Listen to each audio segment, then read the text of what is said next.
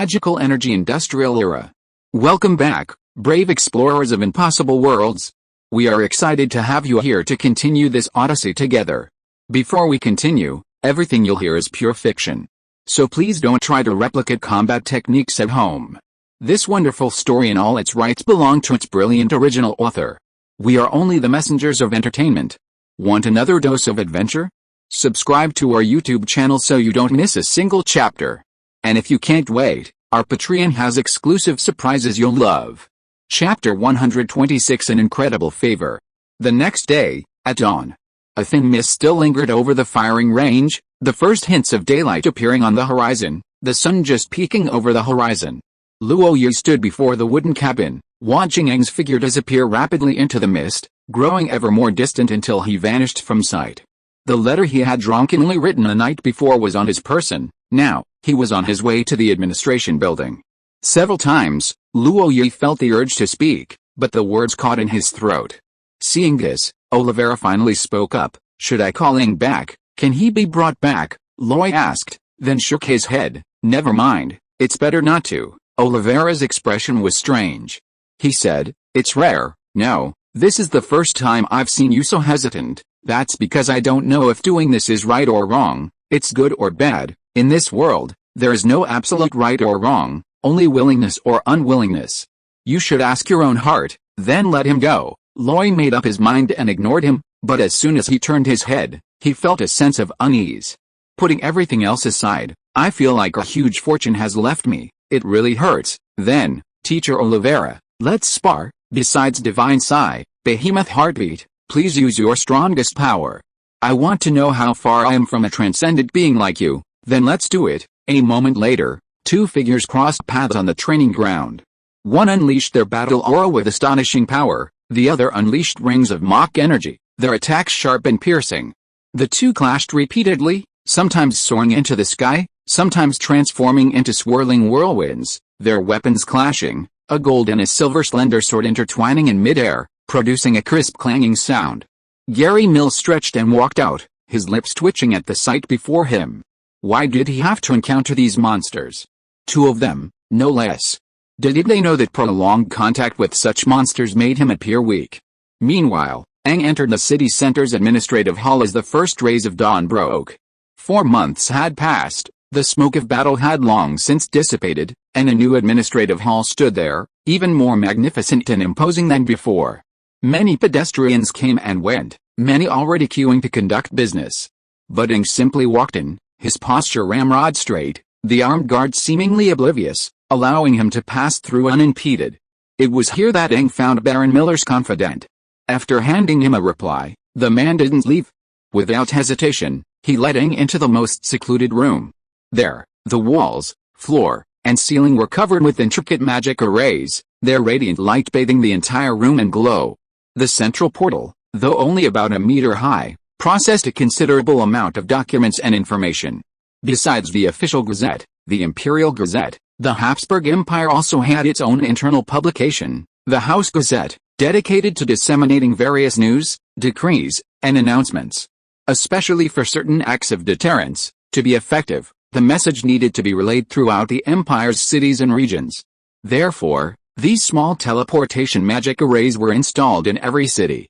Here, Aang watched as Baron Miller's confidant sent the letter into the magic array, disappearing in the light. All of this happened right before Aang's eyes. Only after the light completely dissipated did he nod to the man and quickly leave. This is already standard procedure. And these small teleportation magic arrays are actually quite safe. However, traversing such a long distance isn't as instantaneous as ordinary people imagine.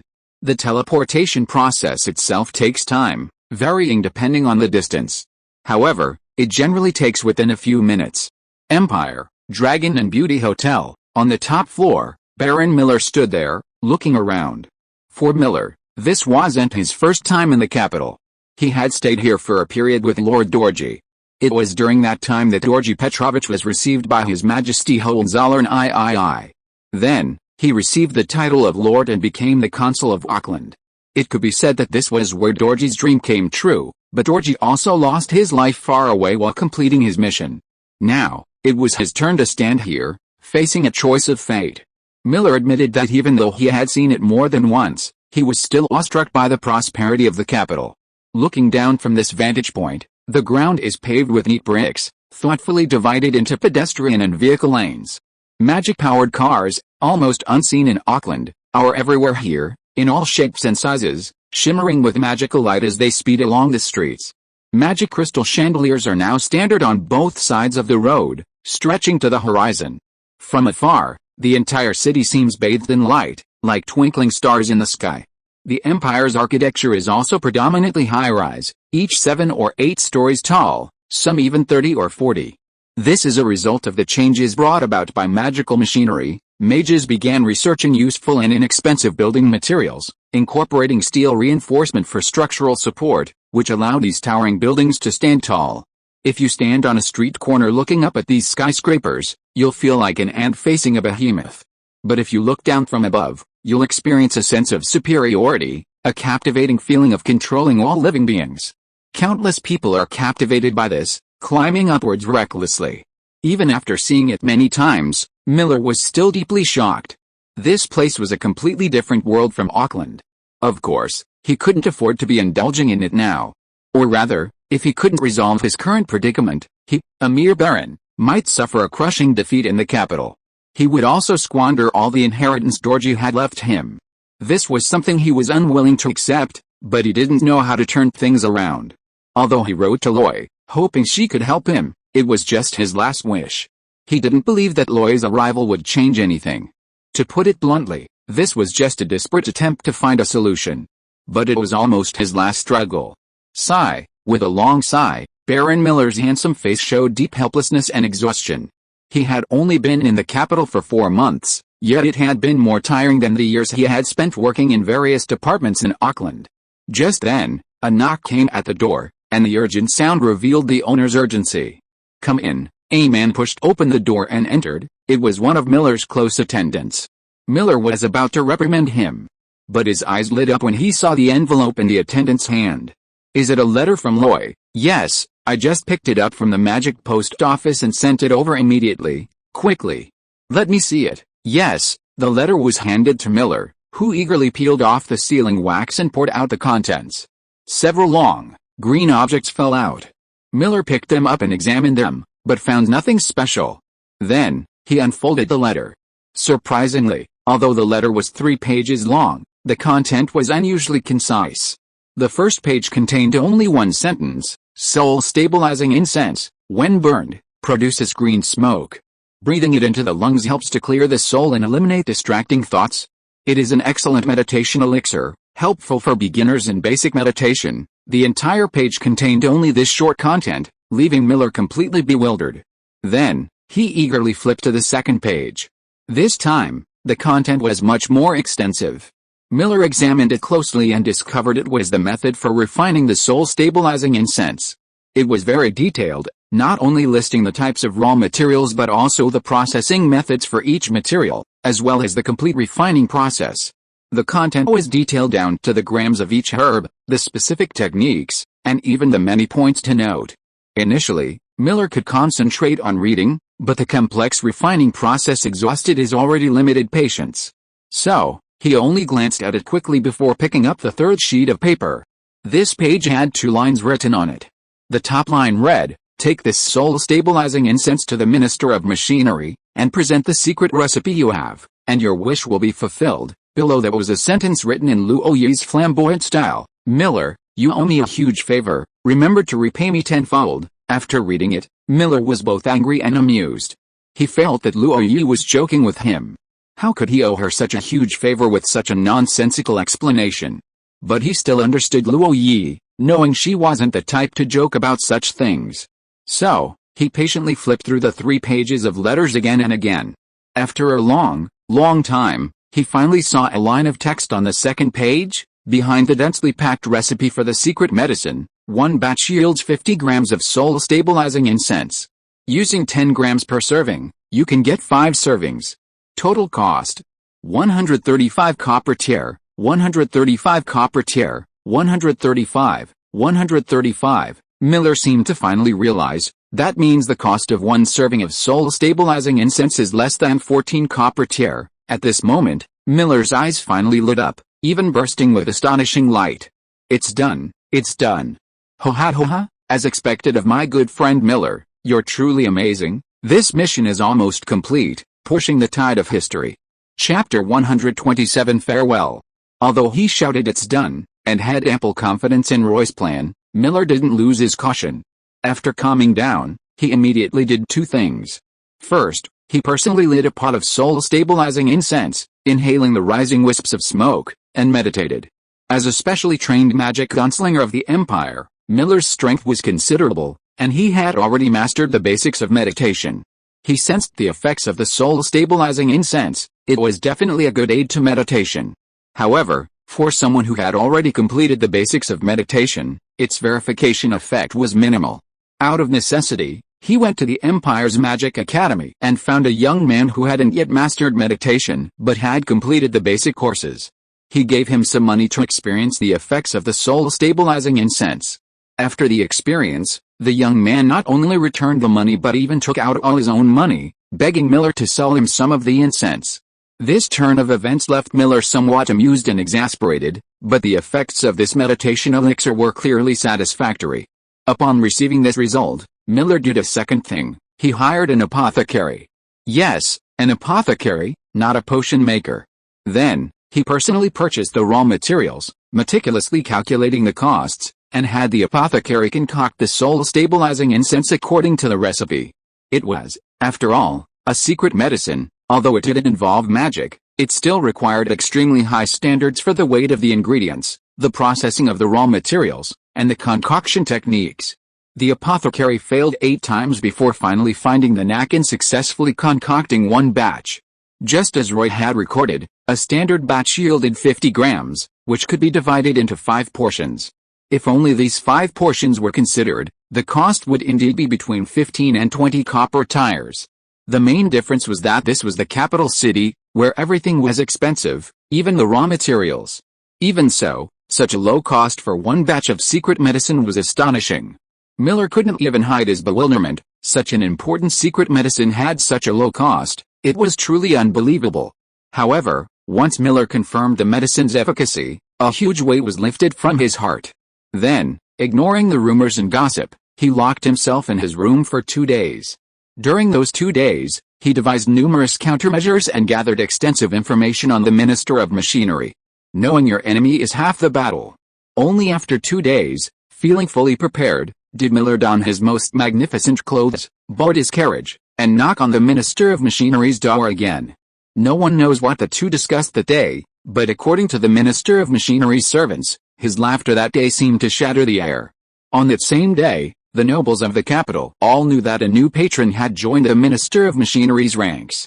Baron Miller Petrovich, this country bumpkin from the countryside, had caught the eye of the Imperial Minister of Machinery, and everything had changed. Roy, of course, was unaware of what had happened in the capital, and even if he did, he wouldn't care. He believed that those old fogies at the pinnacle of power possessed enough wisdom to see the immense profits of the soul-stabilizing incense. Miller's matter was almost certainly settled. But all of this had little to do with Luo Yi anymore. He simply continued his studies, cultivation, and meditation, gradually accumulating his magic and battle aura. However, things in this world always seem to catch you off guard when you feel secure. 2 letters made him experience the malice of fate and the sorrow of parting for the first time. At 18 Lombard Street, in the training room, Oliveira was stretching his muscles, and amidst the crackling sounds, sweat beaded on his brown skin. But this couldn't conceal Oliveira's lean yet explosively powerful physique. Just then, someone knocked on the door, and Hoover stepped in. Oliveira frowned slightly and said, "Luo Yi is at school. He's not here." "I'm not here to see Luo Yi, I'm here to see you." "Looking for me?" Hoover nodded seriously, and the next second, with just one sentence, he made Oliveira spring up from the floor. "It's for you. There's a letter for you, written personally by Earl Raymond. It must be delivered to you." With that, a letter was handed to Oliveira. Oliveira tilted his head slightly and saw the lion emblem clearly visible on the gold sealing wax. That was the Raymond family crest, from the ring on Earl Raymond's right hand, signifying that the letter was written by the Earl himself. Oliveira didn't hesitate, taking it directly and opening the letter with a flick of his battle aura. Then, Olivera took out the inner letter and quickly skimmed through it. This time, even someone as cold and hard as him couldn't help but change his expression.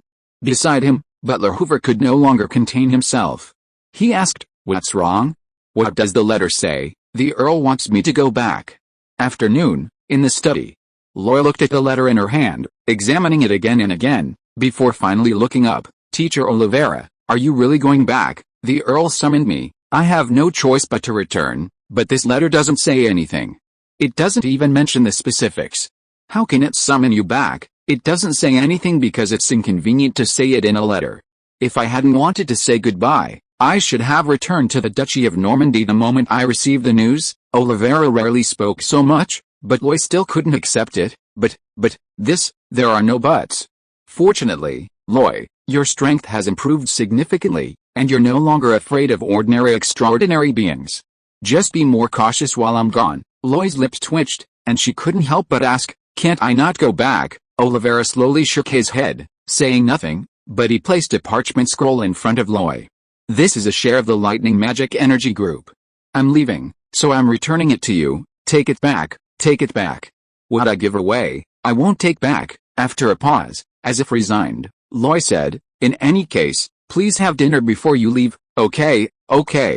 In the evening, everyone gathered again at 19 Lombard Street. Hoover, Maruna, Lilia, Mura, and these people were all there, which was quite common. The main purpose was to summarize the day's events, brainstorm solutions, and finally, Loy would make the final decision. However, today, Loy didn't handle any business. Instead, he had clothing and food prepared, along with fine wine, for everyone to eat and drink to their heart's content. This dinner, though unspoken, was clearly a farewell to Olivera.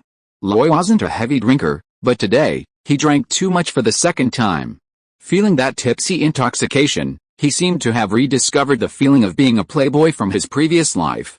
When he sobered up, Olivera was already gone, leaving Loy somewhat dejected.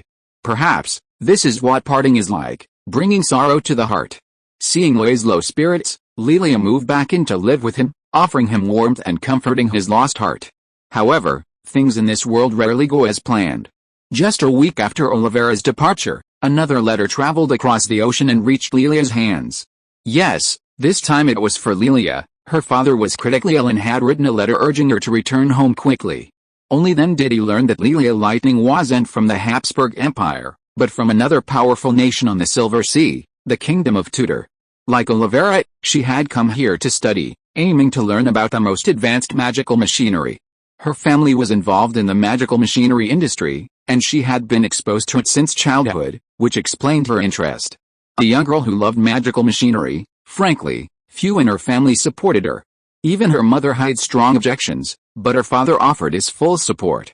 This time, however, the letter reported that her father had suddenly fallen ill and was critically ill, urging her to return immediately. This letter wasn't sent via a magical teleportation array. It traveled across the ocean, taking an unknown amount of time to reach Lilia. Lilia's urgency was palpable. She was practically bursting with impatience, wanting to set off immediately. Her research mission naturally had to be put aside, and Loy had no grounds to stop her. In fact, if she weren't so tied up, Loy would have wanted to accompany her.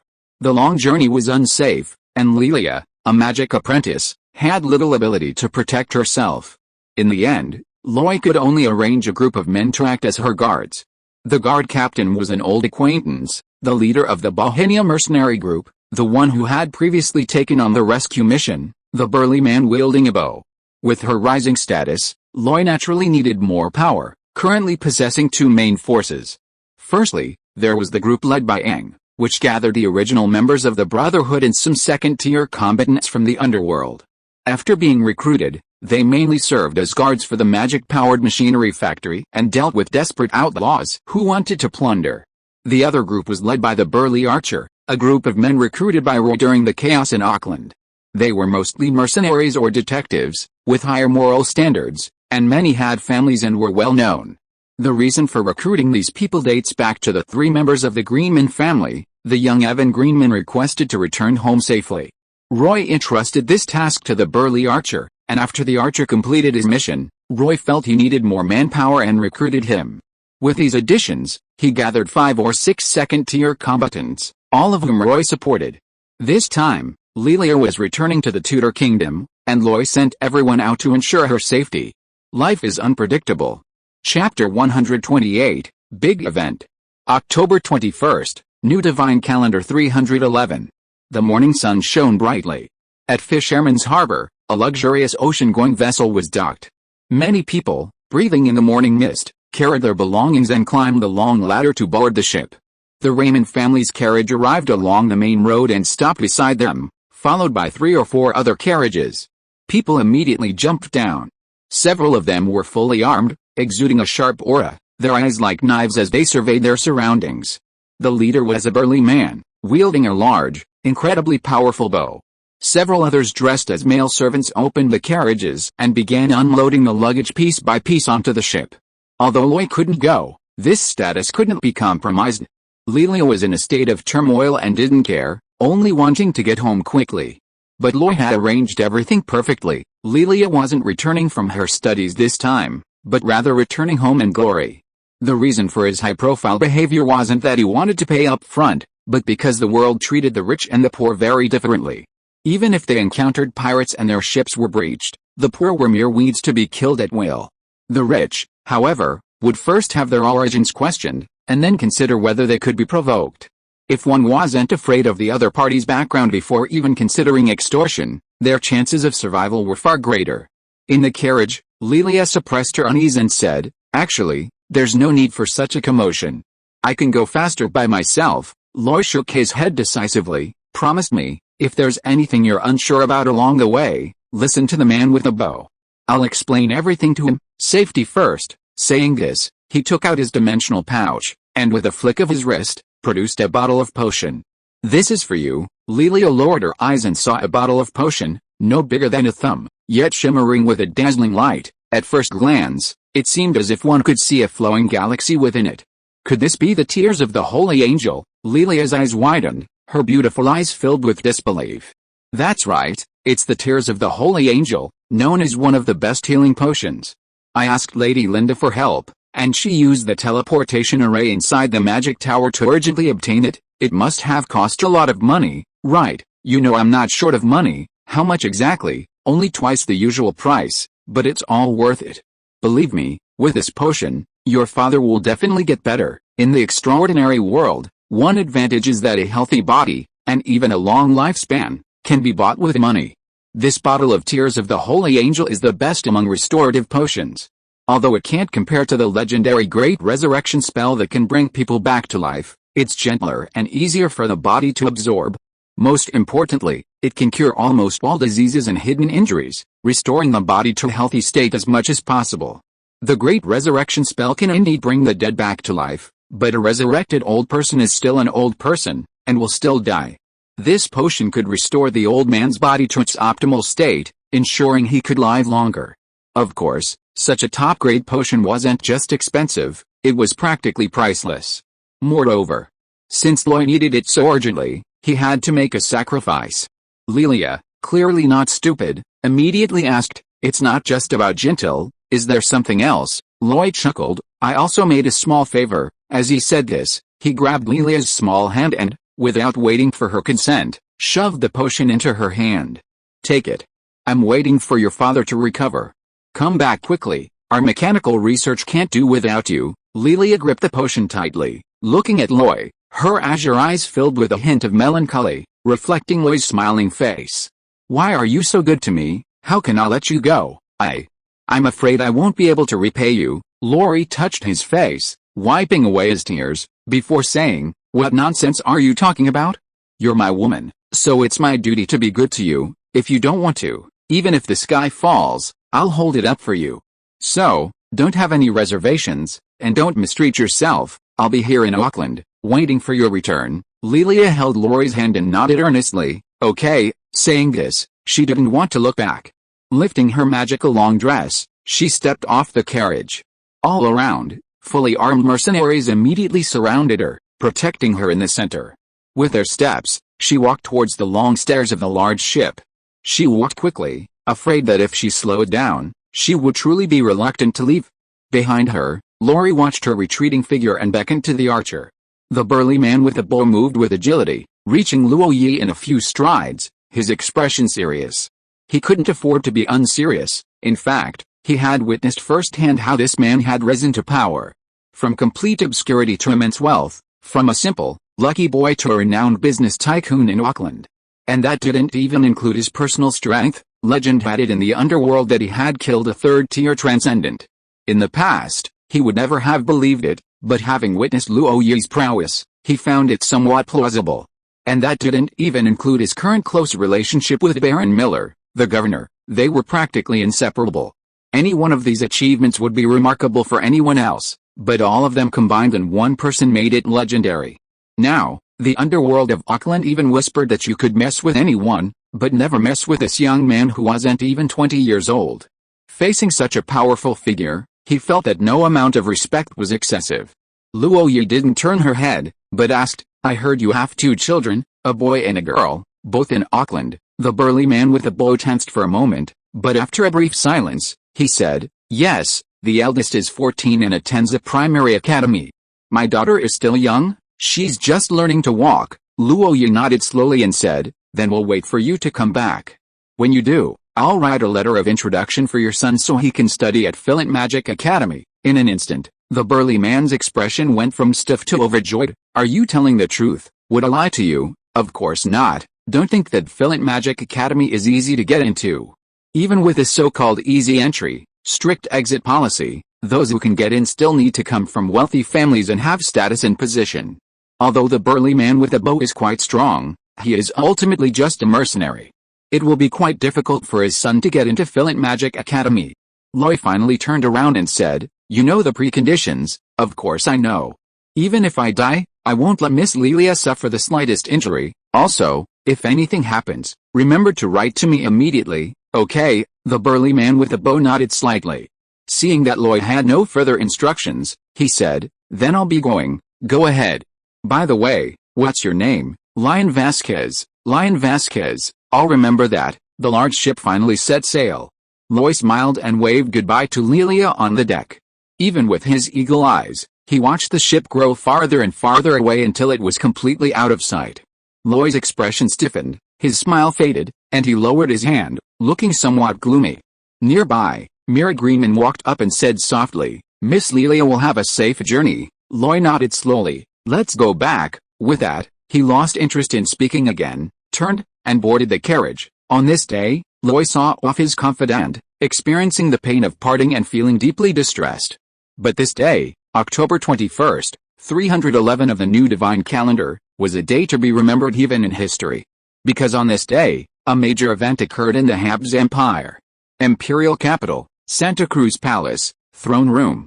Miller walked into the hall supported by 12 massive pillars and, under the watchful eyes of everyone, stood before the throne. Even someone as composed as him felt breathless and trembling under the almost tangible gazes of the ministers. Fortunately, His Majesty the Emperor, the Great Hohenzollern III, appeared quite amiable. "Minister Miller, you're excellent, truly exceptional. You've given me such a wonderful surprise. I approve your new business model application. Let's pilot it in Auckland City.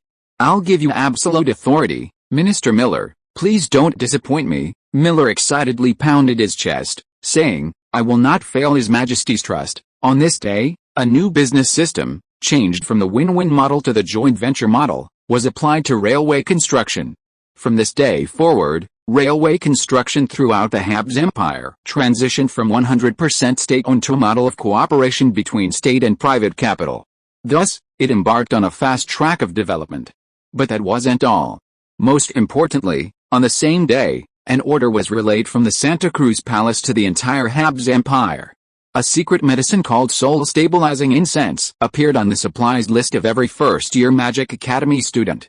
They received 2 bottles each month. Of course, if they wanted more, they could purchase more at an astonishingly low price of only 50 copper tires. From this day forward, the proportion of Magic Academy students who had begun practicing meditation increased at an astonishing rate, exhibiting an explosive growth pattern. And this is the truly momentous event that will impact the course of the empire. I apologize for the delay.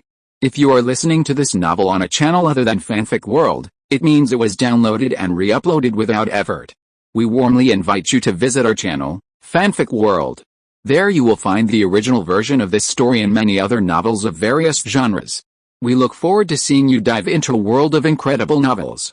Chapter 129, Miller Returns. Loy had to admit that for a time after Lord Dorji died by his sword, he was somewhat arrogant.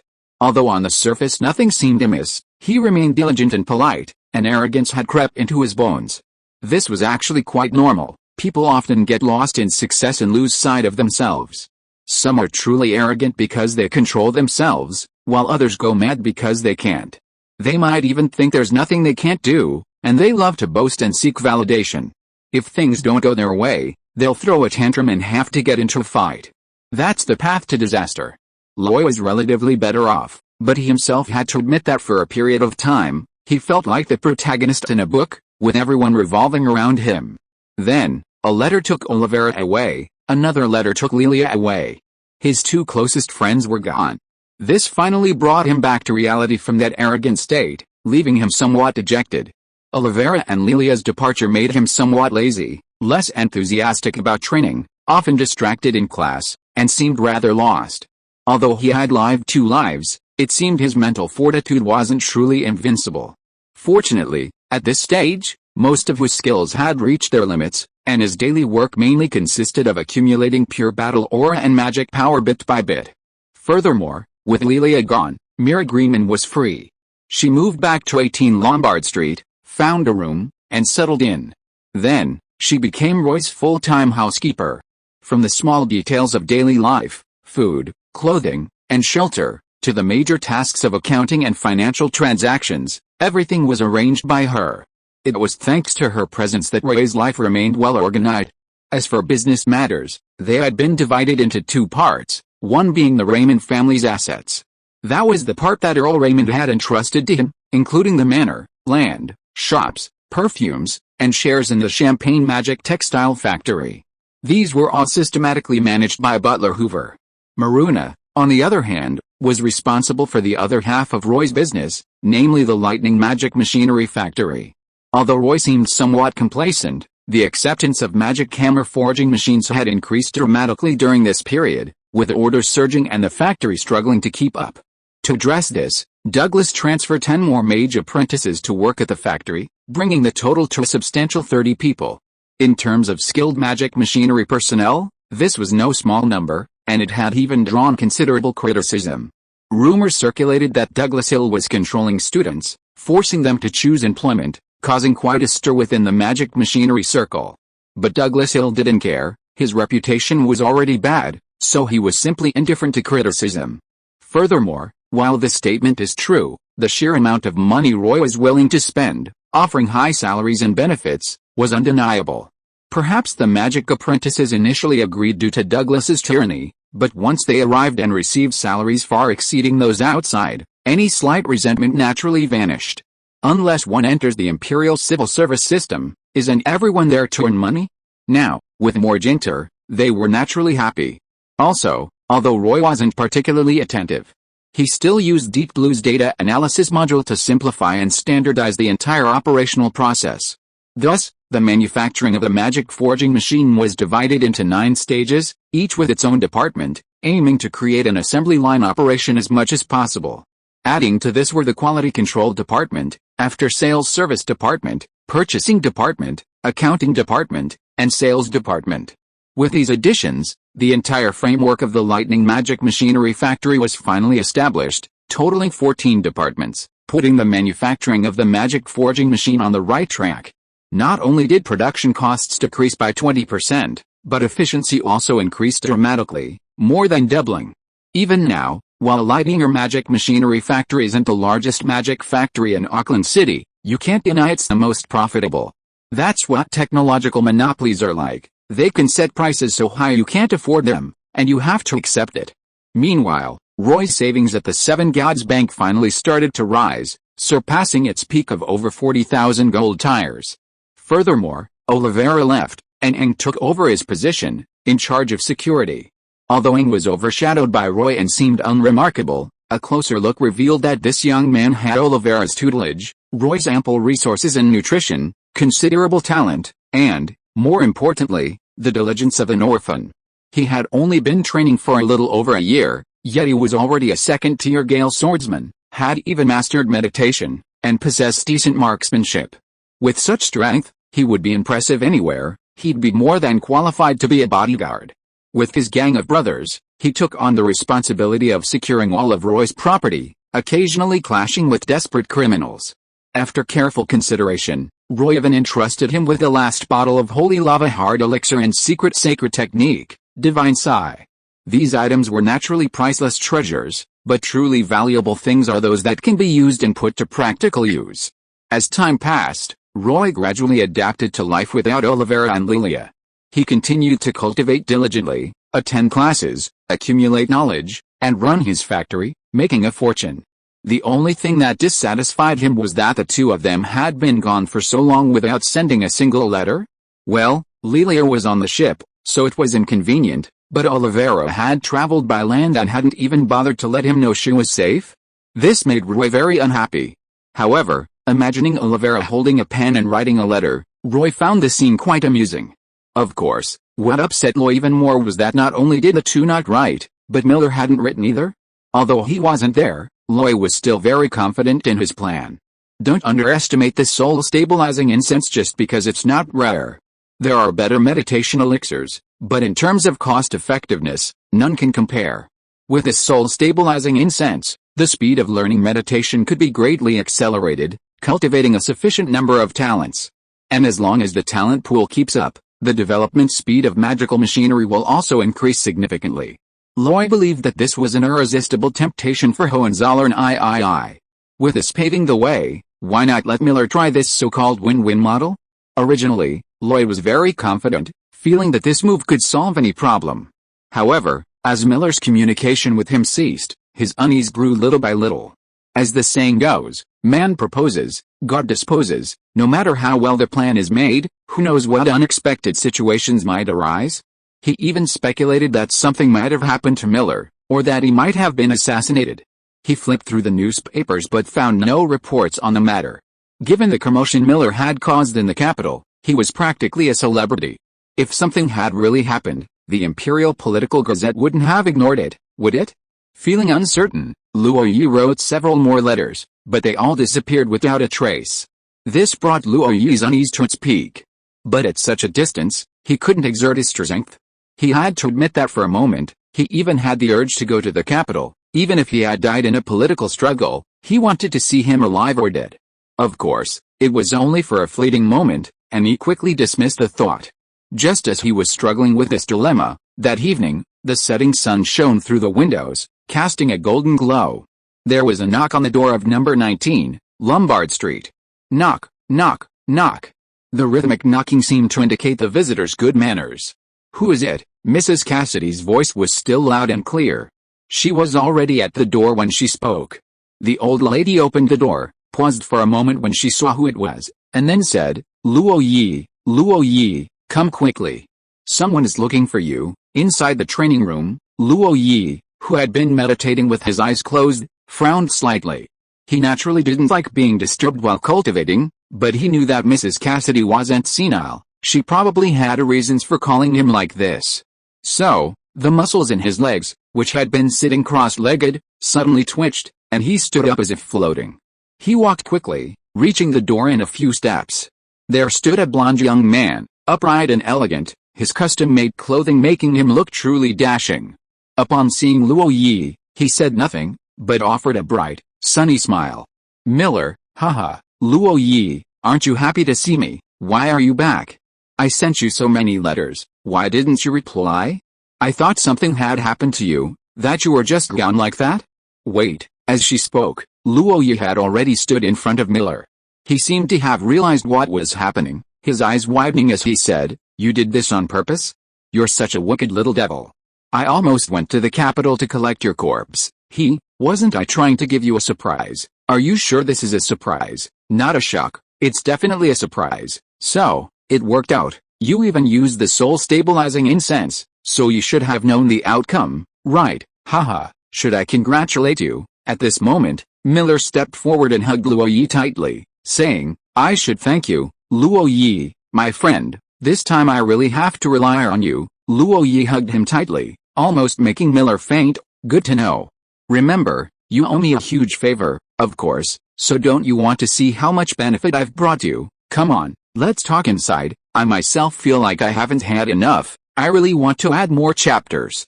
Chapter 130, Three Great Gifts. At 19 Via Lombardi, on the second floor, in the study, by the window, beside the magnificent sunset, Loy and Miller sat facing each other. The brilliant golden light bathed them, as if draping them in a radiant cloak. 2 cups of tea, still steaming, were placed on the table in the middle, along with a delicate pastry. After Mira finished, she bowed slightly and withdrew. With only the 2 of them remaining, Baron Miller finally couldn't suppress his emotions and began to recount his experiences on the trip. Many things he had written in his letters, but hearing them dictated now felt different. Under his vivid descriptions, Loy felt as if he were there, experiencing each thrilling moment alongside him. The opulent Santa Cruz Palace, the throne room, the center of imperial power, the cabinet ministers with their seats, the seemingly amiable old man sitting high on the throne, all of this formed a vague outline in Loy's mind. It was only then that Roy realized just how much Miller had gone to for this surprise. For instance, he had directly used his power to alter the content of the Imperial Gazette in Auckland, preventing Roy from seeing the specific news. In fact, Auckland had become the pilot city, with extensive coverage in the Imperial Gazette, making it a front-page headline and attracting considerable attention. This put Miller under immense pressure. If he failed, or if he didn't handle it well enough, he wouldn't be able to explain himself. But Miller was clearly unfazed. He was actually more confident in this model than Roy. It's worth noting that the Empire's current model differed from the win-win model Roy had described. To be precise, the term win-win seemed to elevate the individual to the same level as the Empire, which was disrespectful. Therefore, the name was changed to a joint venture model. The Empire would still hold a 51% stake, possessing absolute control, but would not participate in the construction and maintenance of the project. Furthermore, if the railway is poorly managed, the Empire has the right to reclaim ownership and nationalize it. However, this requires extremely stringent conditions. The situation must deteriorate to a certain extent to trigger the hidden clauses. The Empire only cares about ensuring the railway's integrity and smooth operation. It doesn't really care who holds the management rights. Moreover, the Empire explicitly states it will not contribute any money, not a single penny, yet it holds more than half the shares, a clause that seems somewhat unreasonable. However, the Empire provides an interest-free loan of up to 100,000 gold tires, earmarked solely for railway construction. This loan can be repaid in installments after the railway opens, depending on annual operating performance and profits. These conditions are quite lenient. However, the Empire's loan is not provided all at once. Each section of railway is inspected by the ruling hall. Only after confirmation and signing will the second installment of the interest-free loan be disbursed.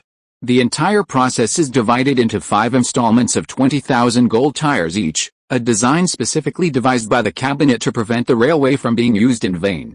Simultaneously, the Empire will also address the land acquisition issues along the route. Don't underestimate this. Without the Empire's backing, these plots of land wouldn't be so easily acquired. Of course, building a railway isn't easy either. It's not something a few people can do. It requires specialized design and planning, and a great many professionals.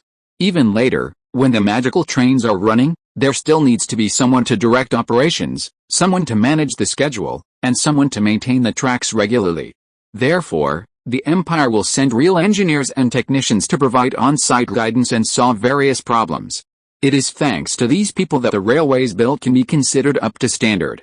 It can be said that the Empire is extremely sincere, almost solving the most difficult problems for them. Kintal, land, personnel, they've helped with almost all the key aspects of construction. The rest is just the trivial matters like recruiting, construction, and management. Of course, 100,000 quintals isn't enough. The rest has to be covered by the local government or by individuals investing and subsidizing. At this point, Miller stopped talking nonsense. He reached into his pocket and pulled out a parchment scroll, placing it in front of Loy.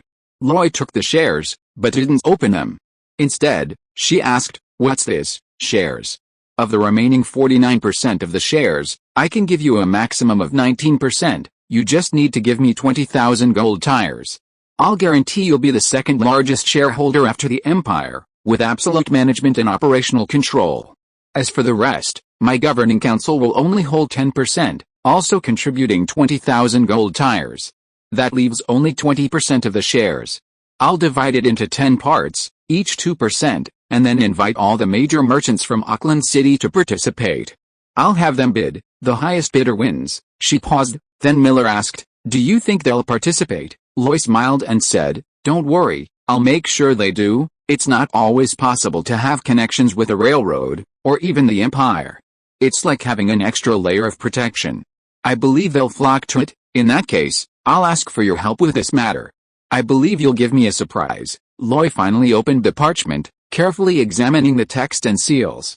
A 19% stake for only 20,000 gold tires, it was definitely a profit. Moreover, the railway would be the main mode of transportation for a long time. Not just people, but also various supplies and bulk commodities. Even a small amount of freight revenue would amount to a substantial sum. Loy, so, this is the benefit you were just telling me about. Of course, it's more than that. Miller deliberately dragged out the last syllable, then took out a second parchment and handed it to Loy. "I think this is what you wanted too." Loy took it, opened it, and even though she was somewhat prepared, her eyes widened in surprise. This is, that's right, this is the Imperial Military's order. Actually, even without me, given the reputation of the magic hammer forging machine, the Imperial Military would have already made the purchase.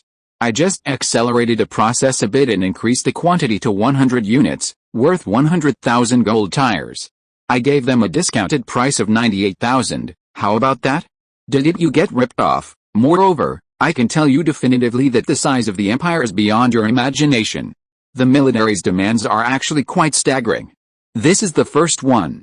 If there are further demands, there will definitely be a substantial long-term order. The thought that popped into Loy's mind was, if this happens, my lightning magic machinery factory will have to expand again. It really is on the right track. Development is incredibly fast. Are you satisfied with this one? Satisfied? Of course I'm satisfied. Loy suddenly realized that this investment wasn't just a waste of time. Miller was genuinely grateful to him and had truly secured many benefits for him. Just when he thought the matter was over, Miller took out another parchment scroll and handed it to Luo Yi. "There's more, of course. Miller, you're making me a little embarrassed." "There's nothing to be embarrassed about. It's only because you were willing to help me, even providing such precious secret medicine, that I was able to overcome this difficulty. For that alone, no amount of reward is too much." Saying this, Miller directly unfolded the parchment scroll in his hand. On it was actually a license, an authorization. And the recipient of the authorization was none other than meditation potions and soul-stabilizing spices. "What's this? I specifically requested this. Since the secret medicine has been given to the Empire will inevitably produce it in large quantities. However, the Empire is so vast, and the demand is so high, satisfying everyone isn't so easy. So, I requested this license." Miller looked at Roy and said earnestly, "With this license, you can legally produce, legally sell, and legally trade. I believe that even adults would be eager to try it. In that case, it can be considered as compensation for some of your losses." Roy was undeniably shocked. Baron Miller's gift was truly abundant and substantial. 3 parchment scrolls were laid out in his palm, and Roy saw a massive amount of gold tartar flowing into his arms. He gripped her hand tightly, his mind clear, and asked, "Tell me, what do you need me to do?" "I need your support, your full support. For this railway construction, I need more than just quality, I need speed. If it can be open to traffic in the shortest possible time, that will be my greatest achievement. My future depends on this. Luo Yi, help me." Sure. Luo Yi's mind raced, and she had an idea. She asked, "What do you think we should call our railway company?" "Auckland Railway Company, how about that? Isn't that a bit stingy? We can't let people think we're just confined to one corner, can we?" "Then what do you think we should call it?" "What do you think of Northern Railway Company? We need to have some ambition. Let's take over the whole north." Ha, I like it. I'll do as you say. P.S. Sorry, I was pulled away to work and just got back. I hurriedly revised it and posted it. It's my fault. The second update is still being revised. It'll be done soon. My fault. The second update is being revised. Chapter 131, Advancement. Auckland was peaceful without Miller. Although the efficiency of various departments was already quite high after the chaos, and the public security was good, the laziness of not having a boss constantly watching over them was still very obvious. But when Miller returned, the day after he left Lloyd's house, he almost immediately summoned all the civil servants for a full-day meeting. The content was actually very simple: while I was away, you could relax a bit. But now that I'm back, everyone has to be on high alert. This time, we're going to do something big. For Miller, securing support from the cabinet and His Majesty the Emperor was the hardest step, but it was only the first step. How far and how high he could go in the future depended on how well this matter was handled. Therefore, unifying internal thinking and getting everyone clear-headed was essential. And Miller's second step was a continuous propaganda offensive. His reason for cutting off the Imperial Practical Gazette, ostensibly to surprise Loy, was actually to wait for his return and make concrete arrangements. Then, starting from the third day, the Imperial Practical Gazette, the Auckland City Daily, and the Northern People's Gazette all published extensive reports. Don't underestimate this, as one of the few mouthpieces of this era, newspapers were practically the only source of information for most people, and their credibility was beyond imagination. Of course, these reports were all polished by the ruling hall. Some were even written by Miller himself, providing a comprehensive and thorough report on the new business model. They also thoroughly analyzed Auckland City's demand for the railway, the enormous benefits it would bring after completion, and even the various advantages of the joint venture model. This truly piqued the interest of the people of Auckland City, not only winning their approval but also laying a solid foundation for subsequent land acquisition and recruitment. In fact, the impact extended beyond Auckland City, radiating to more than 10 cities in the northern part of the Habsburg Empire. This was Miller's deliberate act. The reason is simple: railway construction isn't something that can be done with just words. It requires a huge number of railway workers. Such a massive project of cutting through mountains and quarrying rocks simply can't be done without sufficient manpower.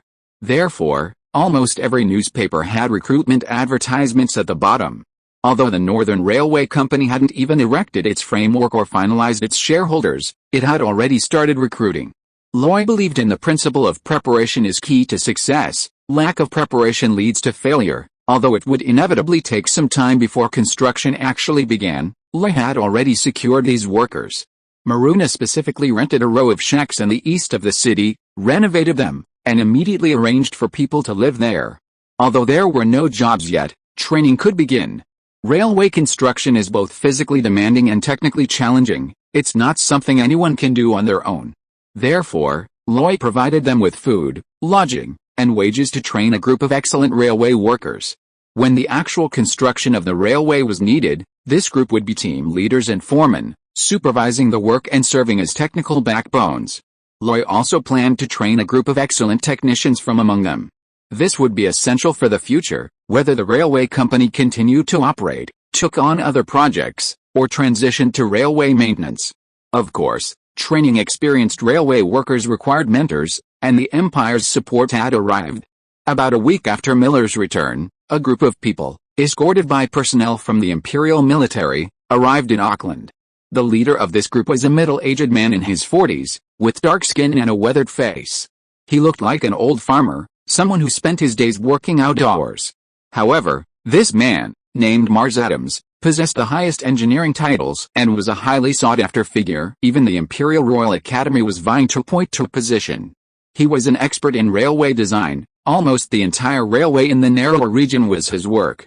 The completed route was not only highly efficient but also connected the most important areas of the empire. His Majesty's decision to send him here clearly demonstrated the high expectations he had for this railway and the great importance he placed on Miller. This guy was really unceremonious. Miller had originally thought that with such a big shot coming, he'd at least have to throw a banquet to entertain him. That social etiquette was necessary. But what happened? This guy didn't stay in Auckland for long. He immediately took his men on a field trip, leading a group of engineers deep into the remote wilderness. His enthusiasm was something Miller couldn't even dream of. However, he only took a small portion of his people. The rest were seasoned railway construction veterans, engineers from the Empire. Then, this group became training instructors. Loy had been there once and witnessed their classes, finding that although they were all intellectuals, they were also down to earth. When teaching the workers, they didn't lecture on lofty theories, but focused on practical operations. What could be done, what couldn't be done, how to do it, What was taboo? Then they used real-life examples, telling them about accidents that had happened in different places, how many people had died, etc., which the workers listened to as if they were stories. They listened incredibly attentively and truly absorbed the information. After just one visit, Roy didn't go back. Clearly, these people knew how to teach. They weren't bookworms. Of course, even the fastest design takes time. According to Miller's estimate, given the speed of Mars Adams's exploration, preliminary drawings should be available within a month. At that time, crucial information such as the railway's exact length, land area, materials, cost, labor, and construction time would be estimated. Once this information was complete, coupled with the extensive publicity, Baron Miller could hold the auction. This auction would naturally be for shares of the Northern Railway Company, starting at 1% or 2%, with the highest bidder winning, to raise the final necessary funds. Miller was naturally somewhat worried, but Roy didn't care. If things got too difficult, he could always buy more shares. In this era, with this operating model, once the railway was built and operational, it was a money-making machine running at full capacity. If you look closely at Miller's series of methods, it's not hard to see that Roy's influence is quite evident. Although he was reluctant to get involved in politics, he could still offer advice and suggestions. Miller's emphasis on publicity was actually due to Roy's subtle influence. Of course, since their first meeting, Roy and Miller hadn't seen each other a second time. They usually communicated by letter, which they would then send directly. Simply put, they were both incredibly busy. Miller was very busy. Starting anything new is always difficult, especially something like this that had never been done before, so he had to be extra careful. Even with confidence in a comprehensive plan, the sheer volume of things to handle each day left him overwhelmed. Even small matters, lacking precedent, required his approval when his subordinates were unsure. As a result, Miller had been sleeping less than 4 hours a day, and he frequently complained about it in his letters to Roy. However, despite the complaints, Roy could see the high spirits in his words. In short, tiring, but exhilarating. Of course, while Miller was exhausted, Roy wasn't much better off. Miller's benefits were substantial, a generous return, but it would take Lloyd considerable time and effort to fully utilize them. The only consolation for Lloyd was that, despite his previous laziness, he had still managed to reorganize the lightning magic machinery factory. Otherwise, he would have been completely lost when faced with orders from the military. Even with optimized processes and 10 additional mage apprentices, the larger production schedule was still a challenge. Reluctantly, Lloyd increased performance-based bonuses by another 10%, the money was there, and motivation increased. But this was only a temporary solution. Long hours of work inevitably lead to fatigue, raising concerns about production safety and potentially lowering product quality. Therefore, after much deliberation, Lloyd decided to emulate Damon Grayson and begin pre-job training courses. In short, if we don't have enough talent, we can train it ourselves. Not everyone needs to attend a magic academy to understand mechanical principles. These veteran workers might not be good at explaining theory, but their practical skills were truly exceptional. What they lacked was magic power and the corresponding knowledge. Therefore, Roy directly hired his basic meditation teacher, Lando Valdez, at a high price to teach these people the basics of meditation every evening. Roy even provided the meditation potion, soul-stabilizing incense, not for free, but at cost price, 20 copper tires per bottle. This price was incredibly reasonable, even Lando Valdez was tempted. He even secretly bought a batch from Roy, not to resell, but to give back to his family members. It's worth mentioning that the joint venture railway construction caused quite a stir. However, this soul-stabilizing incense seemed to have subtly infiltrated every magic academy. The Empire issued an order to collect raw materials and summon apothecaries to concoct it. As a result, seemingly overnight, this potion filled every magic academy, becoming an essential potion for every first-year student. Previously, potions were simply no match for magical potions. This time, however, the meditation potion had become incredibly popular, making everyone aware of its significant effects. Although the Empire hadn't publicized it, anyone with common sense could see its value. Despite its low price, the market was in such high demand that the black market price had skyrocketed to 10 times the original price. With virtually no supply. To Luo Yi's surprise, news of the lightning magic machinery factory providing cheap meditation potions spread incredibly quickly and widely. The factory's recruitment drive was so overwhelming that a large number of applicants showed up. Many of them were even Magic Academy dropouts with some basic mechanical knowledge. They simply couldn't grasp the basics of meditation, unable to cross that threshold, but here they saw an opportunity. Seeing this, Luo Yi welcomed everyone, even expanding the training program and increasing the number of recruits. These were all talented individuals, the more the better. Of course, Luo Yi also knew that establishing a potion company was now a priority. Second update delivered, I'm preparing for tomorrow. Chapter 132, Ortiz Pharmaceuticals. Fillant Magic Academy. 6th floor, Ancient Spirit Mage Tower, Lady Linda's laboratory, living room. Lady Linda stared at the parchment scrolls on the table, her expression one of undisguised shock.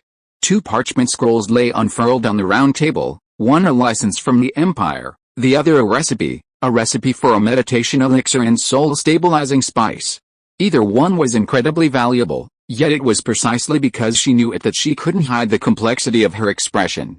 After a long pause, she asked in a slightly hoarse voice, "So, this soul-stabilizing incense was actually given to Baron Miller by you?" "Yes, then you should understand its value. It can't even be measured in simple terms like quintal. Most importantly, with this imperial license, no one will dare to cause you trouble." Lady Linda paused, then added, "So, you really didn't need to cooperate with me." Loy smiled and said, "That's right, I have the license and the formula, but I don't know any other apothecaries, I don't understand the purchasing channels for raw materials, and I don't have sufficient external sales channels. Therefore, I need a capable partner who can build the apothecary factory in the shortest time and even distribute the products." Just like back then, even though I had the core technology of the magic hammer forging machine, I was still willing to cooperate with Douglas Hill. Seeing that Lady Linda was still hesitant, Loy added, "Besides, you've helped me a lot over this long period. Not only did you use the Holy Angels tier, but you also found me such an excellent magic gunslinger teacher." At this point, Roy specifically gestured to Gary Mills, who was sitting next to her. Gary Mills casually raised his hand in acknowledgement. "So, let's all make money together. I don't like to hog the profits, I prefer to build a large network of friends and minimize the number of enemies. That way, we're all in the same boat, and our company will grow faster and go further." At this moment, Gary Mills finally spoke up, "Linda, just accept the benefits I'm offering. This kid is a master at making money. The amount of gold tier he has is like water gushing from a spring, it will only keep increasing. Besides, these shares aren't a gift, you just need to invest. Later, you'll still need to put in the effort." Yes, that's exactly it." Linda finally stopped hesitating and said, "Since you've put it that way, I won't stand on ceremony." After a pause and a moment of thought, she said, "Although I can make money, my cultivation expenses are high, so I only have about 10,000 gold tier right now. Give me 20% of the shares, consider it a huge bargain for me. For 10,000 gold tires, a 20% stake means the formula and license are worth 50,000 gold tires. In reality, the value is far greater. Given the popularity of the soul-stabilizing incense, and with a Mage Tower's platform, it's virtually impossible for it to go unsold. That's why Linda said she got a great deal. However, Loy was willing to offer more, 5,000 gold tires. We need to leave some money for Mrs. Linda's meals. I'll also contribute 5,000, making it 10,000 gold tires. I've done a preliminary estimate, that's about all the initial investment for a potion factory will need. We don't need to build a laboratory or do research and development, all we need is a factory building, enough staff and pharmacists to process, boil, cool, and package the raw materials. That's it. This 10,000 gold tires already includes the purchase of the factory building and land, as well as the procurement of dispensing tools and raw materials. As for the shares, I'll give you 30%, 20% in your name, 10% in Professor Gary's name, and I'll own 70%. What do you think?" Gary Mills immediately stood up, tilting his head and asking, "Me too." "No, what can I do?" "Then you'll contribute your technology as equity. Are you kidding me? Do you think I know anything about potions?" Luo Yi said, "I'm talking about using force as leverage. You're a third-tier extraordinary magic gunner. After all, you have some deterrent power.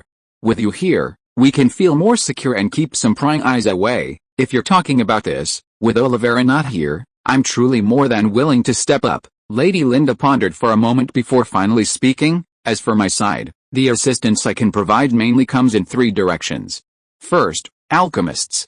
Actually, becoming a potion master is quite simple for anyone who can become one. My school can easily find some unsuccessful potion master apprentices and add a batch of first-tier potion masters. My initial estimate is that I can mobilize 10 potion masters and 30 apprentices within 5 days. As for raw materials, what you have here are all common materials, but the quantity is too large, so you'll need to contact several suppliers. I've recruited suppliers throughout the entire northern magical world through the Mage Tower's channels. That's definitely enough. Finally, there's sales. This is the least of our worries. We'll still use the Mage Tower's channels. It'll definitely sell well. Loy couldn't help but laugh. MRS. Linda, this is the benefit of cooperation. Look, isn't every link in the pharmaceutical company complete? I estimate we'll be able to sell the secret medicine in about half a month. He paused, then added, MRS. Linda, what's your opinion on the name of this pharmaceutical company? Well, you're the major shareholder. Shouldn't you decide? Are you sure you want to listen to me? Of course. Then may I ask, Mrs. Linda, what's your surname? Why do you ask that? Linda was puzzled, but still replied, my surname is Ortiz, Linda Ortiz. That's settled then. The company will be called Ortiz Pharmaceuticals. How about that? Isn't this a bit frivolous? Gary Mills spoke up at the opportune moment. I think it's great. Lloyd chimed in. Then it's settled. This business negotiation with Douglas Hill was completely different. There were no major disputes, and even some concessions were made. Everything was finalized harmoniously. That's just his personality. If you haggle with him over every little thing, he'll fight tooth and nail, refusing to give an inch. But if you're generous and magnanimous, he genuinely doesn't care about money. He loves making money, and in this era, it's incredibly easy for him. However, his goal in making money is never to see Gentle's wealth grow, but to use it when he wants and spend it when he wants. He seeks a life of freedom and unrestrained indulgence. The help he received from Lady Linda and Gary Mills is undeniable. He absolutely couldn't have bought that top-grade potion, the Tear of the Holy Angel, without Lady Linda's intervention. Not to mention, Gary Mills saved his life. He doesn't like to talk about these things, but he remembers them all. Everything that needed to be agreed upon was settled, and the rest would be implemented step by step. Loy had too many things to do and didn't linger here. He said goodbye and left the ancient spirit Mage Tower. However, he didn't leave immediately. Instead, he turned around and went to the nearby Moonstone Mage Tower. Douglas Hill was already standing at the door, waiting for him. 9 stars were lit on his moon-white robes, signifying that he had become a rank 2 LV9 magical mechanic, his strength having advanced further. Of course, since the magical forging machine became a bestseller throughout the Empire, and with the publication of his paper on the magical knob, Douglas's status in the magical world had changed. Even the Magic Association had sent him a commendation, praising his pragmatism. Clearly, the Imperial magical community was well aware of His Majesty's ambition and the importance of magical machinery. He was actually quite displeased with this artificially created barrier. Rumor had it that Douglas Hill was a shoo-in for this year's top 10 mechanical stars in the magical world. However, Douglas appeared quite calm, or perhaps, extremely anxious. Mainly, Loy had given him the design blueprints for the blast furnace. He had devoted himself to it, conducting countless experiments, but without much progress. Then Lelia had to leave, leaving him with no one to discuss things with, so he ended up looking disheveled and unkempt. Now, he had clearly taken care of himself, changing into a clean robe, shaving, and looking much more presentable. However, his hair was still damp, and his eyes were bloodshot, indicating he had stayed up a long night. Even so, upon seeing Luo Yi, he didn't hesitate and asked directly, Luo Yi, tell me honestly, is this joint venture to build the railway reliable? Regular updates resume today. Chapter 133, Bidding Conference. Upon hearing this, Loy raised an eyebrow, a half-smile playing on her lips, and asked, what, you're interested in this railway too? Of course I'm interested. Haven't you seen that the Caroline family's main business is railway tracks? But before, the Empire looked down on small factories like ours. Our products were mostly resold to larger foundries. They'd pick and choose the best pieces, slap on a label, and then resell them to the Empire. Just like that, they did nothing and still made a 50% profit. If there were any defective products, they'd fine us.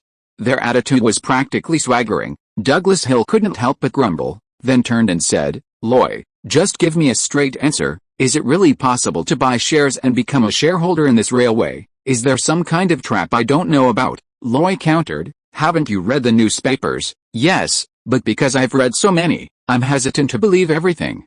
Newspapers are written by people. I know better than anyone how much they exaggerate. So, I just wanted to ask you. He paused slightly, then added, Loy, if you say it's possible, then I'll do my best to try. I'll also participate in that share auction. I'll try to get some, however much I can. Loy tilted her head slightly, understanding Douglas's concerns. Frankly, he was afraid the Empire was ripping them off. Although the policies were issued by the Empire, they could change. What if, once the railway was built, the cabinet decided to discard them after using them? Would that be disastrous for him? This was a concern shared by many. In fact, quite a few people had already subtly inquired with Loy about it. However, Loy knew that with Douglas's personality, no matter how much you explained, he would only remain skeptical. So, narrowing his eyes slightly, he said, if you really get the shares, then we'll be shareholders together. Douglas's eyes lit up, and he asked, really, can you tell me how many shares you have? Not many, just 19%. Then how much gold tier did you pay? I'll have a reference and be prepared. Roy shook his head. That's really inconvenient to say, but my situation is special. He paused, then continued, Douglas, we've known each other for so long. Although our initial meeting wasn't pleasant, that's all in the past. Now, you should know my personality, and I understand your temperament. So, I'll say a few more words. Listen if you want, ignore it if you don't. This time, it's really just a pilot project. As long as it succeeds, and the railway can be built quickly and well, then the Empire will definitely promote this model in the future. At that time, the railway will inevitably spread rapidly throughout the Empire like blood vessels, connecting the north and south, transporting goods east and west, and completing the Empire's internal connections. In this way, with the transportation problem solved, magical machinery will inevitably experience another explosive development. This is the beginning, and also an opportunity. There may be many problems and situations along the way, but the times are inevitably moving in this direction, so, whether you can seize the opportunity, or even if you choose not to, depends on yourself. Once you're on this great ship, you might not have to do anything, yet years later you'll have the means to live a carefree life. Seeing Luo Yi's resolute words, Douglas's eyes lit up. He seemed to have realized something and asked, so, both the blast furnace and the stamping press were actually for this purpose? Luo Yi didn't deny it, but said, currently, the casting technology is still somewhat outdated. Rail production is too complex, and the yield rate is not high. However, if a blast furnace is built, large-scale steel making can be achieved, and with mold casting, a large number of rails can be produced at the fastest speed. This will greatly improve the speed of railway construction. Good, good, good. Douglas nodded vigorously and said, I understand. All right, I won't invite you up. You must be very busy. I'll just wait for the auction news. All right, I'll let you know if anything changes. The encounter with Douglas was just a minor incident. Loy knew that such things would become more frequent. After all, Loy was a minor shareholder in 9 magic energy factories and had influence throughout Auckland. If they were interested in the railway company, they would inevitably inquire with him. Loy was waiting for them to inquire. Miller had even prepared a lot of inside information for him, just waiting to release it little by little when the time was right. This would definitely make the wealthy merchants and nobles of Auckland obsessed with the railway. Ultimately, it would cost them even more gold. Of course, although Loy was handling these matters, he didn't actually put much effort into them. He was busier with the Northern Railway Company and the Ortiz Pharmaceutical Company. The establishment of the Northern Railway Company would naturally take time. Loy felt that if the exploration was slow, it might not be until the year 312 of the new divine calendar. Loy had only set up a framework and trained as many people as possible so that they wouldn't be hampered when it came time to actually do the work. But the Ortiz Pharmaceutical Company was an urgent matter.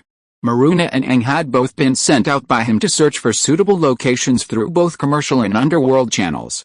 He didn't want to build a new factory, it was too slow, and he didn't have the time to waste. So, he had to find a suitable one from existing factories. Maruna was familiar with this, because that's how the lightning magic machinery factory came about. However, it would be difficult to find a suitable location after that period. In the end, they rented a factory from the textile magnate Jack Lisbon, made some renovations, and put up the signboard. This was thanks to Mrs. Linda's suggestion.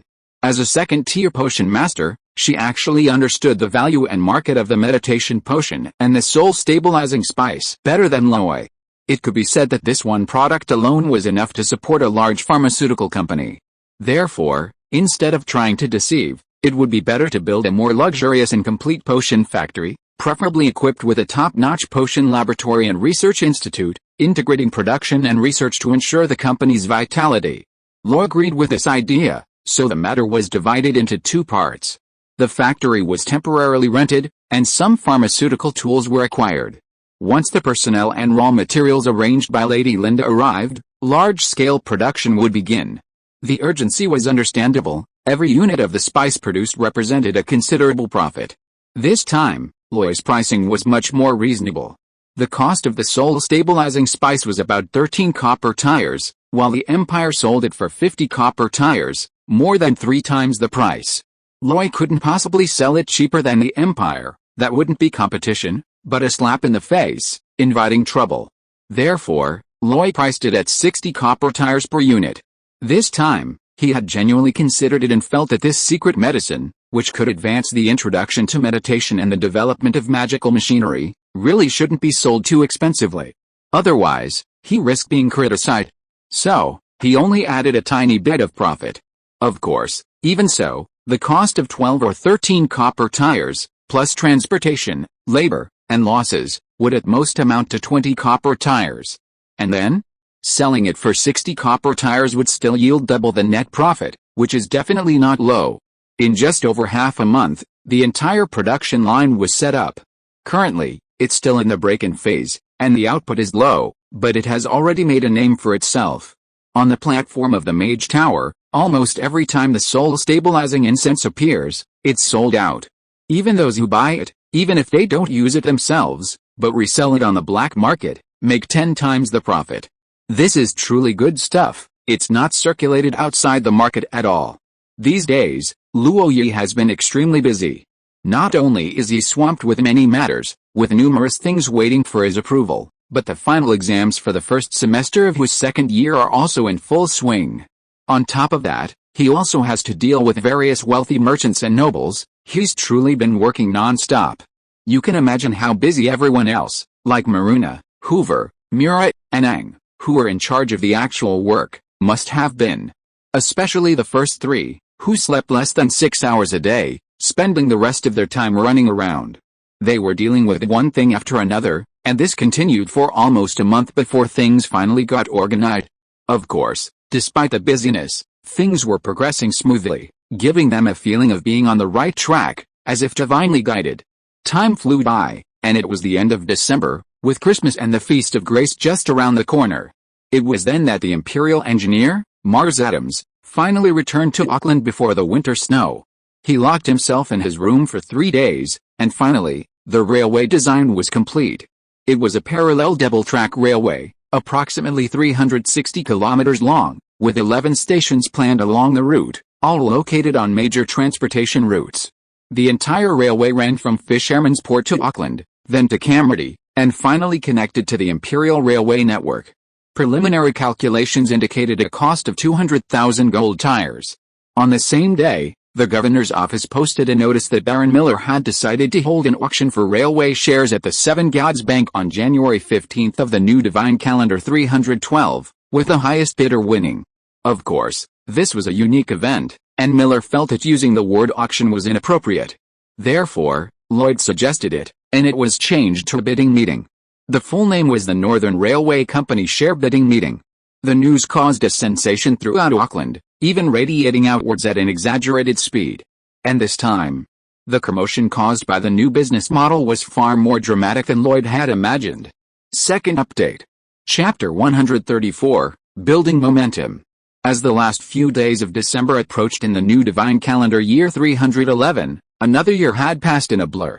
Looking back on the year, from the initial ordeal of the Festival of Divine Grace and the pirate massacres, to the later conflict between the old and new noble families, the involvement of the Twilight Order, and the constant scheming, fighting, and slaughter between the two sides, even escalating into artillery bombardment and a reign of terror, All of this left too many shadows in people's hearts. Even though in the latter half of the year, with Miller in power, the changes in Auckland were undeniable, the city guards were transformed into the police department, and public order improved. However, some scars cannot be forgotten in just 1 year. Therefore, this year's Christmas and Festival of Divine Grace were rather uneventful. The government was busy with railway matters and had no time for any celebrations. The common people, remembering the horrors of last year, were even hesitant to go out. Even the nobles and wealthy merchants who loved banquets chose to stay quietly at home, trying their best not to seek attention. Of course, as the year drew to a close, Lloyd was still busy with his duties. After a busy year, a holiday was finally granted, allowing the workers to rest properly. Lloyd followed the same procedures as last year, paying wages, bonuses, food, gift bags, and other necessities. Lloyd was definitely a generous boss. He disliked being stingy. Based on seniority and contribution, different levels of employees received adequate pay and benefits. What's the point of work? It's just a little salary to support a family. As long as the money is right, the workers often don't complain about the extra work. Of course, these are all minor matters, but equally trivial. Lloyd now owns multiple businesses, and after a while, it was already the Festival of Divine Grace. This year's Festival of Divine Grace wasn't particularly meaningful for Lloyd. Olivera was gone, and Lelia wasn't there either, leaving him feeling somewhat alone. Only Mrs. Cassidy prepared a large feast, which he enjoyed to his heart's content. It's worth mentioning that on this day, Lloyd received 2 letters from across the Silver Sea, sent from the Tudor Empire. One of the letters was written by Lelia, expressing the pain of separation, her longing, and her current situation. She had returned home just in time to see her critically ill father. The potion tears of the Holy Angel had played a crucial role, pulling her father back from the brink of death. For this, Lelia expressed her deep gratitude and promised to return to properly thank him. As for how to express her gratitude, she was willing to explore more methods. Although it was just a few words, it already made Lloyd feel hot all over, his blood rushing, and he almost couldn't control himself. However, Lelia also mentioned that her father was still weak after recovering from his illness, and she needed to take care of him for a while. Therefore, her return would have to be postponed. This letter was fairly conventional, reporting good news and not bad, and hardly mentioning any key information. But the letter from the archer, Leon Vasquez, was quite different. Leon Vasquez, already on edge due to Lloyd's protection, saw everyone as a potential villain. Then, before even reaching Lelia's home, they encountered an ambush. Although it seemed like the work of bandits, Leon Vasquez keenly sensed something amiss. For example, the bandits didn't seem intent on robbery, yet they wanted to kill everyone. Even realizing they couldn't win, they still tried to take Lelia's life. This didn't make sense. Furthermore, after capturing and interrogating one of the bandits, Leon Vasquez discovered that their targeting of the group was a spur-of-the-moment decision by their leader. A man from the city came, met him briefly, and this raid ensued. All these signs clearly indicated that the journey wouldn't be peaceful, and the burly archer Leon Vasquez realized something even more alarming. Lelia's father, rather than being critically ill, seemed more like he'd been poisoned. The tears of the Holy Angel were simply too potent, curing all symptoms indiscriminately. Any other method wouldn't have had the same effect. It was because of these thoughts that the archer, Leon Vasquez, carefully observed the members and situation of the Lightninger family. He discovered that Lelia's stepmother, a still attractive woman, seemed to have an ambiguous relationship with Lelia's uncle. Therefore, he suspected that the poison was administered by 2 people, and that the thieves were hired by 2 people, with the aim of seizing the Lightninger family's wealth. Of course, all of the above were just the archer's speculation. He had no evidence, and he was only saying it. At the end of the letter, the archer again pledged his loyalty, telling Lloyd that he would definitely protect Lelia's safety. After reading the letter, Lloyd felt annoyed. He didn't doubt the archer's speculation, though. There's nothing new under the sun. These kinds of things are actually normal. He only cared about Lelia's safety. Lloyd was also genuinely afraid that the archer, Leon Vasquez, would make things worse. However, considering the letter had traveled across the ocean to reach here, even if something had happened, it would probably have already occurred. Since he couldn't go to the Tudor Empire thousands of miles away, he could only patiently wait. But he still had to reply. There wasn't much to say to Lelia, just sweet talk, the kind that could make someone sick of it. Roy, with his memories of his past life, was quite adept at that. As for the letter to the archer, Lean Vasquez, Roy gave him even more authority. Safety was paramount. If things got really bad, he'd just flip the table and make sure no one got away unscathed. Then he'd stall for as long as possible, to get the message back. At worst, he'd just make a trip to the Tudor Empire himself. Both letters were written on the night of the Feast of Grace, and the next day, Roy only needed Ang to deliver them. However, before Roy could even savor them, he was overwhelmed by visitors. The Habsburg Empire naturally didn't have a tradition of New Year's greetings, but social gatherings and banquets among nobles were still quite common. Or, a small group of like-minded people might gather together to chat, seemingly for research purposes, or perhaps to find like-minded individuals. This has a professional name, a salon. And Lloyd was the protagonist of these salons, their topics revolving around the new business model, the soon-to-be-built railway, and the bidding process. Lloyd and Miller, of course, knew how to win people over, so after much discussion, insider information was occasionally leaked. It might be the high status of the railway's designer, the imperial engineer. Or it might be Miller's observations in the throne room, corroborating Hohenzollern III's high regard. They could also do the economics. Lloyd, pen and paper, quickly calculated the railway's annual gross profit. Extending the time frame, the potential gentile profit would be considerable. And then there was the future of the Northern Railway Company. Once the joint venture model was established, it would inevitably be promoted throughout the empire. Putting everything else aside, once the Northern Railway Company completes the construction of this railway, it will inevitably have a group of skilled railway workers and technicians. At that time, they can take on railway construction projects in various cities. Thus, in addition to operating the railway, they can find a new source of revenue. This presents a very profitable business opportunity to everyone, making it hard not to be tempted. Of course, will anyone have any doubts? Absolutely. Then, Luo Yu will appear to explain that he owns 19% of the shares and is the actual manager of the Northern Railway Company. This is unchangeable. Therefore, he's not deceiving people, he simply wants to help everyone get rich.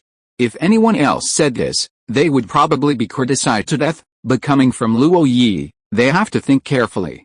Indeed, Luo Yi's rise has been too rapid, his wealth has grown even faster, and every industry he's involved in is profitable. Most importantly, Luo Yi doesn't like to keep it all to himself, he's used to teaming up with others. And those who cooperate with him basically all make a fortune. Douglas Hill was like that, as was Mrs. Linda, and the luckiest of all was Maruna Marcus.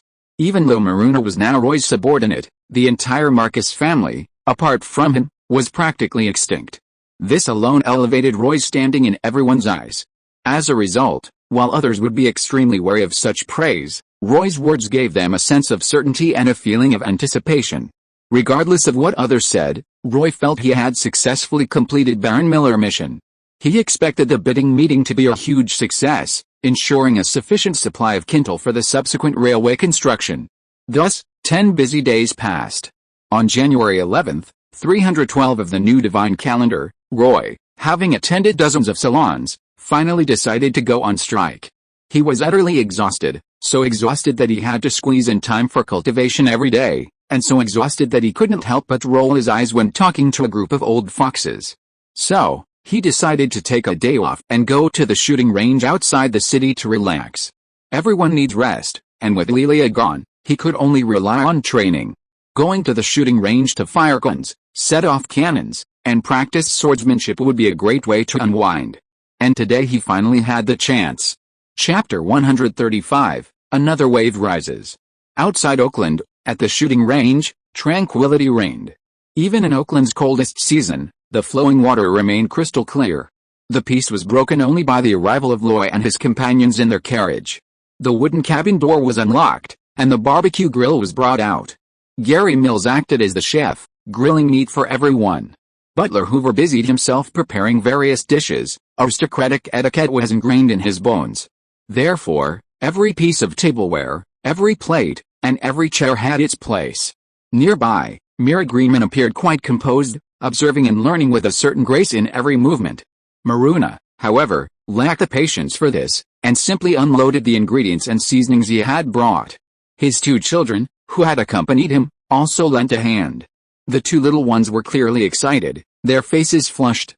As for Aang, he was naturally busy chopping wood, boiling water, brewing tea, and preparing snacks. Luo Yi, aside from his almost unwavering dedication to cultivation, prefers to be a hands-off manager in everything else, including business.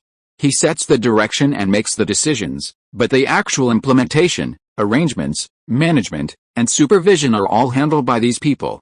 So, when Luo Yi feels tired, they were only 10 times more exhausted. Therefore, today, naturally, he brought them all along for a picnic and some relaxation. It's worth mentioning that Luo Yi has already had them build their own teams. He believes that a boss is a boss, he needs subordinates, and he needs to get everyone involved. That's good management. He has these people helping him now, and these people need a group of people to help them too. However, suitable people aren't easy to find, it takes time. While they were all busy, Luo Yi wasn't idle either. At the shooting range, the sounds of bangs echoed continuously, 2 revolvers spitting fire almost incessantly. On the target 80 meters away, large holes were blasted out. Upon closer inspection, the holes were almost all in the center, one after another, causing the holes to continuously expand. Although he's been incredibly busy lately, some things take time to develop. Luo Yi's marksmanship has now captured a third of the essence of the eagle eye style. Of course, this is also thanks to the stability brought by his exceptional physical abilities, and even more so to his eyes. Looking directly into Luo Yi's eyes now is almost blinding. His pupils are contracted, almost vertical. Each blink allows him to lock onto his target with extreme precision. If there's one thing that has improved the most recently, it's his eagle eye technique. The astonishing control brought by pure battle aura allows him to grasp every flow of battle aura. And after crossing that threshold, his skills have become increasingly refined, and eagle eye has truly entered a period of rapid growth. Now, while he might not be able to lock onto enemies from 10,000 meters away, within 1,000 meters, as long as his vision is unobstructed, he can even spot ants on the ground. Combined with a magic-powered firearm that prioritizes accuracy and firing speed, Luo Yi can also act as a sniper. Most importantly, after Deep Blue's adjustments, Luo Yi's dim light vision was enhanced. While he wouldn't say he could see the night as day, in night battles, as long as there was even a sliver of light, darkness was no longer an obstacle. However, after practicing his marksmanship, Luo Yi didn't retrieve Gary's special magic-powered sniper rifle. Instead, he rested it on the hilt of the Dawn sword, slightly bowing and holding his breath. In an instant, a golden light, enveloped in layers of aura, sliced through the air in front of him, transforming into a crescent-shaped sword beam that extended a full 100 meters before completely dissipating. Even for a third-tier transcendent being with externalized battle aura, casually unleashing a 100-meter-long battle aura slash was not something everyone could do. Luo Yi's attack truly displayed a style no less impressive than a transcendent being. But this wasn't the end. The golden sword light leaped, drawing arcs in the void, the sword cries tearing through the air connected, like a sonata in a theater. No one found this sonata pleasant to listen to, because what reflected the sword light were countless air-splitting blades, seemingly raining down in all directions without restraint. Wherever those air-splitting slashes passed, the ground cracked open, and the trees bore numerous wounds. Centered on Luo Yi, within a radius of dozens of meters, it was like a turbulent tornado. Anyone who dared to enter would lose their life. And that wasn't all. Then, Luo Yi leaped forward, his left hand gripping the revolver rage as if by magic. A faint magical light flickered, the bullet was chambered, and the trigger was pulled. Thus, sword light and bullet flew together, the sword's cry and the gunshot echoing each other, the destructive power reaching a new level. Luo Yi had to admit that exercise was addictive. Once he got used to the feeling of sweating profusely, he felt something was amiss if he didn't train every day. However, this time, he keenly sensed something was wrong. Beyond the flashes of swords and the sounds of gunfire, he seemed to hear a third sound, faint and distant, yet almost instinctively his pupils contracted, like an eagle's eye, fixed on a certain spot in the dense forest. There was their movement. Luo paused, sheathing his sword and gun, and strode back to the cabin. As he passed the barbecue grill, he exchanged a glance with Gary Mills. This seemingly normal action caused Gary Mills's eyes to narrow, his movements slowing slightly. But the next second, he returned to normal, his expression unchanged, only the smile on his lips seemed to widen, carrying a hint of mockery. Luo, after entering the cabin, soon returned pushing a not-so-large magical cannon. It looked only about half a person's height, but its dark barrel emitted a chilling metallic gleam. Of course, what was even more awe-inspiring was that Luo Yi actually loaded the cannonball right there, then activated his magic power, ignited the magic runes, until the magic crystal flickered, the four elements within it became unbalanced, exploded, and expanded. Boom! A deafening roar echoed, and hundreds of meters away in the jungle, dirt flew and trees snapped. This shot was truly earth-shattering. The busy people around almost simultaneously looked up, then quickly gathered again. However, Luo Yi's shot was slightly off target. So, the second time, his eyes transformed into eagle eyes, locking onto a certain patch of jungle. Then, in his sea of consciousness, Deep Blue opened, activating the scanning and calculation module to calibrate the position. Thus, in just over 10 breaths, the faint light of the magic runes lit up again, and with a boom, the second cannonball traced a parabola and landed in the distance. This time, the landing point was accurate. But this time, before the cannonball even landed, a battle key slash was unleashed. The crescent-shaped sword light was exceptionally sharp, directly slicing the cannonball in two, but the cannonball still exploded in midair. With a deafening boom, the air rippled violently, spreading in all directions. The shockwave alone would have been enough to make anyone with a weaker constitution cough up blood. However, another burst of battle aura rose and spread outwards, blocking the aftershocks. But Luo Yi merely grinned, a carefree, mocking smile. He continued loading shells at lightning speed, firing, loading again, firing again. With his hand speed, he could shorten the loading and firing process to less than 3 seconds. Then, shell after shell rained down, seemingly tracking the two men, sending them scattering in all directions. They had considered rushing over, but they simply couldn't cross that invisible barrier. Finally, one of them couldn't hold back any longer, his voice, brimming with battle aura, ringing out in midair. Luo Yi, Mr. Luo Yi, we're only here to discuss something. We really have no ill intentions. There's no need to be so ruthless, is there? We really can talk this over. Luo Yi narrowed his eyes slightly, glanced at the empty cannon box beside him, and finally stopped. I'm only giving you one chance. I only hope you cherish it. Tell me first, who exactly are you? The shelling ended, the booming explosion subsided, and finally, the two men had a chance to catch their breath. One was taller and slender, the other was burly, with bulging muscles, both tall and strong. Both were dressed in impeccably tailored black and white suits. Although they looked somewhat disheveled, it was clear that the clothes were custom-made, of high-quality materials, and exquisitely crafted. This alone made the danger in Luo Yi's eyes lessen slightly. There was no way around it, even assassins rarely came dressed in fine clothes to carry out an assassination. Seeing that Roy didn't attack again, the taller of the two immediately said, "My name is Adrian Hawk, from the Hawk family. I think you should have heard of this surname." Roy searched through the database, his eyes suddenly narrowing, and said, "The Lone Wolf Hawk family, that's right, that's quite surprising." Saying that, Roy turned his gaze to the other person and asked, "You're also from the Hawk family?" "Of course not." The moment this person spoke, his aristocratic air was so obvious. He proudly said, "My name is Zeb Spencer. From the Spencer family of the Eastern Empire.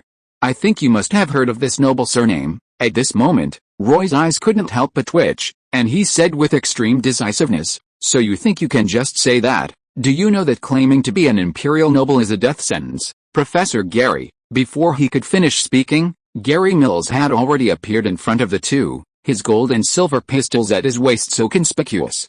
His hands were placed in front of him, and the twitching movement of his fingers was terrifying. Luo Yi gripped the hilt of her sword with her right hand, slowly drawing the dawn rapier, while her left hand rested on the magic cannon, its runes glowing faintly. A great battle was about to erupt. At this moment, the two opposite were no longer just disheveled, but their faces were extremely grim. I felt I hadn't had enough, but there simply wasn't enough time. If you are listening to this novel on a channel other than Fanfic World, it means it was downloaded and re-uploaded without effort. We warmly invite you to visit our channel, Fanfic World. There you will find the original version of this story and many other novels of various genres. We look forward to seeing you dive into a world of incredible novels. Chapter 136, The Intervention of a High Noble. P.S. Yes, I updated.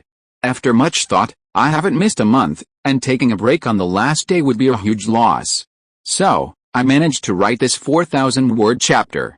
I hope everyone will give me their monthly votes for my hard work." The atmosphere suddenly froze.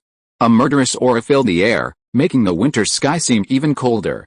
Hoover and Miro had already entered the house, while Maruna, holding the two children, hid at the back. Only Aang, sword and gun in hand, stood not far behind Roy. Facing these two extraordinary beings, he was naturally outmatched, but being outmatched and not daring to fight were two different things.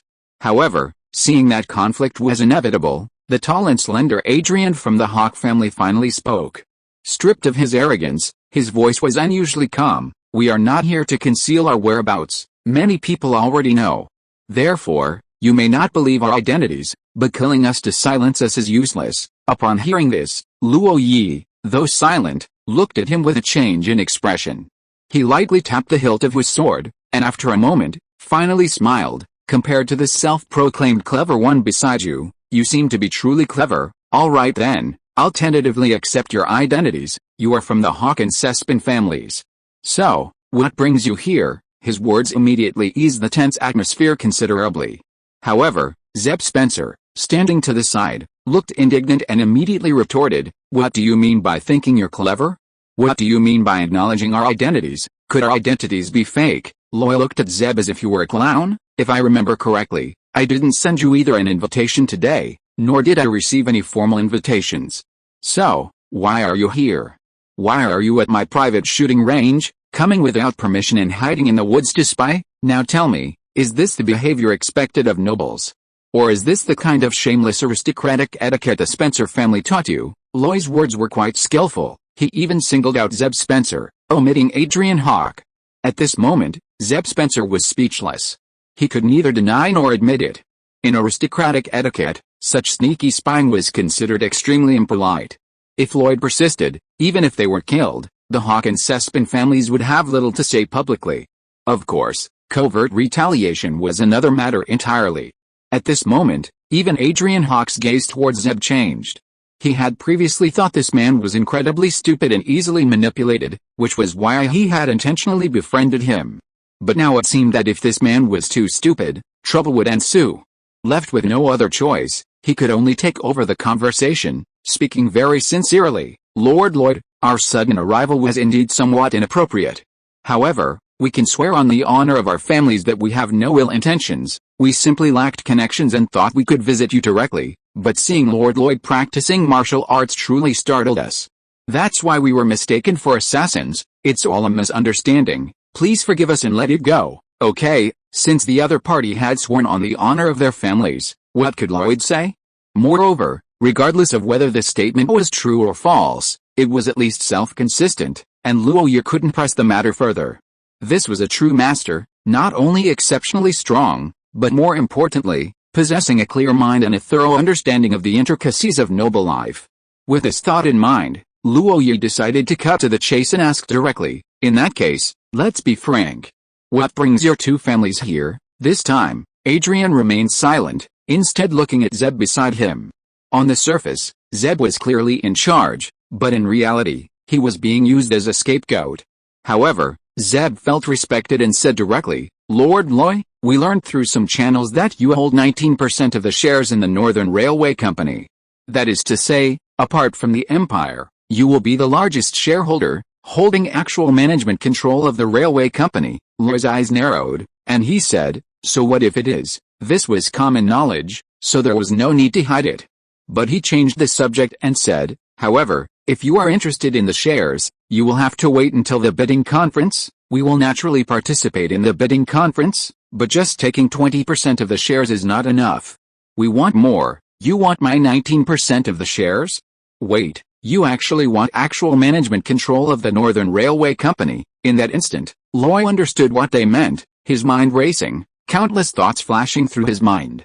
Zeb Sespin spoke again, his tone once more carrying the arrogance characteristic of aristocrats. "I know that buying your shares will inevitably sever your relationship with Baron Miller.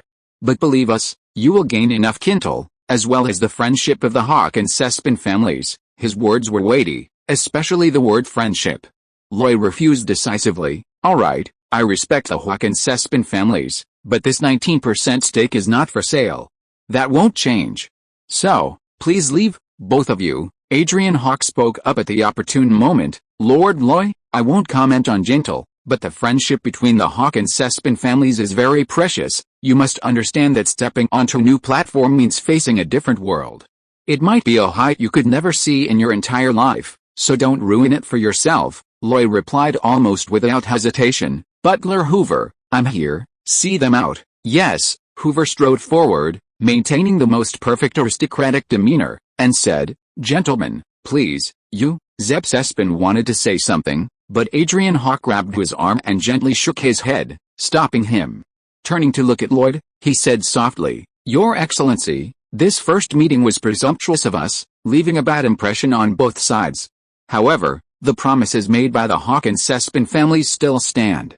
So, could you perhaps reconsider? We'll be staying at the Mercedes Hotel, looking forward to your arrival. I believe that day will never come. Zeb Sespin and Adrian Hawke, led by Butler Hoover, finally left. Only after their figures disappeared from sight did Gary Mills relax. He looked at Lloyd and said, I thought you were really prepared to leave them behind. Lloyd replied, You think I didn't think about it? I just ultimately gave up. Killing them is no big deal. We have legitimate reasons. But if anyone finds out they're here, it will have endless consequences. Those two families are not to be trifled with. By this time, everyone had gathered around Maruna, Mira, and Ang. Upon hearing this, Mira couldn't help but ask, Are these two families very strong? To be precise, they are extremely strong. The one who answered was not Loy, but Hoover, the butler who had just seen the guests off. He stepped forward and explained to the crowd, The Hawke family is a large family with the title of Viscount, renowned even in the entire northern part of the empire. However, although they have an ancient lineage, they are a noble family that embraces magical machinery, investing heavily in this area, making them a backbone of the royalist faction. The Hawke family's motto is The Lone Wolf Forges Ahead. They believe that while wolf packs are powerful, the strongest are always the lone wolves that break away from the pack and survive alone. With such a motto, can you imagine how this family raises its descendants? And what kind of people they are? As for the Sespin family, they are also a middle ground force within the royalist party, even stronger than the lone wolf Hawke family. The reason is very simple, their territory is in the Ruhr region. As he spoke, fearing some might still be confused, Butler Hoover added, The empire's magical industry has a specific focus, and the Ruhr region is of paramount importance.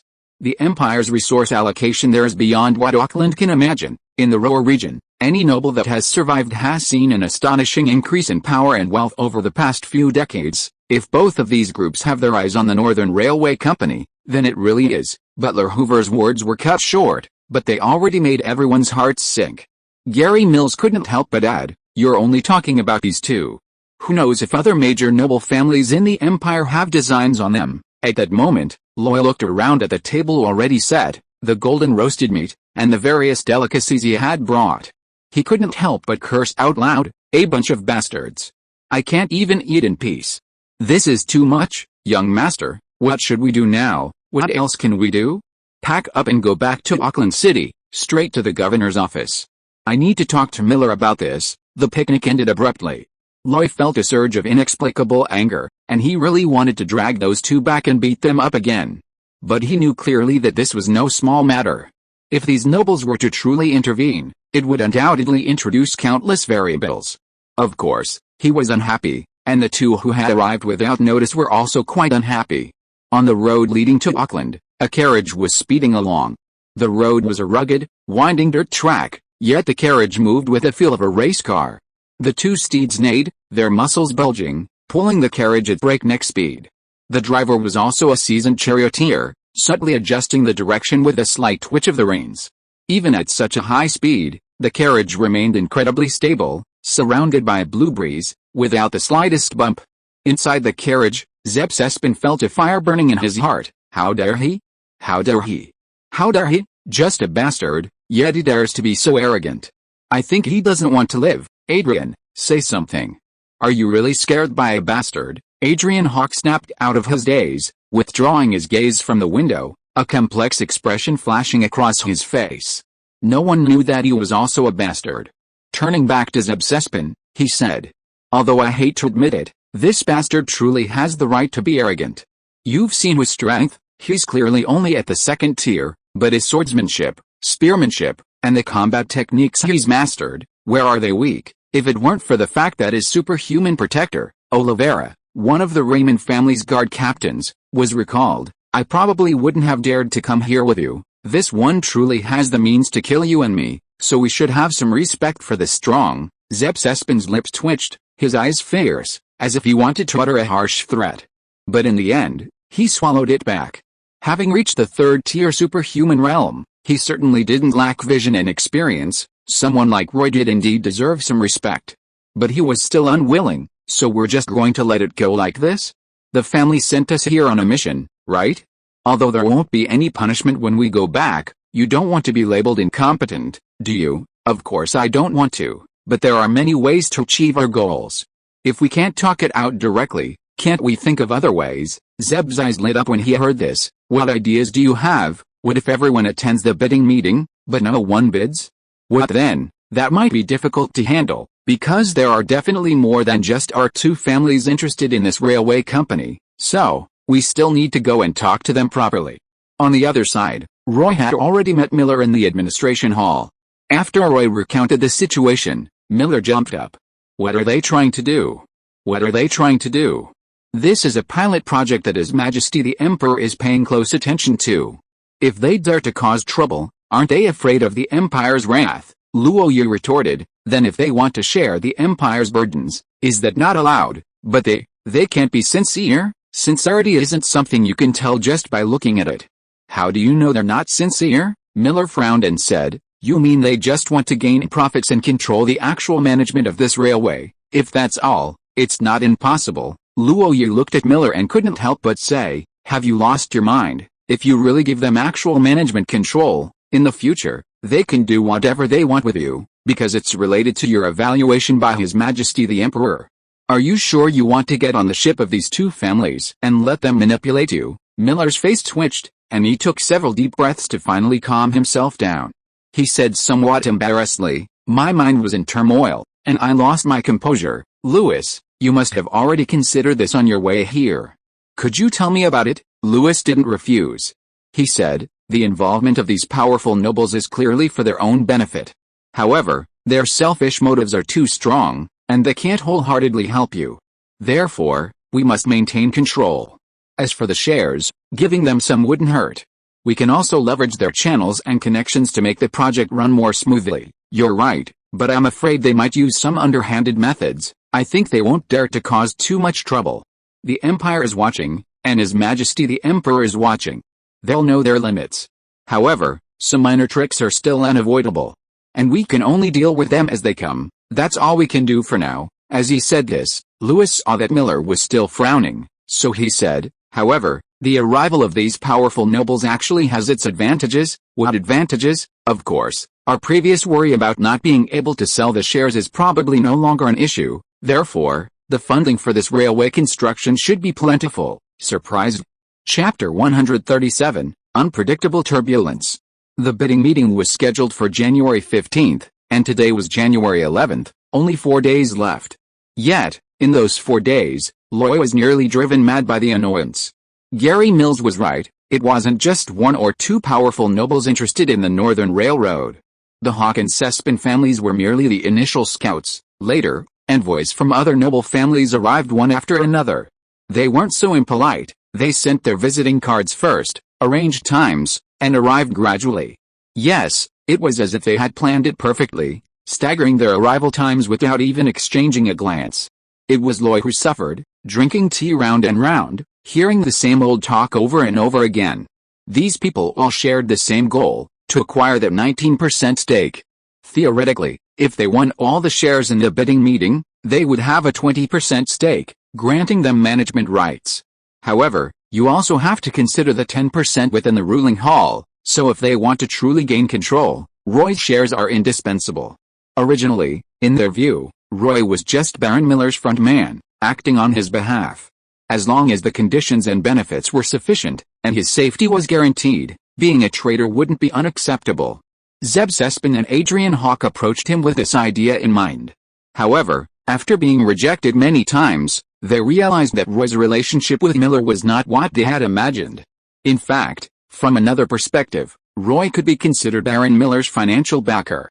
However, in the eyes of these nobles, betrayal was just a matter of how much the price was. Although it hadn't been long, Roy had endured quite a few sugar-coated bullets. Some offered him enticing bribes, including a very generous sum of money. Others promised him status, even willing to marry their family children to him, though certainly not their eldest daughters. Still others, recognizing his strength, were willing to offer 2 impressive martial arts techniques in exchange for his service. Even more bizarrely, some offered to sponsor his entry into the imperial political system, allowing him to follow in Miller's footsteps and climb the ranks.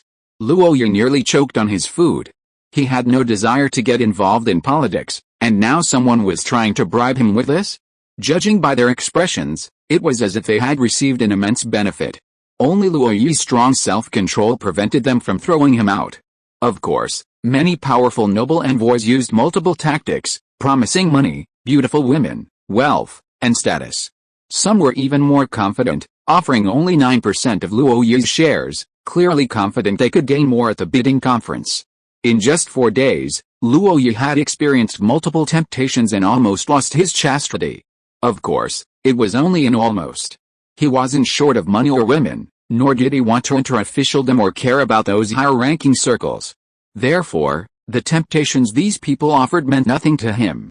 If, and I mean if, someone offered him access to their family library, perhaps 10 or 8 volumes of secret techniques, he might actually be tempted. But now, he simply observed coldly, refusing with various excuses. However, these people were more cultured than Zeb and Adrian. They used coercion and enticement, but always with smiles on their faces and never overstepped their bounds. According to Hoover's steward's count, in just 4 days, Lo had received envoys from 10 high-ranking nobles. It was just that time was limited, otherwise, there would certainly have been more. It's worth mentioning that as time passed, Miller also received concrete news. It turned out that the reason these nobles were so enthusiastic was largely because, at the cabinet meeting in the throne room, the great Hohenzollern III had inquired 3 times about the progress of the joint venture railway construction project. On 2 other occasions, in private settings, he praised the excellence of the joint venture model. This is what attracted the attention of the powerful nobles. Perhaps, for them, making money was only one aspect, understanding the emperor's wishes and ensuring he remembered their kindness was paramount. In a sense, Hohenzollern III was definitely well-intentioned, fearing the Northern Railway Company might lack funds, hence his attention. Even without concrete action, the emperor's attention could wield immense power. However, this man was far too sophisticated. Even a slight shift in his stance disrupted Miller and Lloyd's plans. To say that good intentions led to bad outcomes is no exaggeration. But they couldn't argue, they could only feel frustrated. However, knowing the reason, Miller and Lloyd breathed a sigh of relief. At least it showed these people were genuinely there to invest, not to cause trouble. Even so, after some discussion, they dared not relinquish control of the railway. Miller's trip to the capital, while gaining the support of the Minister of Finance and the Minister of Machinery, also offended the Minister of State Affairs. Do you know which of these higher-ranking nobles belong to the faction of the Minister of State? If they truly relinquish control, and this person is determined to sabotage them, then Miller's future will be completely ruined. Don't think this is impossible. In fact, the saying better to befriend a friend than a traitor within your own ranks is all too common. Miller dared not gamble, and Lloyd was unwilling to back down, so the result was that Hohenzollern II's good intentions became the biggest obstacle. In just 4 days, Auckland City became turbulent and unpredictable, with all sorts of news spreading like wildfire. Lloyd sensed danger. Clearly, those high-ranking nobles were brewing something. He considered it for a long time and finally made arrangements. January 14th, New Divine Calendar 312, evening. Lloyd moved through the streets and alleys like a shadow, suppressing his aura to a minimum, dodging powerful life force fields. Nowadays, the envoys of these higher-ranking nobles either travel as third-tier transcendents themselves or are protected by third-tier transcendent guards. One by one, like dragons coiled and tigers crouching, they guarded a certain area of Auckland City. It could be said that this was the time when the Twilight Hermitage had the most extraordinary powerhouses in Auckland City, aside from the time of the incident. The only thing that reassured Luo Yu was that he didn't sense too much life force, meaning no fourth-tier powerhouses appeared. Otherwise, he would have been restless and unable to eat or sleep. Carefully avoiding all human activity along the way, Luo Yi finally arrived at the entrance of the Filament Magic Academy. He didn't rush in, but stood there until a figure appeared, slightly raising his head, and said, "Luo Yi, is it really necessary to be so sneaky?" It was Douglas Hill's voice. Lloyd spoke up, "It's better to be prepared. You know this matter is escalating, so I need to have some backup plans." Douglas Hill's expression turned serious. He paused for a moment, then asked, "What do you need me to do?" Lloyd glanced around and said, "You don't want to talk here, do you? I have a feeling you're trying to trick me. Even if I am, it depends on whether there's a big enough benefit to tempt you." "Haha, Lloyd, you understand me best. Let's go inside and talk, let's go." One after the other, the two figures immediately disappeared into the Magic Academy.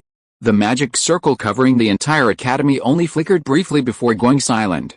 An hour later, Douglas escorted Lloyd out again, and the two parted ways at the academy gate.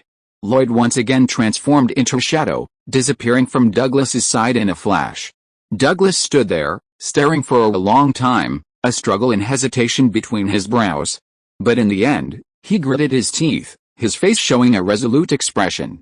Time flew by, and dawn broke in the blink of an eye. January 15th, 314 of the new divine calendar, arrived silently. The day was overcast, thick with leaden clouds, and the temperature plummeted. Snowflakes drifted down, swirling and swirling. This was the first snow of the new year, transforming the entire city of Auckland into a silver-white world. Yet, such weather couldn't deter people from venturing out. The new year was a busy time, and Auckland was certainly not lacking in job opportunities, so people naturally had to be proactive. Then, these busy people witnessed a scene that astonished them. One after another, luxurious and exquisite carriages appeared on the streets, the banners of various prominent families fluttering in the wind. Knights led the way, and guards with swords vigilantly surveyed their surroundings, their gazes sharp and intimidating. And this wasn't just one or two carriages, they had gathered from all directions, finally arriving at the center of Auckland and stopping in front of the Seven Gods Bank. The Seven Gods Bank was well prepared, its doors were wide open, and temple guards stood watch at various points, creating a truly solemn atmosphere. As one impeccably dressed gentleman after another alighted from his carriage, Seven Gods Bank staff and beautiful young women greeted them with smiles and led them into the auction hall.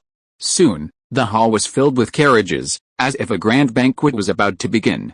On the third floor of the bank, Miller watched this scene, took a deep breath, and asked, "Will we succeed?" "Of course," came Loy's reply. "P.S. Due to some reasons, my sleep schedule has changed, resulting in a complete disruption of my routine. Please allow me to adjust before confirming the release time." Chapter 138, Auction Failed. Theoretically speaking, faith is the hardest to acquire and the hardest to change.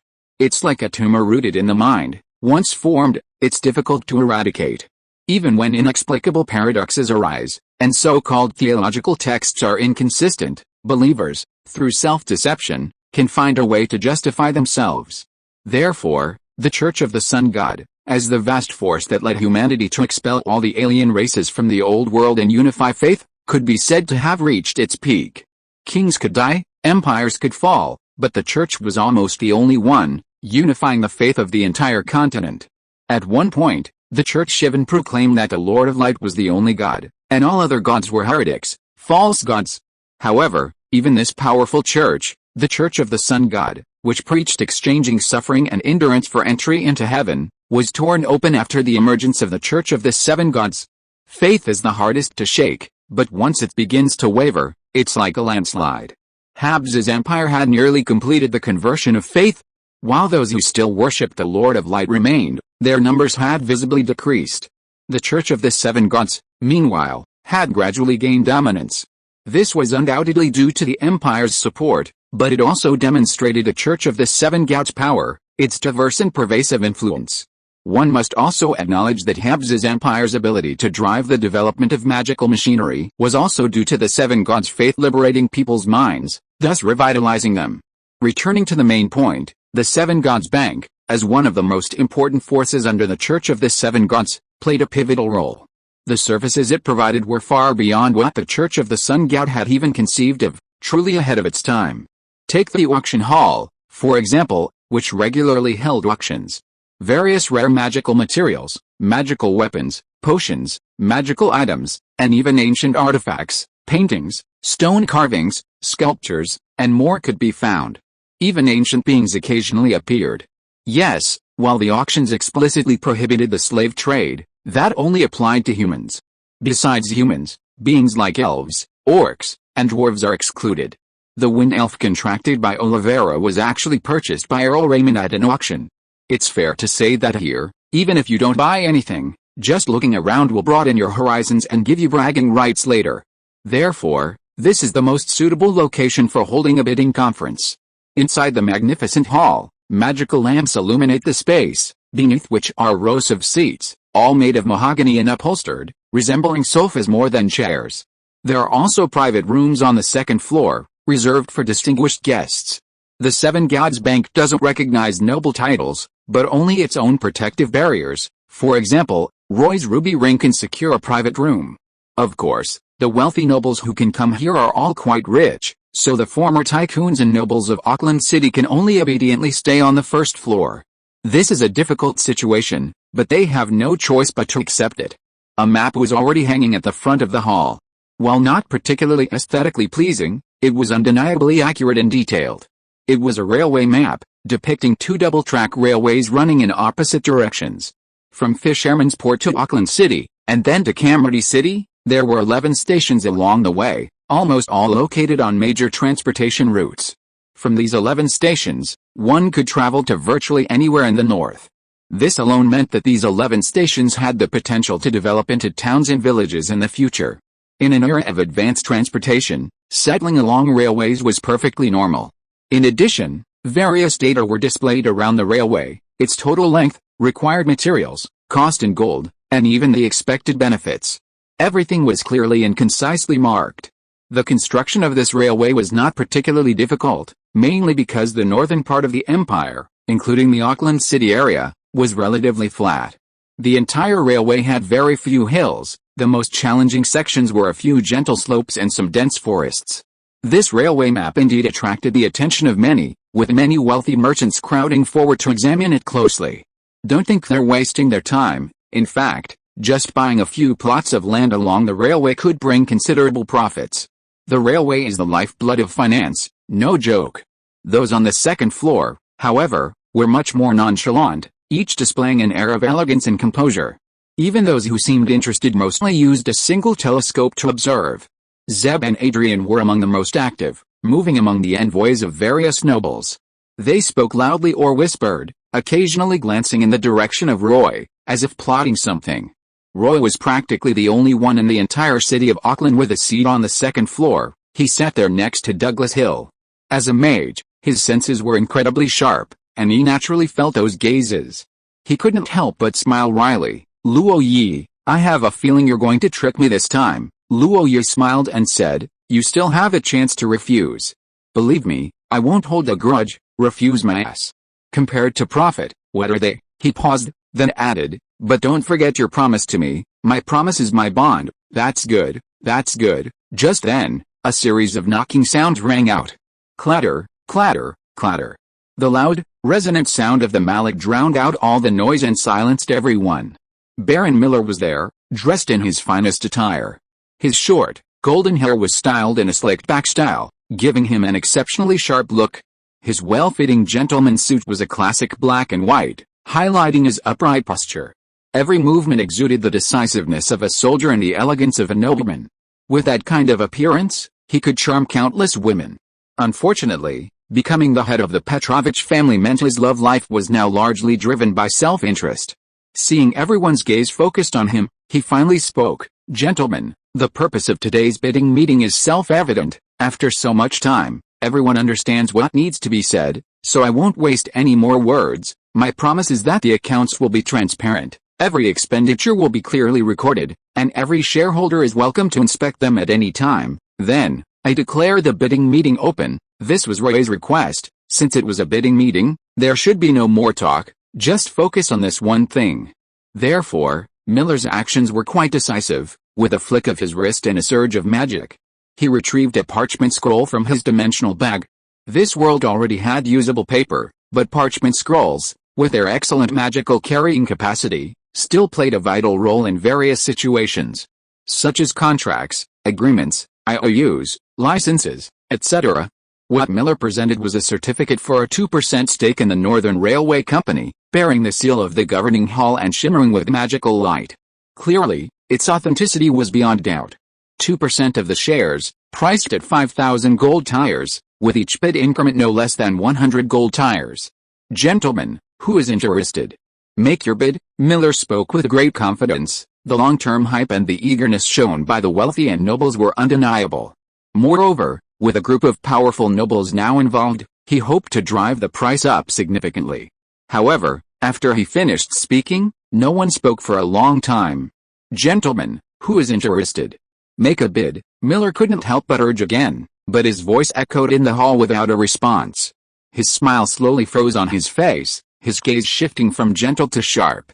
He first swept his gaze across the first floor. A group of local Auckland merchants and nobles lowered their heads, avoiding his eye contact. He then looked up at the noble envoys on the second floor. They maintained their composure, offering him faint smiles.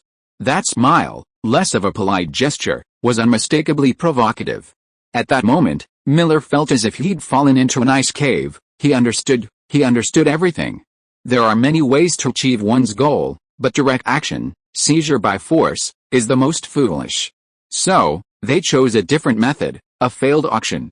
If no one bid, no one paid, and the Northern Railway Company's shares went unsold, it meant Miller couldn't raise enough gold. Then, to build the railway, Miller would inevitably have to compromise. The company's shares, control of the railway, even Miller himself, would be at their beck and call. And achieving this wasn't difficult for them. The wealthy merchants and nobles of Auckland were naturally interested in the railway and could afford to contribute money. However, after these powerful nobles issued a joint warning, they dared not utter a word. As for the envoys of these powerful nobles, if they were all in cahoots, then the success or failure of this railway, this first attempt at a joint venture model, would be entirely up to them. You might ask, would Hohenzollern III be furious if he knew? He wouldn't.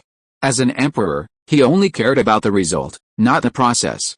If Miller couldn't overcome this hurdle, it meant he wasn't worth training, so he'd have to find someone else. All of this flashed through Miller's mind in an instant. Though there was no swordplay, it was far more terrifying than any real battle. At this moment, Miller trembled with anger, yet felt utterly powerless. Just then, a voice rang out. I offer 10,000 gold tires. Miller abruptly looked up and saw Douglas Hill standing on the second floor, his moon-white robes strikingly conspicuous. Behind him, Lloyd peeked out, met Miller's gaze, and gave him a reassuring smile. Good heavens, his arrangements had finally come in handy. Second update delivered, third update in progress. Chapter 139, Getting Back on Track. At this moment, Douglas Hill was the brightest star in the entire hall, the center of attention. A group of noble envoys who had initially been confident of victory immediately turned grim.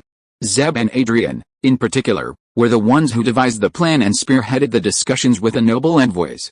Now, seeing the situation deteriorate, they were naturally the most furious. However, when they saw Douglas's robes, their expressions became quite interesting. If there was anyone in Auckland City who truly dared not fear these noble envoys, the Magic Academy was definitely one of them. There was no way around it. The magical world and the aristocratic circle were two separate worlds. While they weren't completely isolated, within the magical world, the influence of the nobility was minimized. Moreover, magical machinery was a national policy, and a magical mechanic like Douglas Hill held an even higher status. This was something even Lloyd couldn't compare to, nor could Lady Linda, as a potion master. Therefore, Lloyd had gone to great lengths to persuade Douglas.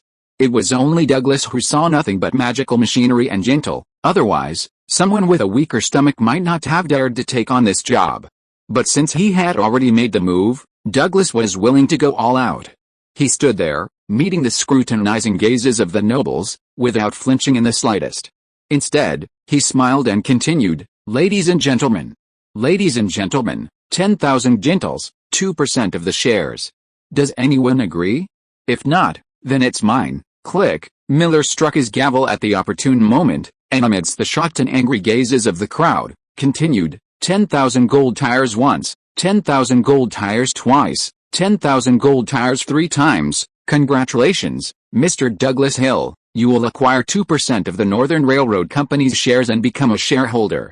Welcome, welcome, it is my honor. Then we will continue the auction for the second 2% share, with a starting price of 5,000 gold tires, and each bid must be at least 100 gold tires. With that, Miller raised his hand and produced a second parchment, saying, "The bidding begins now, ladies and gentlemen. If you are interested, you may place your bids." Before the words were even finished, Douglas had already spoken. 10,000 gold tires, I'll take it. Baron Miller didn't waste any words, directly stating, 10,000 gold tires, 10,000 gold tires. Is there anyone higher than 10,000 gold tires? No, that's good.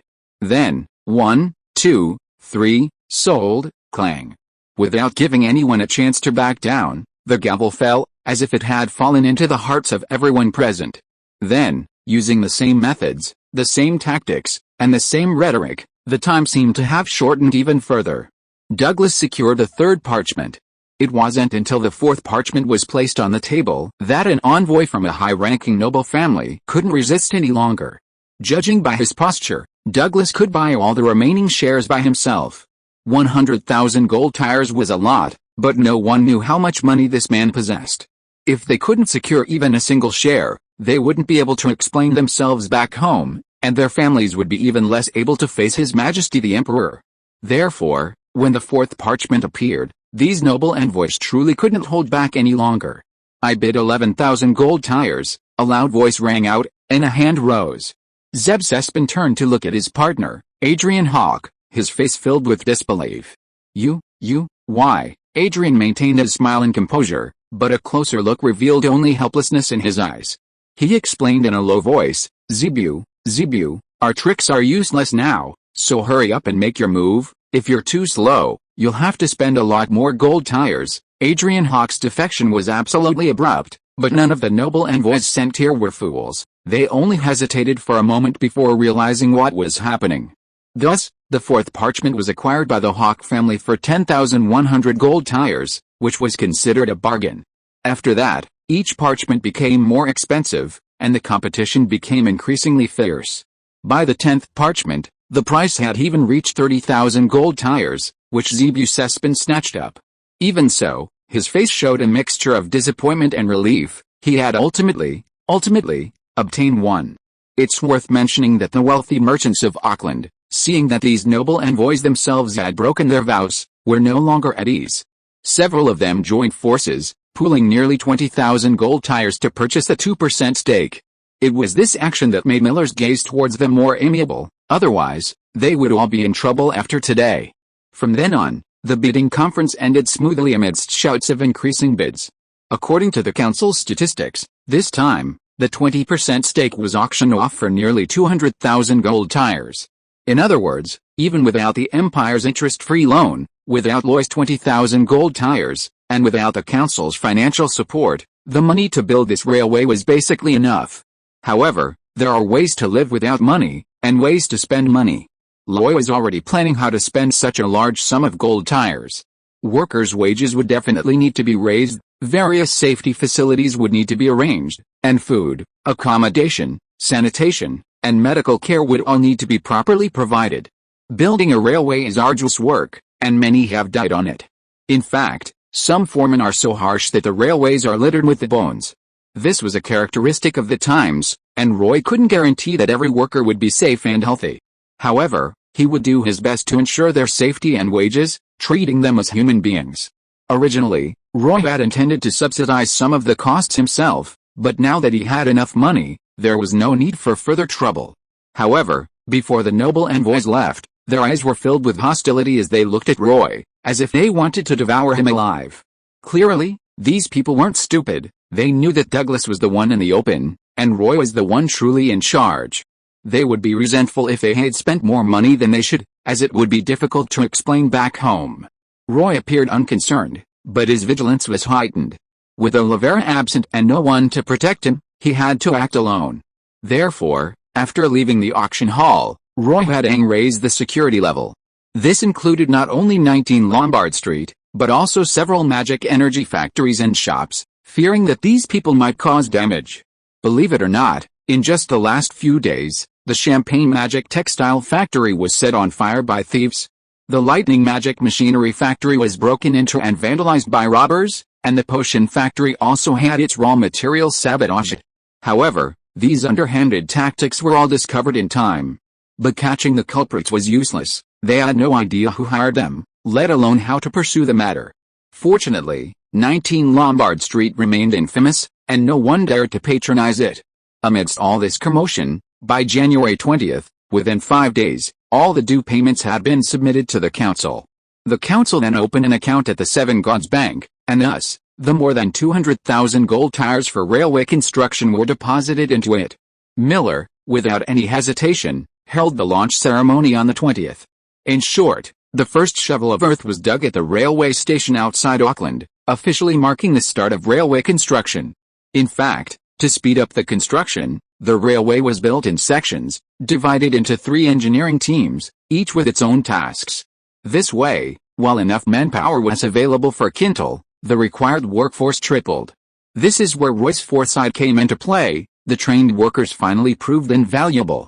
They almost all became foremen, and by recruiting more young and strong men, they formed a solid team. Although there were constant bumps and minor problems, nothing major went wrong, and everything proceeded relatively smoothly. By this time, the noble envoys had no reason to stay and departed one after another. As minor shareholders, they only needed to check the accounts. Their departure finally made Roy lower his guard somewhat. Perhaps Miller's warning had taken effect, or perhaps it was unnecessary to cause death for the sake of the railway, or perhaps Roy's past achievements made them hesitant. In any case, the assassin Roy had been waiting for didn't arrive. And so, time moved forward, and in the blink of an eye, a month had passed. On February 25th, 312 of the new divine calendar, the railway construction was in full swing, and the favorable conditions even attracted a large influx of people to Auckland. This created a siphon effect, further boosting Auckland's prosperity. At this moment, Luoyi completely let down her guard. But at this very moment, what was bound to happen finally arrived. That night, as Luoyi slept, she drifted into a dream that felt like entering a bloody hell, an abyss of withered bones. I did not break my promise. Chapter 140, Dream Battle. Number 19, Lombard Street, 2nd floor. In the bedroom. Luoyi was fast asleep, his breathing even, until one moment, a strange fluctuation, like a tide, swept over him. This fluctuation was invisible and intangible, ignoring the walls of the house, sweeping across without causing a ripple. However, Luoyi, in his sleep, seemed to sense something. His eyelids twitched wildly, but he couldn't open them. Until, this strange fluctuation grew stronger and stronger, completely engulfing him. Luoyi finally fainted. Unknown location. Luoyi suddenly opened his eyes and found himself seemingly in the middle of a battlefield. The ground was a vast expanse of flesh and blood. Stepping on it was like sinking into mud, the rolling flesh and blood slowly but steadily sinking in. The sky was a blood-red color reflected by the flesh and blood earth, and above the pale blood-red clouds, a red sun hung high. This red sun was so close, almost as if it would smash into one's head, but the light it emitted was not intense. Instead, it gave people a bloody, dim, and decaying feeling. Under the blazing sun, countless corpses rose from the blood-soaked earth. Some were already skeletons, some were half-rotten, some had lost their skin, exposing their crimson muscles, and some were no longer human, but various monsters. When Luoyi saw them, they naturally saw him too, immediately letting out various howls and rushing at him. The closest skeletons wore armor and wielded rusted swords, the evil winds they stirred up threatening to cut Luoyi in two. Before Luoyi could even understand what was happening, he almost instinctively dodged, then counterattacked. He swung his dawn rapier, a golden light flashing as it severed the skeleton's head.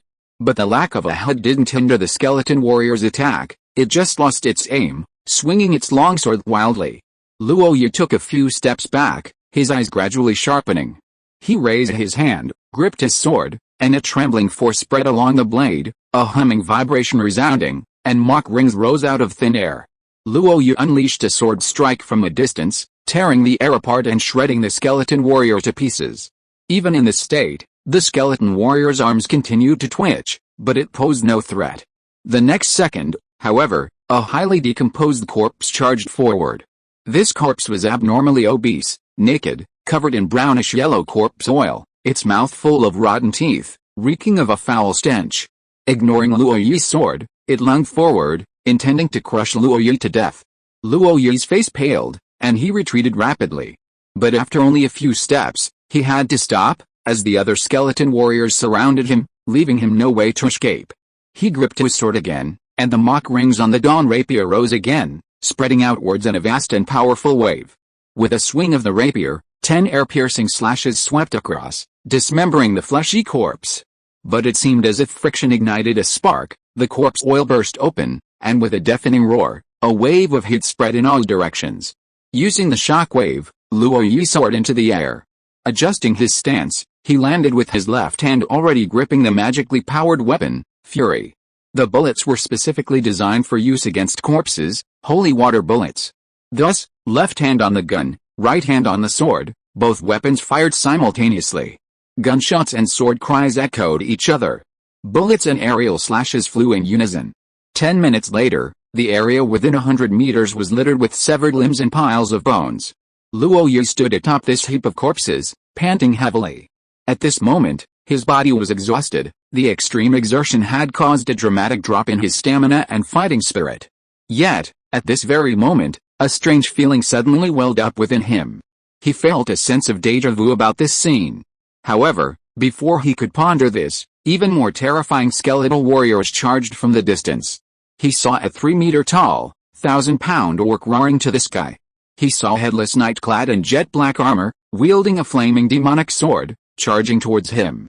He saw a skeletal dragon streak across the sky, spewing out ghastly green venom. He also saw all sorts of alien corpses, like an endless tide. At this moment, a sense of despair rose in Luo Yi's heart. Even if he hadn't yet achieved the 3rd-tier transcendent level, he could only hold out for a few more minutes against this onslaught. At this moment, he was ready to use his trump card, Divine Sigh, Beast Heartbeat, for a desperate gamble. But at this very moment, that strange feeling became even more pronounced. He seemed to have thought of something, pacing back and forth among the piles of corpses, his expression growing increasingly peculiar. This scene seems a bit too small. How about making it bigger? For example, a meteor shower, destroying the heavens and the earth. His muttered voice wasn't loud, but the world's response was exceptionally swift. Suddenly, a massive meteorite smashed a hole in the clouds, carrying flames and a storm, crashing directly onto the earth. Earth and rocks churned, the earth trembled, and shock waves swept across, shattering everything in their path. Beneath such terrifying meteorites, those seemingly powerful skeletal undead were nothing more than fragile chicks, suffering countless casualties. But this wasn't the end. Above, the clouds were pierced with holes, and meteorites rained down like a downpour, as if they were free. Boom, boom, boom, boom. The earth shook, and the skeletal world seemed to have finally reached its limit, rapidly collapsing. Heaven and earth merged, the world was destroyed, this was it. Luo Yi felt himself sinking into endless despair, unable to extricate himself, until he suddenly stopped and opened his eyes. Then, he found himself in a dimly lit corridor. The corridor was narrow, only wide enough for 3 people to walk side by side, and the walls were blood red, with a dark red tinge, like congealed blood. Taking a deep breath, the smell of rust filled his nostrils, making him nauseous. The corridor was long, seemingly endless, with a lantern hanging at intervals. The lighting was dim, illuminating only a limited space.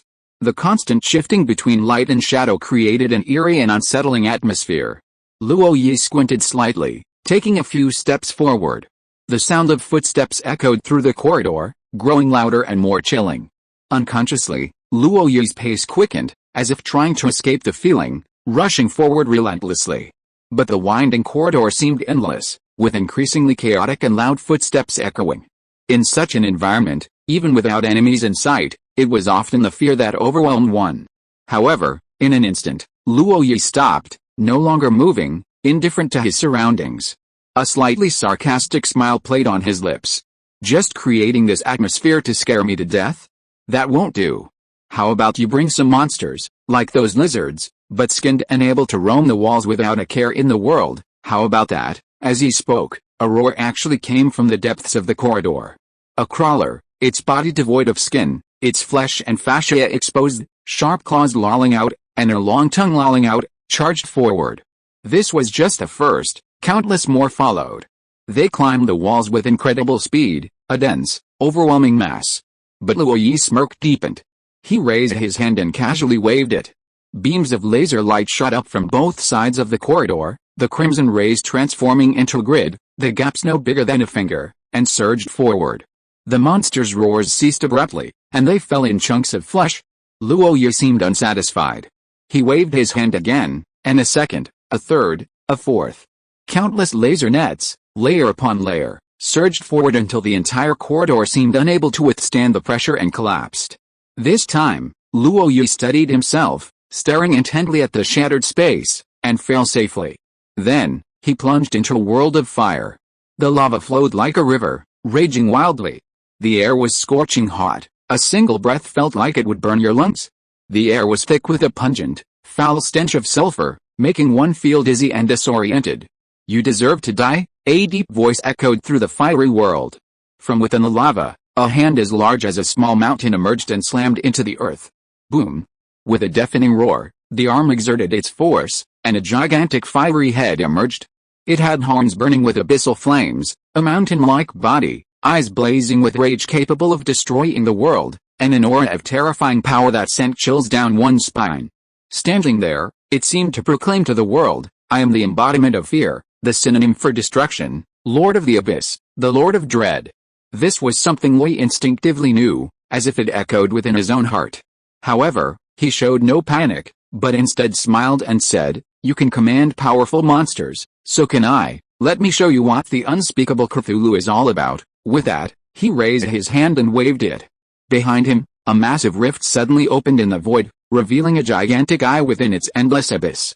Even this single eye exuded an indescribable aura of ominousness, suppressing the fiery world beneath its surface.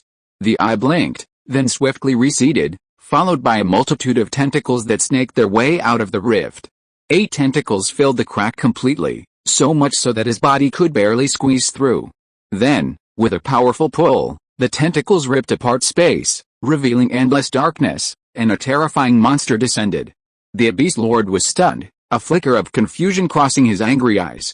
But the terrifying monster did not stop, its tentacles continued to spread, covering everything in their path with an ominous aura, extinguishing even the most intense flames and magma. Then, the Abyss Lord was captured, like a chick, tightly bound, then corrupted, strangled. But before it could fully exert its strength, the Abyss Lord disintegrated on its own, turning into a wisp of black smoke that condensed in midair into the shape of a demon. Its form was indeterminate, but its head was clear, with a pair of demonic horns and cunning, ruthless eyes. But now, all of them flickered with fear. Don't kill me, it howled, and vanished, while the entire world rapidly collapsed. At the same time, at 19 Lombard Street, Luo Yi suddenly opened her eyes, her gaze sharp as a knife.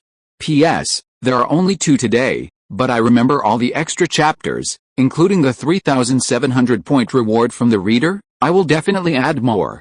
Give me some time. First chapter delivered. Chapter 141, The Abyss Nightmare. On the bed, Luo Yi's muscles went from relaxed to tense in a mere second, and he sprang up from his lying position, standing upright on the bed. Almost without hesitation, he reached out and pulled on the double-layered snake-scale armor. The cool touch through the thin pajamas made his mind even clearer. But he had no intention of changing his actions. He stepped off the bed again, wrapped the gun holster around his waist, his anger subsided, and dawn was in hand. The window opened without wind, and he moved like a snake, already slipping out. With just a slight push against the wall, he was already on the roof. The winter wind was biting, but it lacked the intensity of Luo Yi's killing intent. The dim moonlight of the night was not enough to obstruct his vision. His eyes had transformed into eagle eyes, the vertical pupils flashing with extreme sensitivity, locking onto the peaceful night. His aura surged, as if a vortex was spreading outwards from him, and wherever it passed, the oppressive feeling of a superior would assail him. The small beasts in the soil and caves fell silent, too terrified to move. That very night, Luo Yi unleashed his power without restraint, his killing intent transforming into a roaring beast proclaiming his presence. His voice grew even colder. I know you're all around here. Believe me, you can't escape. You can't escape, no matter what you are, you're dead. I said it. The roar in the darkness was like thunder, waking countless people from their sleep. Yet they dared not make a move. They dared not even entertain the thought of spying. This was experience accumulated after surviving numerous disasters, experience in surviving. Luo Yi certainly didn't intend to implicate the innocent, he was merely bluffing. The result was obvious, a chaotic aura flash by in the distance. That was enough. Almost without hesitation, he used his wind-chasing step repeatedly, his entire body seemingly enveloped in a whirlwind, rushing out. 2 streets away, in a courtyard. The courtyard's owner was now a corpse, dismembered and scattered across various corners of the magic circle. The magic circle, gleaming with an evil light, exuded a distinct abyssal aura, yet it was firmly confined within its small size. At the center of the circle stood an old woman with disheveled white hair and a shabby appearance. She wore coarse linen clothes, her figure bloated. At first glance, she looked like an ordinary country woman. Yet, the expression on her face as she held a magic book was haughty and solemn, as if she were a goddess controlling destiny, radiating an indescribable calm confidence. It was as if she had done the same thing countless times, never making a mistake, hence her unwavering confidence. But this time was different, completely different. A black aura filled the air, and the demonic figure appeared in midair. Then, it lunged at the old woman. Whoosh! The old woman suddenly spat out a mouthful of black blood, reeking of sulfur, and upon closer inspection, fragments of internal organs were visible. At this moment, she finally opened her eyes, her face filled with shock, anger, and confusion.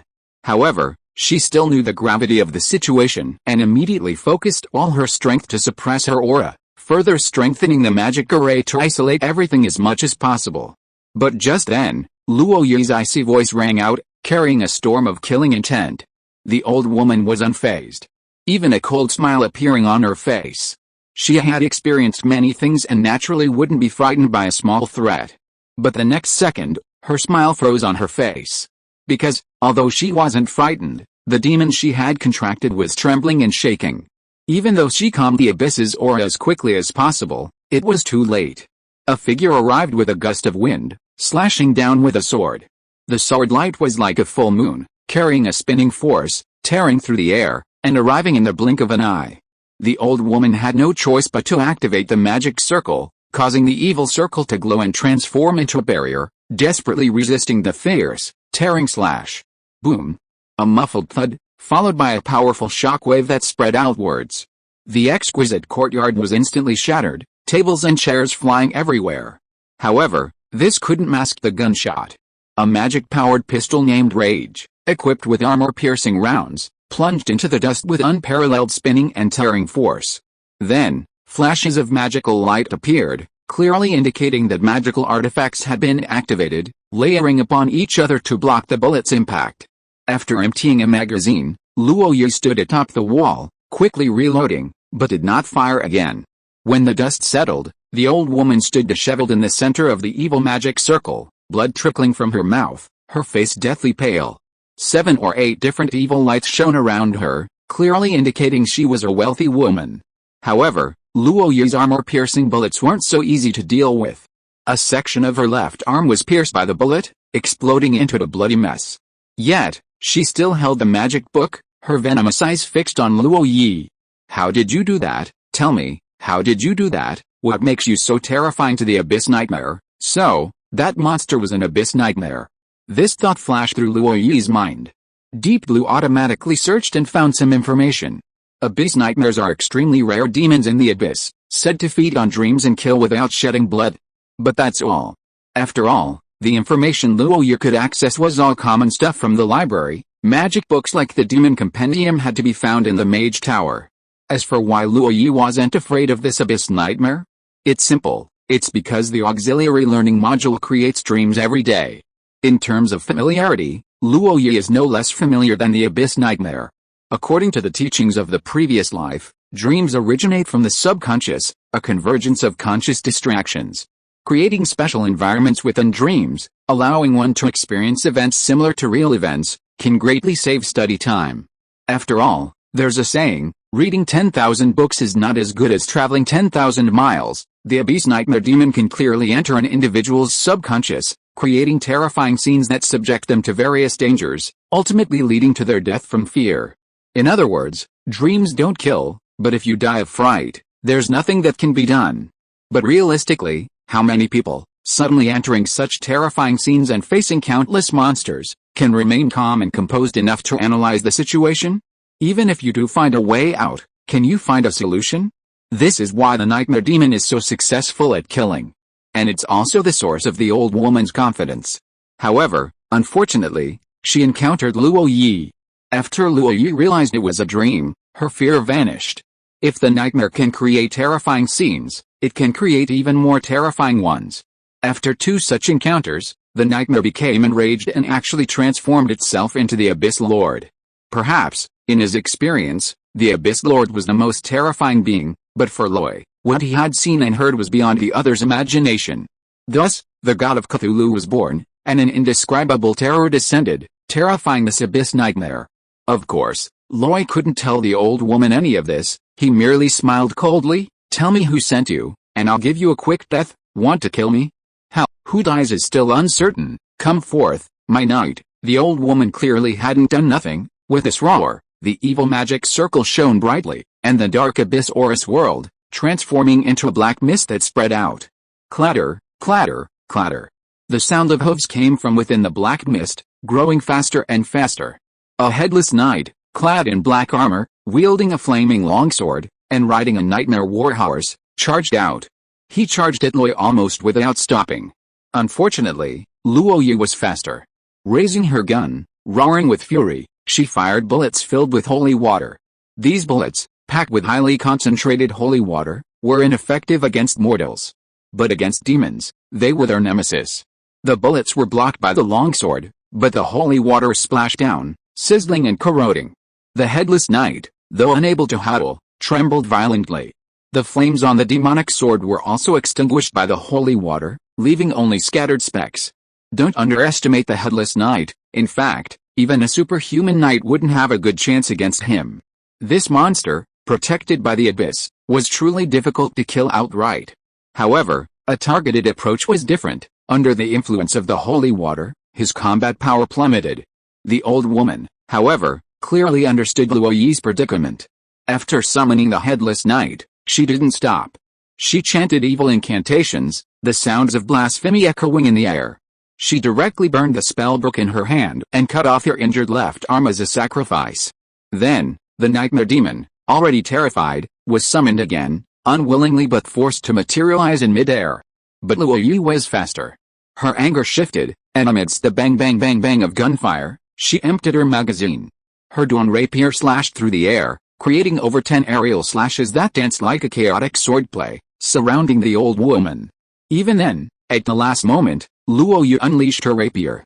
A golden light shot straight out after all the attacks. At that moment, the old woman felt the threat of death. Without hesitation, she forcibly summoned the headless knight.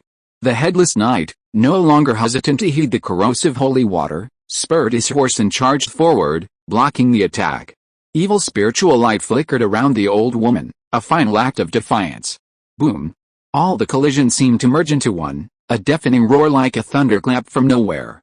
A visible shockwave rolled through the air, reducing the houses to ruins. Even Luo Yi, without her sword, could only drift backward a short distance. When the aftershocks subsided, the old woman was pinned to the ground, the morning light almost piercing through her, her aged body covered in various wounds. Luo Yi said, "I'll give you a chance for me to provoke an even more powerful enemy. So, tell me, who sent you?" Even on the verge of death, the old woman's smile remained eerie. "Hey, the person you provoked is more powerful than you can imagine, so, stop struggling, just die." With that, the old woman tremblingly extended a hand.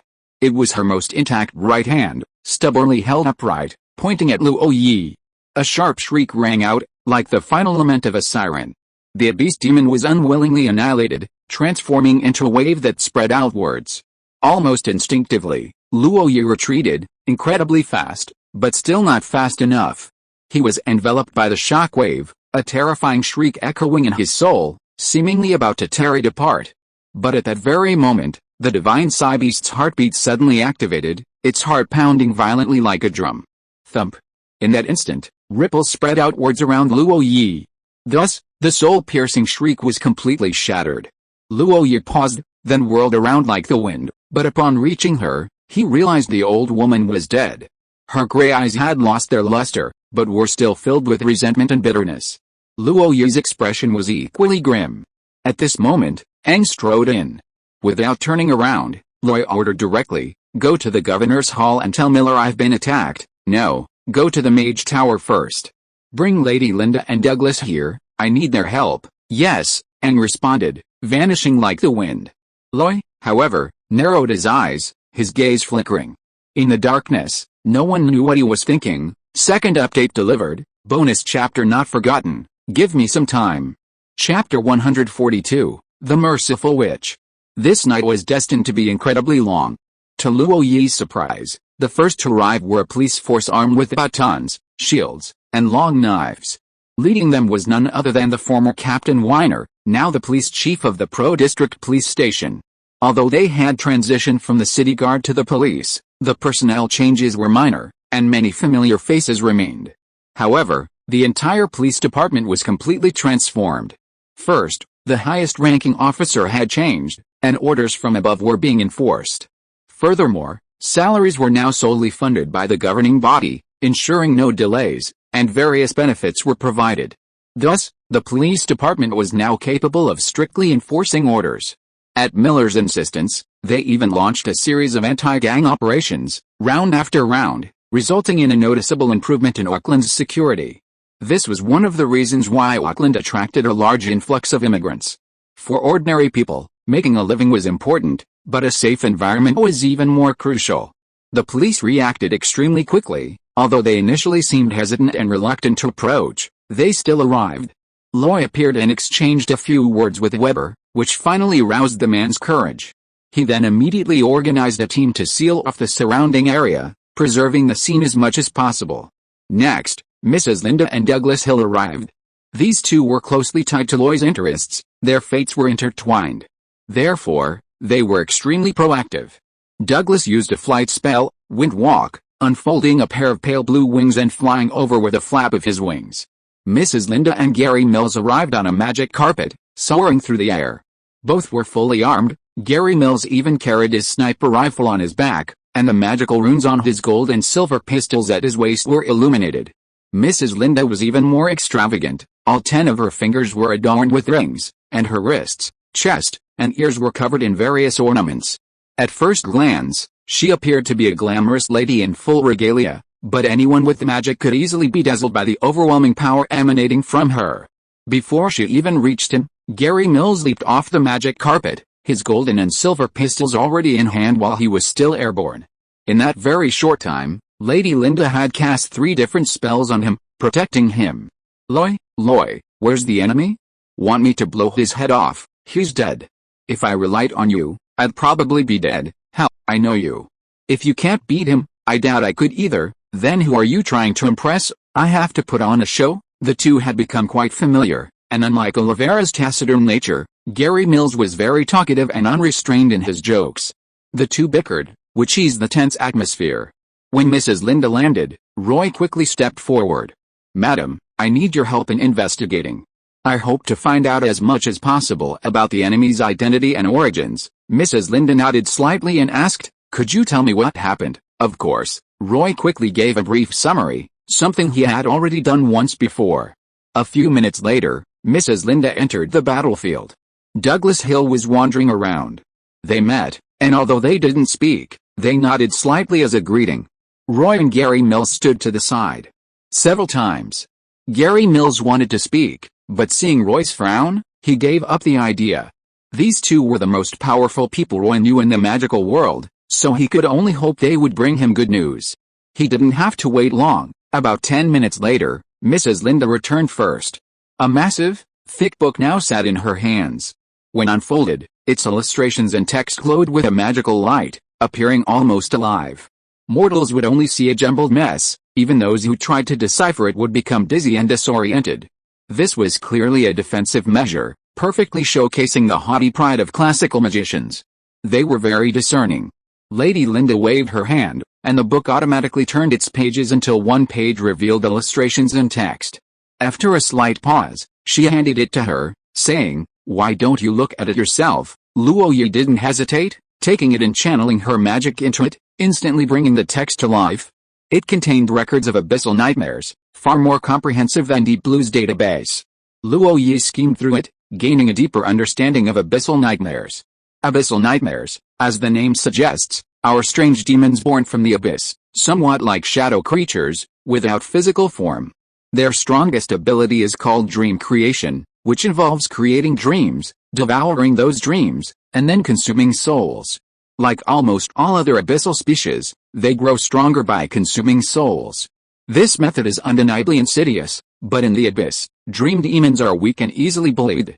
The reason is simple: almost all demons are born from the abyss, their minds filled with abyssal whispers, each teetering on the edge of madness and carnage. The dream creation of abyssal dream demons is utterly inadequate against these demons. On the contrary, a berserk demon can easily kill an abyssal dream demon, even a lesser demon. Therefore, while dream demons aren't at the very bottom of the abyss, they're not much better off. Their only purpose is to be kept by demon lords, creating beautiful dreams for them.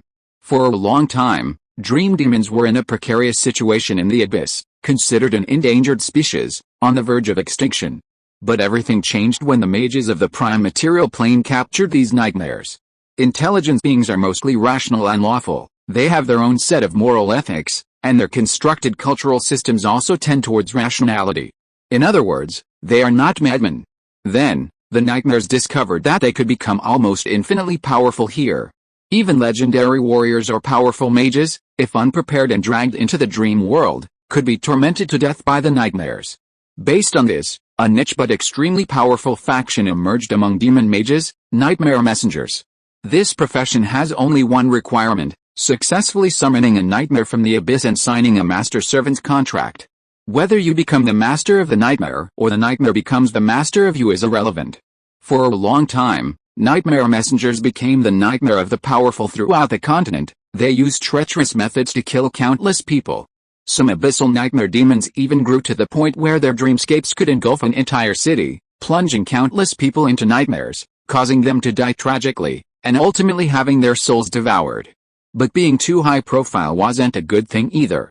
After assassinating many believers and priests, they successfully attracted the attention of the gods. And then, that was it. No matter how cunning these nightmare demon messengers' methods were, their physical bodies were still fragile. Faced with thorough inspections and cleanups, if they exposed their whereabouts, they would meet a gruesome end. Furthermore, faced with the ability to create dreams, intelligent beings inevitably had to display their strongest abilities: observation, comprehension, imitation, and improvement. And so, a mage profession called Dreamwalker was born. These Dreamwalkers also possessed the ability to create and traverse dreams, and even had countermeasures, making them a natural counter to the abyssal nightmare demons. Thus, the nightmare demon messengers' good days came to an end, and they gradually disappeared from the continent. It's worth mentioning that the record clearly states that dreams are chaotic, and even abyssal dream demons need casting materials to locate their targets. These materials could be the target's body tissue, such as skin, blood, hair, or nails, personal items, like clothes worn for a long time, imbued with a strong aura, or the tracking of a shared bloodline to potentially pinpoint the target and then use dream-making magic. Upon receiving this information, Roy almost immediately sent Mira Greenman, who had just arrived, back to search for any discarded clothing or other items. However, these were insignificant compared to the fact that dream demon messengers were almost extinct. What was this old woman? Roy looked at Linda and asked, "Madam, do you know of any forces with this lineage still existing?" Linda frowned, pondered for a long time, and then shook her head. "I haven't heard of it." "Well, I do know a little about that," a voice rang out, and Douglas Hill approached, also dressed in luxurious magical equipment, armed to the teeth. But at this moment, his expression was somewhat solemn. Hearing this, Luo Yi pressed, "What do you know?" Douglas slowly nodded, saying, "I've heard people mention it occasionally. You should know that inheritances aren't so easily severed." So, after the dream demon messengers were almost completely wiped out, the anti-dream atmosphere and enthusiasm on the continent gradually subsided. Then, in less than a century, someone obtained the inheritance, but this time, they weren't so foolish. They secretly cultivated and organized themselves into a secret society. They call themselves witches. Although they do dream making and murder, they claim to cause people to die painlessly, possessing compassion. Therefore, They are called compassionate witches. Compassionate witches. Luo Yi's eyes flashed with murderous intent, her gaze sharp, but Douglas added, actually, even if you find them, it's useless. Why? Because people always need to eat, and therefore need gentle. And now, the compassionate witches have transformed into a deeply hidden assassin organization. Douglas Hill paused, then added, in other words, even if you find them, you might not be able to find the people who hire them. I must admit, I always like to write about dreams in my books. If you are listening to this novel on a channel other than Fanfic World, it means it was downloaded and re-uploaded without effort. We warmly invite you to visit our channel, Fanfic World. There you will find the original version of this story and many other novels of various genres. We look forward to seeing you dive into a world of incredible novels. Chapter 143, The Headless Case. The conversation stalled at this point. Loy had rushed to bring these two here precisely because he wanted to find clues and pinpoint the mastermind. Although Loy believed it was most likely the work of the powerful noble families, after all, he had just offended them, and these people had the ability and means. There were 10 such families involved. He needed to determine who is responsible. Even if Loy thought the Hawk and Sespin families, who were the most vocal, were the most likely culprits, he couldn't just make baseless accusations without evidence. However, when the matter involved the ancient assassin organization, the merciful witches, Loy knew things were getting complicated. But Loy was the kind of person who didn't like being provoked, and he didn't like being provoked either, but since they had come knocking, he felt uneasy if he didn't react. Just then, in the ensuing silence, Mira Greenman strode back. Any findings? Asked Roy. Mira shook her head. MRS. Cassidy and I searched the entire place, but found no missing clothing or jewelry. She paused, then added, Young master, you should go back. Why? Baron Miller has arrived. It's inconvenient for him to be here, so he's waiting for you at 19 Via Lombardy. Roy narrowed his eyes slightly. I'll be right there. With that, Roy spoke a few more words to Douglas and Mrs. Linda before seeing them off. They had already provided a lot of information, anything more was useless here. Then, the police took over the operation, with Chief Inspector Weber directing the cleanup. Theoretically, Roy should have been taken to the police station for questioning, that was procedure, but Weber didn't even mention it. As for Gary Mills, he didn't leave but followed Roy. Roy knew this, but after a slight hesitation, he said nothing. This place wasn't far from 19 Via Lombardy. The two moved with incredible speed, weaving through streets and alleys, and arrived at their doorstep in no time. There weren't many people around, but a carriage stood there, bearing the Petrovich family crest, its markings exceptionally prominent. Beside the carriage stood a coachman, ramrod straight, his expression nonchalant, yet exuding a chilling, iron-blooded aura. Loy glanced at the man and sensed a subtle threat emanating from him, like a lurking beast. In this day and age, only a truly powerful person among the extraordinary could evoke such a feeling of threat. The man, however, gave Loy a polite, slight nod, a gesture of greeting. Loy returned the nod, but instead of stopping, he pushed open the door and entered. Inside the living room, Baron Miller's face was gloomy, his expression grim. He held a cup of red tea in his hands, but showed no intention of drinking it. As soon as Luo Yi pushed open the door and entered, he immediately stood up, looking at her with a guilty expression. This time, I've dragged you into this. Luo Yi shook her head. There's no need to say that. I chose this path, and it's the path I'm going to take. What I want to know now is, who exactly attacked me? Miller opened his mouth, as if he wanted to say something, but he swallowed the words back. Roy pressed, You know. Miller shook his head, saying, I don't know, you just want to advise me not to act impulsively, that it's best to pretend nothing happened. After all, any one of these great noble families is incredibly powerful and has an amazing background. If we really clash, I'll only be unlucky and won't gain any advantage. Roy paused, then asked, Am I right? That's exactly what I wanted to say. Miller didn't deny it, but then changed the subject, saying, However, you've gained the friendship of the Petrovich family. If needed, I'll stand by your side, no matter who the enemy is. Roy grinned. That's enough. I know what you mean. Don't worry, I'm not stupid. I know when to lie low. Right now, I don't have the ability, so I'll just remember it. One day, I'll get my revenge. Roy made his stance clear, then turned and asked, Miller, tell me the truth, you really don't know? Miller's smile became even more bitter. I really don't know. After a slight hesitation, he added, "However, I still feel there's something strange about this." "You mean, Loy, there are rules to the struggles between nobles, unless it's like the royalists and the old nobles, where it's almost a fight to the death. Otherwise, everyone has to save face. Otherwise, if you kill me and I kill you, it'll be impossible to end things. Therefore, caution and restraint are essential principles that every noble must understand in their struggles." Besides, before the Northern Railway Company's shares were finalized, they had a reason to act. Now that the railway is under construction, they're just killing someone out of spite, especially someone as important as you. "I don't think they'd be that stupid." Loy frowned.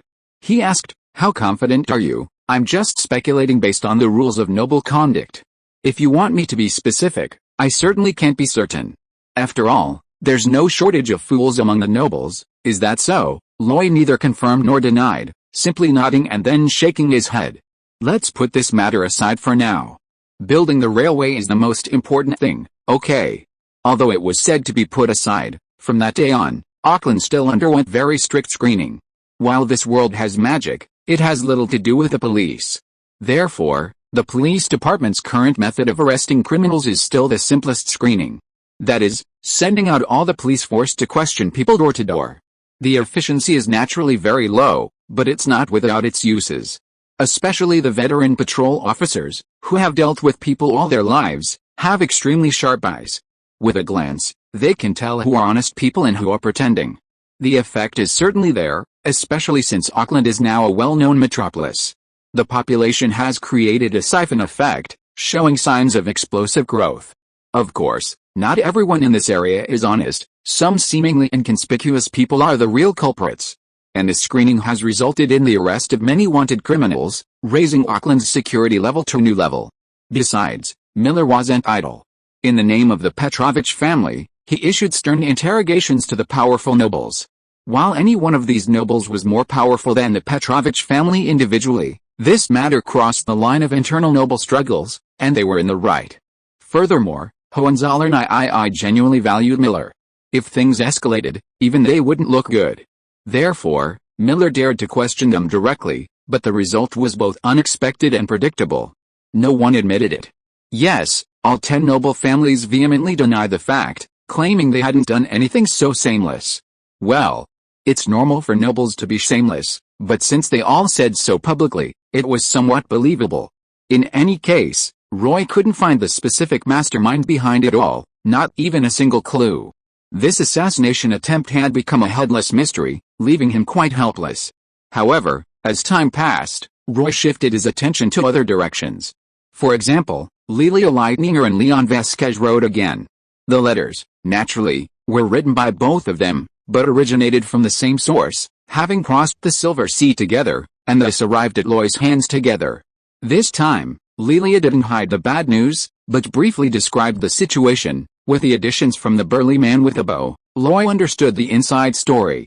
Lilia was quite trusting, but Leon Vasquez was. After Lilia's father recovered, he immediately found her and explained the situation. This man, who had taken over such a large family business, was also ruthless. After some investigation, he determined that his brother and wife had poisoned him. The two had long been colluding and had been tampering with the family business. It was even hard to say whether his son was his or his brother's. This infuriated Lilia's father. No one knew where he had found the manpower, but in any case, the two traitors met a gruesome end. The Leitninger family matter was thus considered closed. However, there was a downside. Lilia's father now expected her to stay in the Tudor Empire and manage the family business. This meant Lilia's return would be delayed again. This was something Roy couldn't tolerate. He was naturally unwilling to be unable to see or touch his beloved girlfriend. After much thought, Roy began writing back. His replies to Lilia were full of sweet words, reminiscing about their happy times together and looking forward to a bright future. Finally, he even brought up the matter of magical machinery, needing her help in developing the high-temperature resistant materials for the stamping machine. Not a single word urged her to return, yet every sentence seemed to be a plea for her return. As for the letter to Leon Vasquez, it was much shorter. Roy only promised that if he found a way to bring Lilia back, he would provide all of Leon's future training potions, skills, and equipment. Even after sending both letters, Roy still felt uneasy, but given the distance, he had no other choice. After that matter was settled, Roy hadn't even enjoyed 2 days of peace when Maruna brought up another major problem he couldn't ignore. The Northern Railway Company's railway construction was in full swing, but now, the required rails were in short supply. And this time, the one causing the problem was none other than Douglas Hill.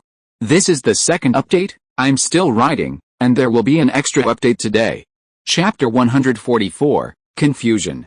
At 19 Via Lombardi, in the study, Loy, without looking up from the documents in his hand, asked, "Is it that the Caroline family's rail supply is running out?" Douglas assured me that the quality and quantity would be guaranteed, absolutely no problem. How could this situation arise so quickly? Maruna, standing ramrod straight, smiled wryly at the question, saying, "Young master, if I may say so, this really can't be blamed on the Caroline family. They've done their best, but in the current situation, they are truly helpless." Loy looked up, intrigued. "Tell me more." "It's not that their production is too slow, but that we're working too fast," Maruna explained in detail, and Loy finally understood. The conditions Loy had used to entice Douglas were actually only two. First, Loy would pay for the railway company shares. Douglas wouldn't actually have to pay. The shares would be transferred directly to Loy, and he would even give him 2% of the shares. In other words, Douglas could acquire 10,000 gold tires worth of initial shares in the Northern Railway Company simply by talking. Such a large sum of money was impossible for even him to ignore. Of course, Douglas was a man who wouldn't act without a profit motive. Once he saw the true value of the shares, he paid the gold tires himself. This meant he was now a legitimate shareholder of the Northern Railway Company, holding 6% of the shares. Secondly, Roy promised to award the order for railway rails, the most valuable and essential material for railway construction, to the Caroline family. This was Roy's initiative, and it was what Douglas was most interested in. Undoubtedly, railway rails were the most valuable and essential material for railway construction. Douglas had always wanted to get involved in this area. The Caroline family's iron foundry primarily produced railway rails. However, the Caroline family's influence wasn't strong enough, and Douglas was only a second-tier magic mechanic. Compared to truly powerful businessmen, he was somewhat outmatched. As a result, the produced rails were actually sent to other large factories, where they were picked over, with only a portion of good quality kept and the rest returned. In other words, the Caroline family's iron foundry was just a subcontractor, subjected to all sorts of nitpicking and exploitation by its clients. Despite Douglas Hill's ever-present, smiling face, he was utterly fed up with these clients. In fact, he practically hated them. So, when Roy suggested he be the client's daddy, even knowing the dangers of getting involved in aristocratic struggles, he agreed without hesitation. However, although Roy was acting on Miller's behalf, he understood the importance of quality better than anyone. Therefore, he made it clear to Douglas up front, he could give him the orders, and the prices would be market rates. He wouldn't ask for discounts. But one thing was crucial, the quality absolutely could not be compromised. Douglas Hill readily agreed, confidently stating there would be no problem. But now, a problem arose, not with quality, but with insufficient quantity. However, as Maruna said, the Caroline family really couldn't be blamed. The railway construction was simply too fast. The current workers were mostly former farmers, retaining the characteristic simplicity and diligence of rural laborers. The Northern Railroad Company of Lloyd was truly well-funded and offered excellent conditions. Not only setting work deadlines but also investing heavily in food, lodging, and medical care. As a result, the group of migrant workers found life here far better than back home. Then, they repaid in their own way, by working like crazy. Furthermore, to meet the deadline, Miller opened 3 work sites, all operating at breakneck speed. Thus, the work efficiency was phenomenal. The 360 kilometers of railway were being laid far beyond the projected pace. Consequently, the supply of rails ran into problems. The Caroline family's production capacity simply couldn't keep up, and even the iron foundries in surrounding cities couldn't keep up. This slowed down the railway construction. Although Douglas wasn't entirely to blame, the solution still lay with him. Without much hesitation, Roy had Maruna prepare a carriage and then took Mira and Gary to the Fillant Magic Academy. Inside the Moonstone Mage Tower, Roy met Douglas, who clearly knew Roy's purpose. Before Roy could speak, he said, "I've already made contact. Through the Mage Tower's channels, I've contacted a large iron foundry in the Ruhr region. I'll personally bring the dimensional bag and pick up the goods through the Mage Tower, I guarantee that the rail supply will be restored in the shortest possible time, without any delays. Please make this clear to Baron Miller. Douglas was also determined. This was his first time being a client, and messing things up would damage his reputation. Therefore, he truly used all his connections from over the years, not only finding a source of goods but also arranging teleportation magic and dimensional bags. The cost was considerable, but he knew it was necessary. Now that things had come to this, Roy couldn't really criticize him, but he still said, "Douglas, it's not that I'm trying to find fault with you. I just think that constantly changing hands like this isn't a sustainable business. Our Northern Railway Company has made a name for itself this time. In the future, when it comes to railway construction projects, we'll definitely need more than just one or two of yours. Are you sure you're not relying on your own production capacity, but on outsiders?" Having become more familiar with each other, Roy spoke less bluntly. Douglas Hill gave a wry smile and said, "I know, but upgrading the foundry isn't as simple as you think. It requires a sufficient number of skilled workers and blacksmiths, otherwise production capacity won't keep up." Roy's mind raced, and he suddenly asked, "How's your blast furnace steel making going? So far, haven't you really achieved anything at all?" "Well, it's not that there's no progress at all, but the most crucial problem remains unsolved." "What?" "Furnace temperature. Steel making requires a sufficiently high furnace temperature to completely melt the iron ore, but until now, I haven't found a feasible solution." Roy became interested and asked, "Can I see? I want to see what experiments you've done, wasting so many materials over such a long time." Douglas Hill hesitated slightly, but finally said, "Then come with me." He led Roy out of the living room and into the laboratory, where they toured it. Roy had been to Douglas's laboratory more than once. It was so messy he couldn't even find a place to step. Moreover, it reeked of rust and machine oil, a truly unpleasant smell. However, with Douglas's proactive explanation, his research approach to blast furnace steel making, various experiments, and even the results, were all presented to Roy. Then, he discovered that Douglas hadn't been without results. There were ways to melt gold and smelt iron in this world, especially since magical materials often contained additives that could raise temperatures. Douglas's attempts had yielded results, but when he calculated the costs, he could only frown in frustration. Magical materials have always been extremely expensive, especially before large-scale artificial cultivation became possible. They were practically non-existent. Their prices were naturally high, making them a reluctant expense even for ordinary use, let alone now. If those magical materials were to become common auxiliary agents, Douglas felt that the steel he produced would be astronomically expensive. High costs would naturally lead to a lack of competitiveness, making subsequent promotion impossible. Therefore, Douglas hadn't mentioned these immature plans to Roy. He only mentioned them now during the presentation. This reflects the current state of magical machinery development in this world, all was limited by the influence of classical alchemy. However, the further Roy looked, the stranger his expression became. He even paced and rotated around one of the machines, feeling as if he was about to grasp some idea, but always fell short. Douglas, dizzy from his rambling, couldn't help but ask, "Roy, what are you doing circling around that universal power machine? Just say what you want to say." Roy suddenly seized the opportunity, saying, "What did you just say?" "Just say what you want to say." Wait, what was that sentence?" "I meant, you're circling around a universal power machine." Right, that's it." Roy finally looked up at Douglas and asked, "I've noticed that all your designs include a universal power machine, but why? Why a universal power machine? Isn't that how it's used?" Douglas's matter-of-fact statement trailed off. Roy said, "In other words, what you're doing now is converting magical energy into kinetic energy, and then using that kinetic energy to create high temperatures. This always involves an extra step. But, is there a way to directly convert magical energy into high temperatures?" At that moment, Douglas's eyes lit up, like a lit torch. This chapter is an extra chapter for Vokers. Thank you for the 3,700 Kidian coins reward. Chapter 145, Hill's Magic Incendiary. The current magic energy pool originated from the core of the Mage Tower, the elemental pool. However, in the course of its evolution, these have long become two different magical creations. The earth, fire, wind, and water gathered in the elemental pool are separate, each with its own storage, while the magic energy pool is a mixture of the four elements, forming a chaotic energy.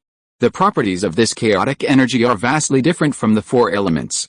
Therefore, to use this energy, a universal power machine is required. In Roy's view, this universal power machine is similar to an internal combustion engine or a steam engine, converting magical energy into power.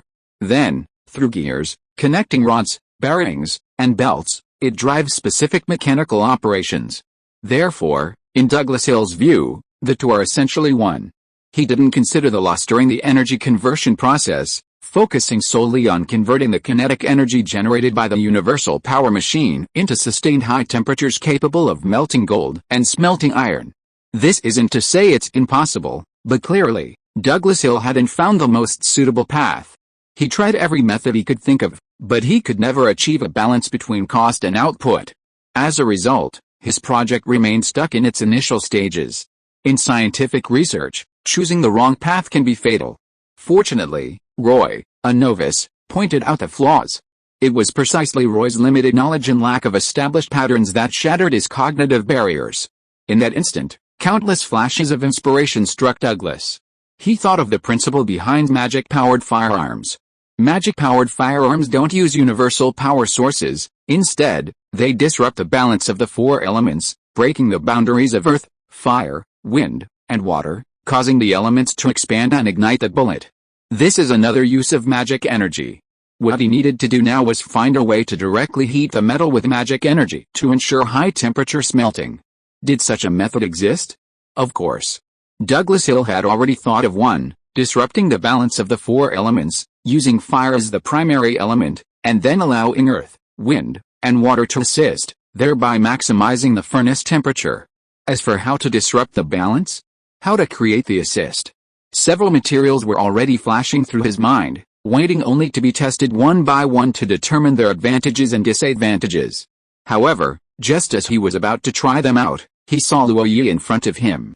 He paused, then made up his mind. I already have an idea. Thank you very much for your reminder, it's really inspiring. So, Luo Yi, are you interested in joining my research? You mean this blast furnace steel making? Yes, Luo Yi. I don't know if you have unique insights into magical machinery or if it's just pure luck. But clearly, I need your insights, or your luck. Join my research, and together we'll bring forth this magical machinery that could change the world. Who knows, many years later, in the textbooks on magical machinery, you and I will be the most prominent figures. Luo Yi's lips twitched slightly. He really wanted to say, your method of motivating people is something I've already used up, but he still felt a surge of excitement, and after a moment's hesitation, he said, joining is fine, but you know my foundation is actually quite weak. No problem, I can teach you. Also, you need to resolve the rail issue first. We can't delay the railway construction. Absolutely. Then, happy cooperation, happy cooperation. Their hands clasped together in midair, a firm yet ordinary gesture. But only time would tell how much this cooperation would change the smelting industry. Things always have priorities, so although his mind was bursting with inspiration, Douglas still had to focus on the rail issue first. Carrying 17 or 18-dimensional bags borrowed from the two mage towers, he traveled like a beggar through the magical teleportation arrays within the towers to the Ruhr region. There, the rails were already arranged, he only needed to make contact, pay, and load the goods. You have to admit, mages have their own circle and platform. Without this connection, it would be impossible to obtain so many rails in such a short time. However, Douglas Hill simply unloaded the cargo, returned the dimensional bag, and then joined Roy in the experiment. Researchers, to achieve results, always need a certain kind of fanaticism. Douglas was a scheming man, and had done his share of bad things. He wasn't exactly a good person. But his expertise and dedication to magical machinery were undeniable. His enthusiasm and seriousness at work opened Roy's eyes. There was so much Roy didn't know, but this time, Douglas showed unusual patience. He answered Roy's questions as thoroughly as possible, not textbook answers, but his understanding and experience, even letting Roy try things out himself. Roy's learning ability astonished Douglas. How could he not learn quickly? Deep Blue recorded everything during the day, and at night he had to use the aided learning module to try things out repeatedly. What seemed like just one attempt had actually been dozens, even hundreds of times. And their first round of experiments was actually about choosing a method to disrupt the balance of magical energy. There were two main approaches. One was to destroy the magic circle physically, but that wasn't Douglas's forte. The other was to add stimulating magical materials to create a chemical reaction. Douglas chose this path. In Roy's words, it was about finding a special magical energy incendiary. Based on his years of experience, Douglas narrowed it down to dozens of materials and, with Roy by his side, tried them one by one. They needed to select the one with the best reaction, constantly changing the proportions and continuing the experiment until they reached the optimal balance. Roy was quite familiar with this process. He had done it before when experimenting with secret medicine formulas. However, he hadn't expected that his first formal lesson in magical machinery would be materials science. Nevertheless, he had to admit that those miscellaneous materials were eye-opening. Some were extracted from plants, some were squeezed from rocks, and some were secretions from magical beasts. The only thing he couldn't do was make it. And this trial and error process relied heavily on luck. With good luck, it was possible to succeed on the first try, but with bad luck, countless attempts would yield no results. Initially, Roy observed and learned from Douglas's methods without offering any advice. It wasn't until after trying dozens of materials that he gave his opinion. This wasn't based on his own ability, but rather on the extensive database provided by Deep Blue, offering a series of experimental possibilities. Roy couldn't simply force Douglas to experiment according to his own will. Douglas had his own plans. However, offering indirect advice and influence was still possible. At first, Douglas didn't notice much, but later he discovered that Roy's suggestions always seemed to yield better results. Through repeated trials, he affirmed Roy's keen intuition and increasingly valued his opinions. Then, from the initial single material to the later mixed materials, from simple extraction to filtration and mixing, gradually, they obtained another extremely unique mixed material. It appeared as a turbid liquid, a dull yellow color, with floating particles within. When used, it had to be shaken vigorously, and tiny, shimmering sparks would appear within the liquid. Then, this liquid, mixed with magical energy, disrupts the balance of the four elements, causing the fire element to erupt and even using the other three elements as fuel, resulting in an astonishingly high and sustained temperature. Roy and his team experimented, placing iron ore in it, and within just 2 hours, it was transformed into molten iron and slag. This result took over half a month. When Roy came to his senses, it was already the end of March in the new divine calendar 312. Sure enough, focusing on a task makes time fly. However, all this effort was worthwhile because they had successfully obtained a combustion aid. It itself cannot burn, but it can disrupt the balance of magical energy, generating astonishingly high temperatures to melt ore when provided with sufficient oxygen. Its furnace temperature can reach an astonishing 1700-1900 degrees Celsius. The experiment at this point can be considered a success. Especially Douglas, despite his disheveled appearance, his eyes were filled with excitement. Finally, it came to the naming stage. Douglas shamelessly suggested calling it Hill Magic Energy Combustion Agent. Roy didn't refuse, because he had secured the naming rights for the blast furnace steel-making machinery. But this wasn't the end, it was just the beginning. The second phase of research and development involved designing a complete steel-making furnace. This was Roy's forte, or more accurately, Deep Blue's. He didn't understand magic energy machinery, but his database contained some information on blast furnace steel making. Therefore, he directly divided the entire process into 4 stages: charging, melting, stratification, and slag removal. Charging, as the name suggests, various raw materials, magic energy spring water, and combustion agent were placed in a certain proportion, while ensuring air circulation. Melting, naturally, this involved reducing iron ore to liquid iron and slag formed from impurities at high temperatures. Stratification, this involved removing the useless slag as the liquid iron gradually sank to the bottom of the blast furnace and the slag rose to the surface. The final iron release naturally involves pouring the molten iron into a fixed mold to cool and solidify it into iron ingots. The entire process requires a series of magically powered machines, and Roy and Douglas's role is to design the tools and machines needed for each step to ensure the process's integrity. Frankly, these 4 steps are quite rudimentary. To obtain better iron and steel, more processes and steps are necessary. However, Roy felt this was sufficient.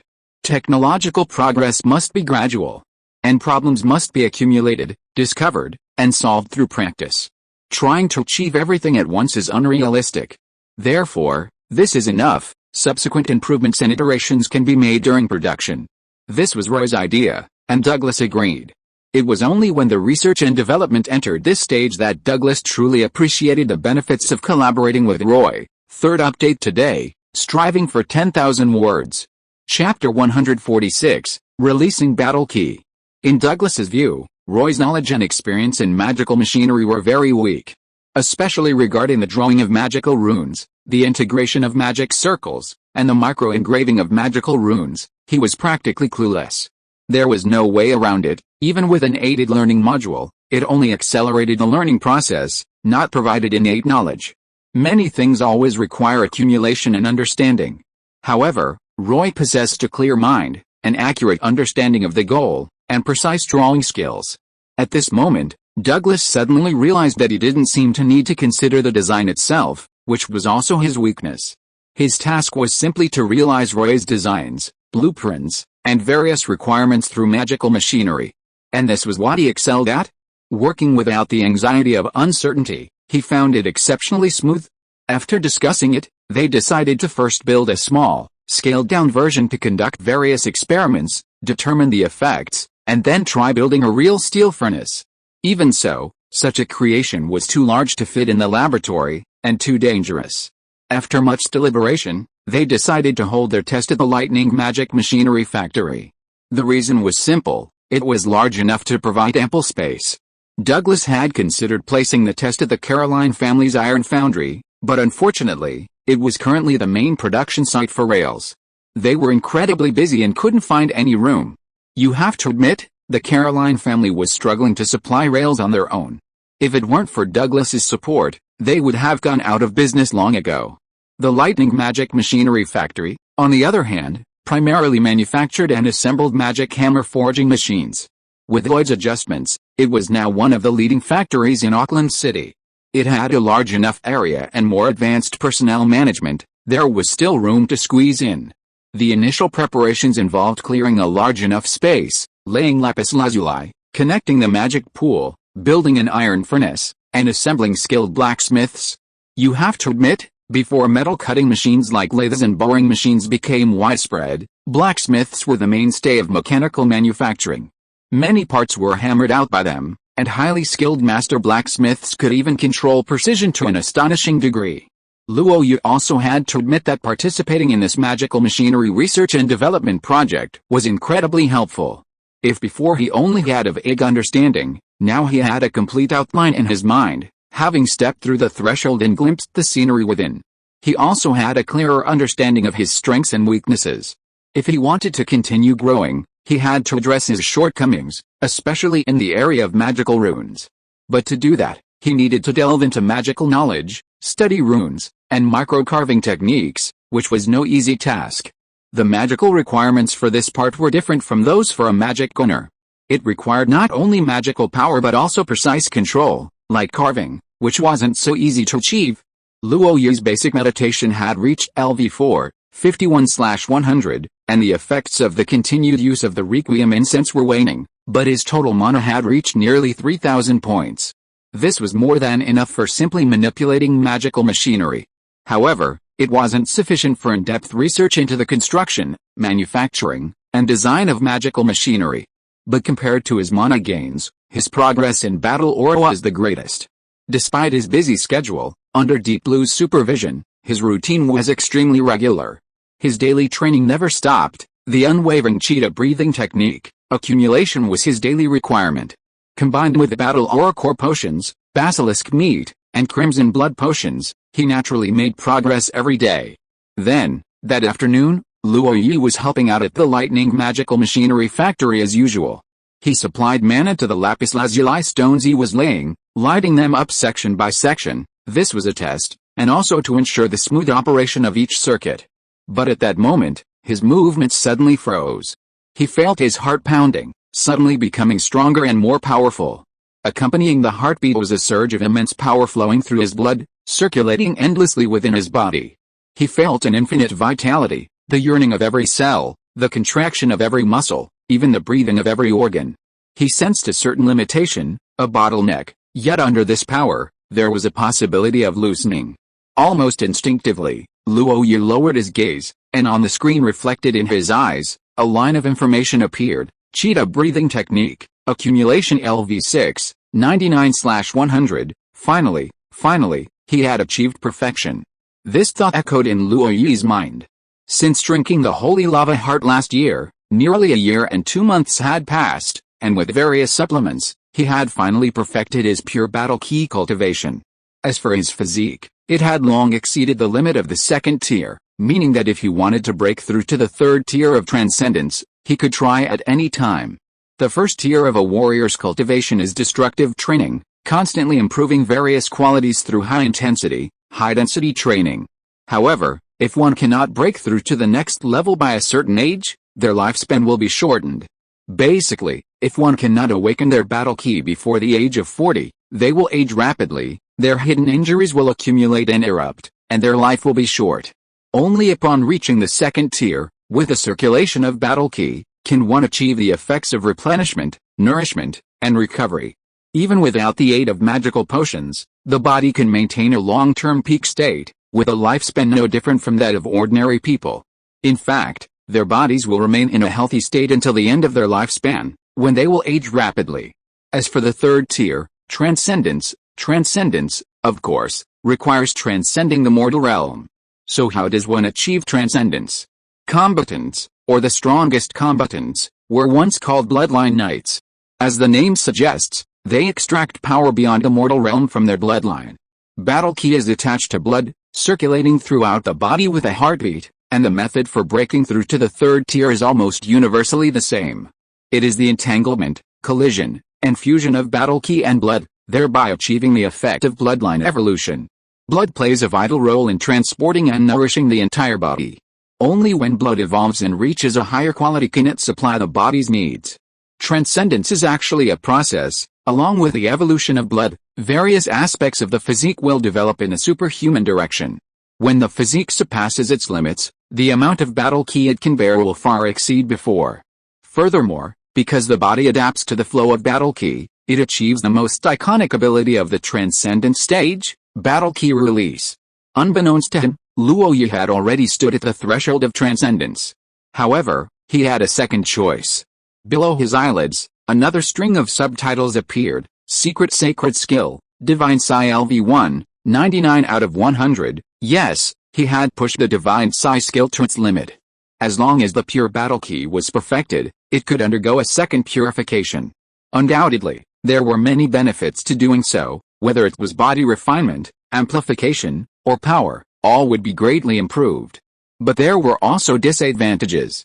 Firstly, with further refinement, the battle ki would inevitably shrink significantly again, requiring a repeat of the accumulation process. Secondly, naturally, the time for breaking through to the extraordinary realm would have to be postponed. Luo Yi is 20 years old this year. At this age, entering the extraordinary realm would make him a true genius, an object of immense admiration. Such a reputation would be hard to relinquish. But Luo Yi only hesitated for a moment before making his decision. He didn't need empty fame, nor was he short of money. What he wanted was to go further and possess greater power to protect what he wanted to protect. The extraordinary realm was merely a stage on his path, one he would eventually cross. Before that, laying a solid foundation was paramount. With this thought in mind, Luo Yi immediately got up, explained the situation to Douglas, and returned directly to 19 Lombard Street. Priorities mattered, and right now, breaking through was the most important thing. However, Luo Yi wasn't anxious. Instead, he spent 3 days adjusting his condition. He got a good night's sleep to wash away mental fatigue, and then used meditation and ki circulation to restore his energy and spirit to their peak state. During this time, Luo Yi had Shenlan simulate the process of refining battle ki, and tried it hundreds of times using the auxiliary learning module to ensure there were no problems before he was completely at ease.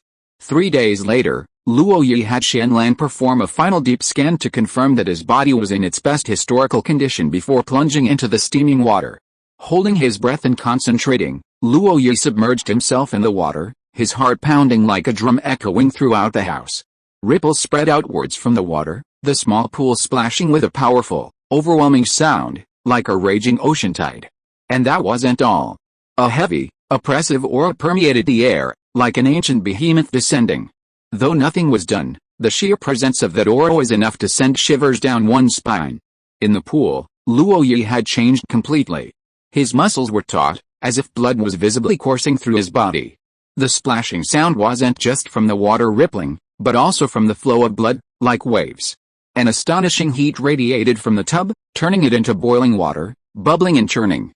The entire bathroom was enveloped in a thick, bottomless white mist. Buding was nearby, prepared, filling buckets of water to maintain the water level.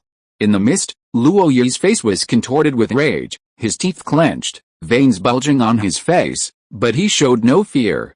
Half an hour later, all the strange phenomena finally subsided. Suddenly, a violent crash. Countless water droplets shot out in all directions, like bullets, slamming against the walls with a crackling sound. Evening immediately slipped out and closed the door. But feeling the force of the impact, his expression changed.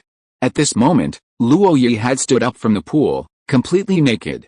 His muscles, though not exaggerated, were clearly sculpted through countless hours of training. However, his expression was somewhat strange. He closed his eyes slightly, as if sensing something, until after a moment, he suddenly opened them, his eyes flashing with a sharp light.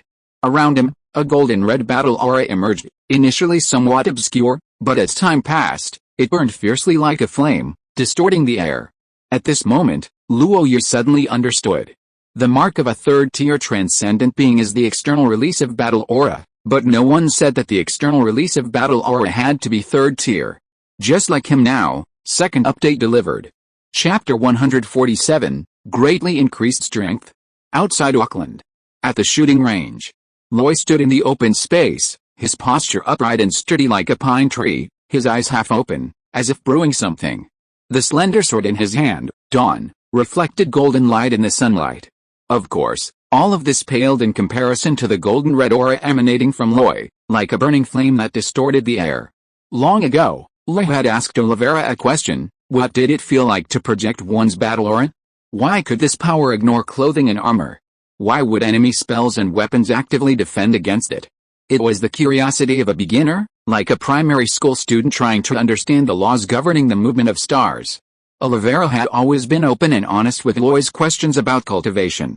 But this time, he pondered for a long time, only saying, when you reach that level, you will naturally know. Only now did Loy understand that it wasn't that he didn't want to answer, but that he didn't know how to describe it.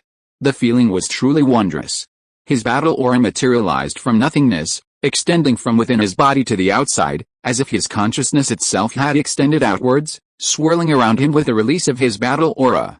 Therefore, even with his eyes closed, Luo Yi could clearly see his surroundings. And it was a 360-degree field of vision, with no blind spots. This was something Luo Yi couldn't have imagined before, but now, his senses were becoming increasingly vivid. Of course, Luo Yi's current field of vision wasn't very large, only extending to about 100 meters around him. But even this 100 meters was considered his perception range. Whether it was an enemy intrusion or extreme defense, he would have more time to react. This alone would give him a significant advantage in face-to-face combat. Moreover, this was just the beginning. With the improvement of his strength, there would inevitably be many more benefits. And this was only one of the advantages. The most amplified aspect of releasing battle aura is always offensive capability. At a certain moment, Luo Yi suddenly opened his eyes, his eagle eyes narrowing sharply, everything within his field of vision becoming clearly visible. Even the drifting trajectory of a speck of dust was slowed down. At this moment, Luo Yi raised his sword. The morning light was held before him, and golden red light gradually wrapped around, spread, and enveloped the golden blade. This rare, refined gold weapon was originally forged for a third-tier transcendent being. Its energy conduction and accumulation effects were naturally extremely strong. With the infusion of energy, even a subtle tremor rang out, clear and melodious, like a dragon's roar or a joyful cheer.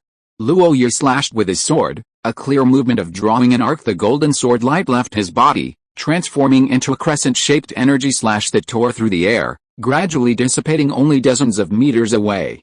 Even after the energy slash had dissipated, aftershock still rippled in midair, the golden red light lingering in the eye. But Luo Yi frowned, seemingly very dissatisfied. Of course he was dissatisfied. He could injure an enemy 100 meters away with his sky-piercing slash. A mere 10-meter attack range was naturally beneath his notice. This was normal. He wasn't yet an extraordinary being, and being able to project his battle aura was already remarkable. As if remembering something, the golden red light around him intensified, and the battle aura on the dawn rapier grew even stronger. But Luo Yu wasn't satisfied. Instead, he raised his hand and gripped it tightly. With his special power-generating technique, the sword's cry was more than 10 times more intense, and layers of mock rings began to spread along the blade, reflecting the golden red battle aura and appearing even more blazing. Luo Yu took a step, spun around, and swung his sword again. This time, it was the technique of the sky-piercing slash combined with the amplification of his battle aura. This time, Luo Yu used almost his strongest technique. A battle aura slash seemed to draw a circle, spreading outwards. In the blink of an eye, it reached 150 meters away, leaving a trail of golden red ripples in its wake. Everything seemed unchanged. But 50 meters away, within the range of the battle aura slash, several trees began to snap and break. They fell neatly to one side, crashing to the ground with a series of booming sounds. One can imagine that any enemy within this range would be cut in two. In fact, among third-tier transcendents, those with such a long attack range for their battle key slash are rare. And Luo Yu's combination of these two skills is only just beginning.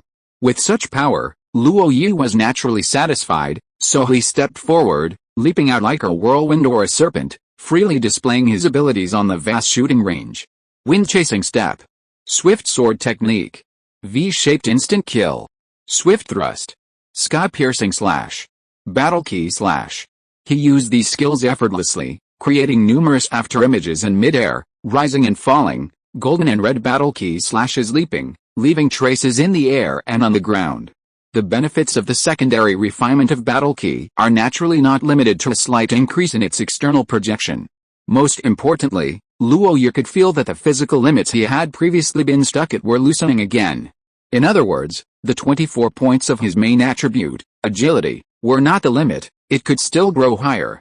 Various sword techniques, after being refined with battle key, naturally surpassed their limits. What Luo Yu is most worried about now is finding someone to learn sword techniques at the transcendent stage. Don't doubt it, he can really learn them now. However, there are also things beyond Luo Yu's expectations. The first refinement of battle key reduced it to only 1/10, leaving Luo Yu in a state of battle key deficiency. This second refinement now leaves half, far more than the previous 1/10. Luo Yu has a feeling that the divine Psi method allows for a maximum of one more refinement of battle key, meaning 3 refinements are the limit. Although somewhat regrettable, it makes sense. Everything has its limits, even secret sacred techniques must conform to objective laws. It's a long story, but actually only a very short time. When Luo Yu stood still again and exhaled deeply, the ground within a 200-meter radius was covered with numerous large and small slash marks. They were haphazardly laid, as if plowed over and over again. At that moment, footsteps approached, and Gary Mills quickly stepped forward. He looked at Loy as if she were a monster. "Teacher Gary, why do you look at me like that?" Gary couldn't hold back any longer. "You're at the 3rd rank?" No, you don't have the aura of a 3rd rank. You definitely haven't broken through to the transcendent level, but what's with your battle aura? It's being projected outwards.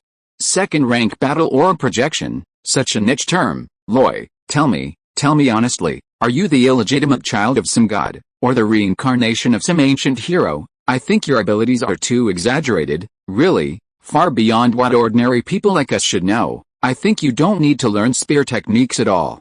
Your swordsmanship is enough, it's definitely enough for you to handle most enemies." As he spoke, Gary Mills felt he was becoming incoherent and rambling. But he couldn't help it, he really couldn't.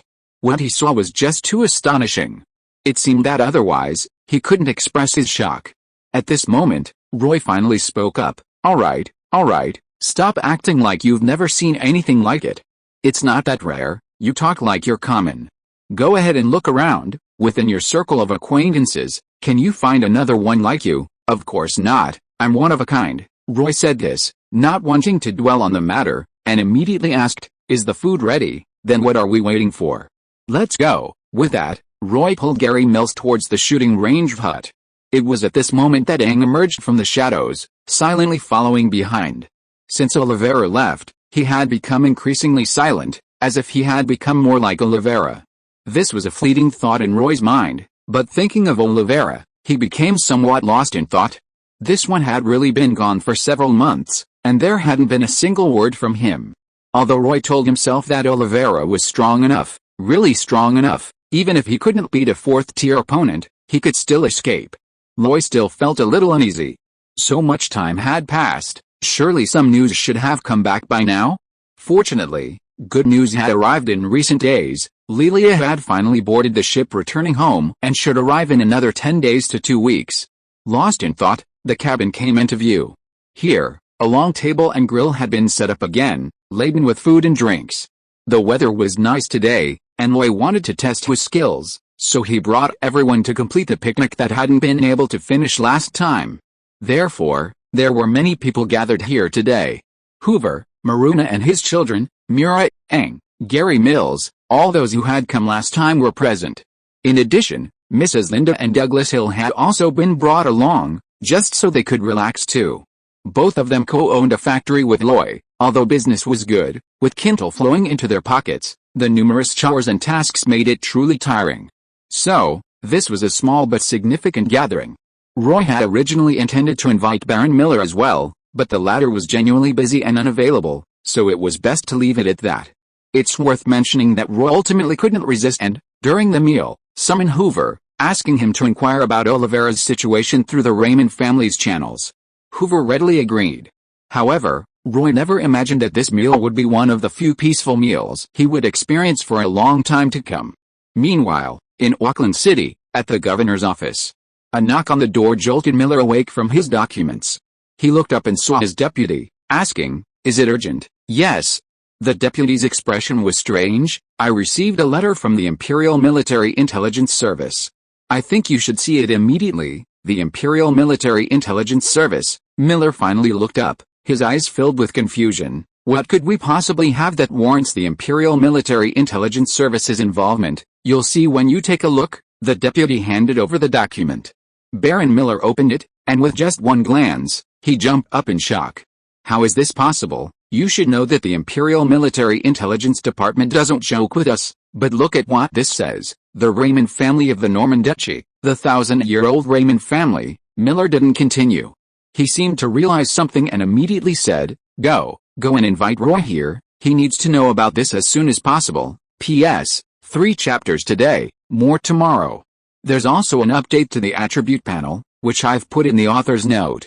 Attribute panel update, name, Roy Roy Fitz, race, human, hero template, class, wind chaser swordsman, tire 2 LV10, magic gunner, tire 2 LV8, strength, 20, 1/100, agility, 24, 1/100, constitution, 21, 1/100, perception, 16, 20/100, intelligence, 16, 89/100, awakened talents, deadly threat, swift as the wind, divine sigh, behemoth's heartbeat, combat skills, swift sword technique LV9, 1/100, cheetah breathing technique, accumulation LV5, 50/100, cheetah breathing technique, refinement LV6, 1/100, wind chaser step LV7, 1/100, swift thrust LV7, 1/100, V-shot instant kill LV7, 1/100, sky piercing /LV6, 25/100, gunner skills, basic meditation LV4, 89/100, eagle eye LV4, 9/100, magic mechanics LV2, 1/100, hands-on balance LV4, 1/100, rapid fire LV7, 1/100, weapon maintenance LV7, 1/100, secret sacred skill, divine psi LV2, 1/100, other skills, old world knowledge LV3, herbal identification LV6, 10/100, alchemy LV4, 99/100, created secret potions. Roy Fitz Warrior's Elixir, Soul Stabilizing Spice, Soul Soothing Spice. Chapter 148, Big Changes. Auckland City, Governor's Hall, Governor's Office. When Loy stepped in, his expression was relaxed. He frequented this place. The Northern Railway Company had many matters to attend to, and he came here every few days to discuss and resolve various trivial matters. Loy hadn't given Miller's summons much thought. But seeing Miller's serious expression, his smile slowly faded. Is there a problem with the railway construction? No. Is there another change in imperial policy that will affect us? No, that's not it either. It's not that there isn't enough money. That's impossible. I just looked at the financial report yesterday. Raw material supplies are sufficient, workers are overstaffed, and a group of key personnel has been trained.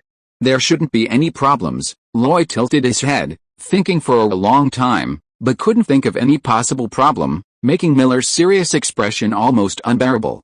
So, he simply handed over the documents in his hand, saying, "Take a look yourself." Lloyd stared at Miller for a moment, then finally took the documents, opened them, and after just one glance, his pupils suddenly contracted, and his expression froze.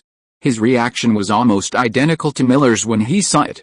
Looking up, he said, "Miller, are you kidding me? You think I'd joke about something like this, but look at what it says. The Raymond family was attacked by a mysterious force. The family castle was destroyed by a meteorite, resulting in countless deaths and injuries. Family members were assassinated one after another, including Earl Raymond. All direct descendants died, their souls annihilated, and there's no way to trace them. This kind of thing. Roy's voice stopped abruptly. He seemed to have thought of something, his pupils dilated rapidly, and after a moment, he gritted his teeth and uttered 4 words, "The merciful witch." "You thought of that too." Baron Miller spoke up at the right moment. "I felt that the previous assassinations didn't seem to be the work of those 10 great noble families. Our struggle hasn't really reached that point. So, could this merciful witch be sent by that mysterious force? The reason they assassinated you is because, although you are an illegitimate child, you are a direct descendant of Earl Raymond." At this moment, Roy thought of even more. Because the Abyss Nightmare's dream-making talent also requires a casting medium. Luo Yi had checked himself, he hadn't lost any personal belongings. Given his regular routine, he hadn't seen such an old woman approach him, and he shouldn't have lost any skin or tissue. At the time, he wondered how this Witch of Mercy had locked onto him. Now it seemed most likely through bloodline. Starting with Earl Raymond, tracing down his direct bloodline, whether acknowledged legitimate sons or unacknowledged illegitimate children, all were to be exterminated. This thought made Luo Yi's expression grow increasingly grim. Even he was reluctant to face this scene. He asked, somewhat unwilling to give up, "Miller, is there any possibility that your information is inaccurate?" Miller smiled bitterly. "This came from the Imperial Military Intelligence Department. It's almost impossible for it to be false. The reason I received a copy is probably because I know our relationship and your identity. Besides, 1,000-year-old Earl, one of the most powerful noble families in the Duchy of Normandy. To have their lineage cut off like that is an absolutely momentous event. So, the news definitely can't be kept secret. Anyone with a little inquiry will know the truth." These words completely shattered Lloyd's last hope.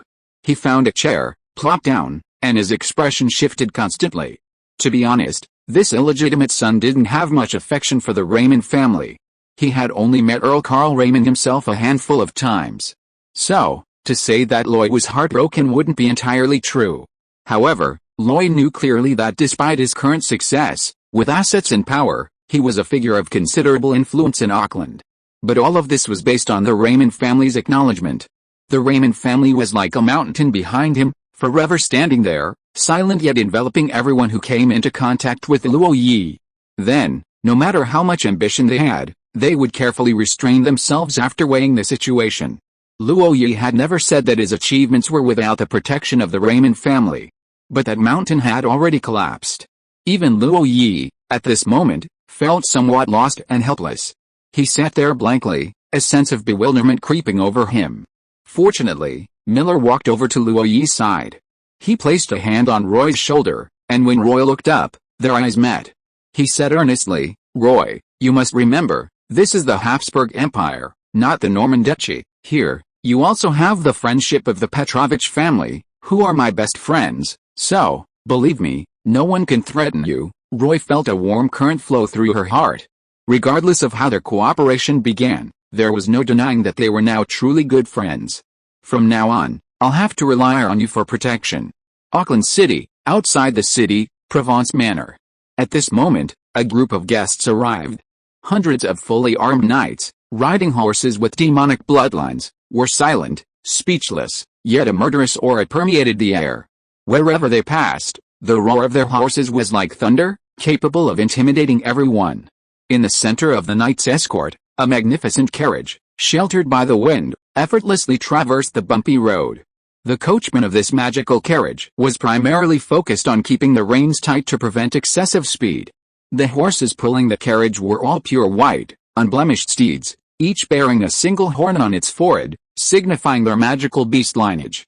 In the old world, where knights reigned supreme, mounts have always held an indispensable position.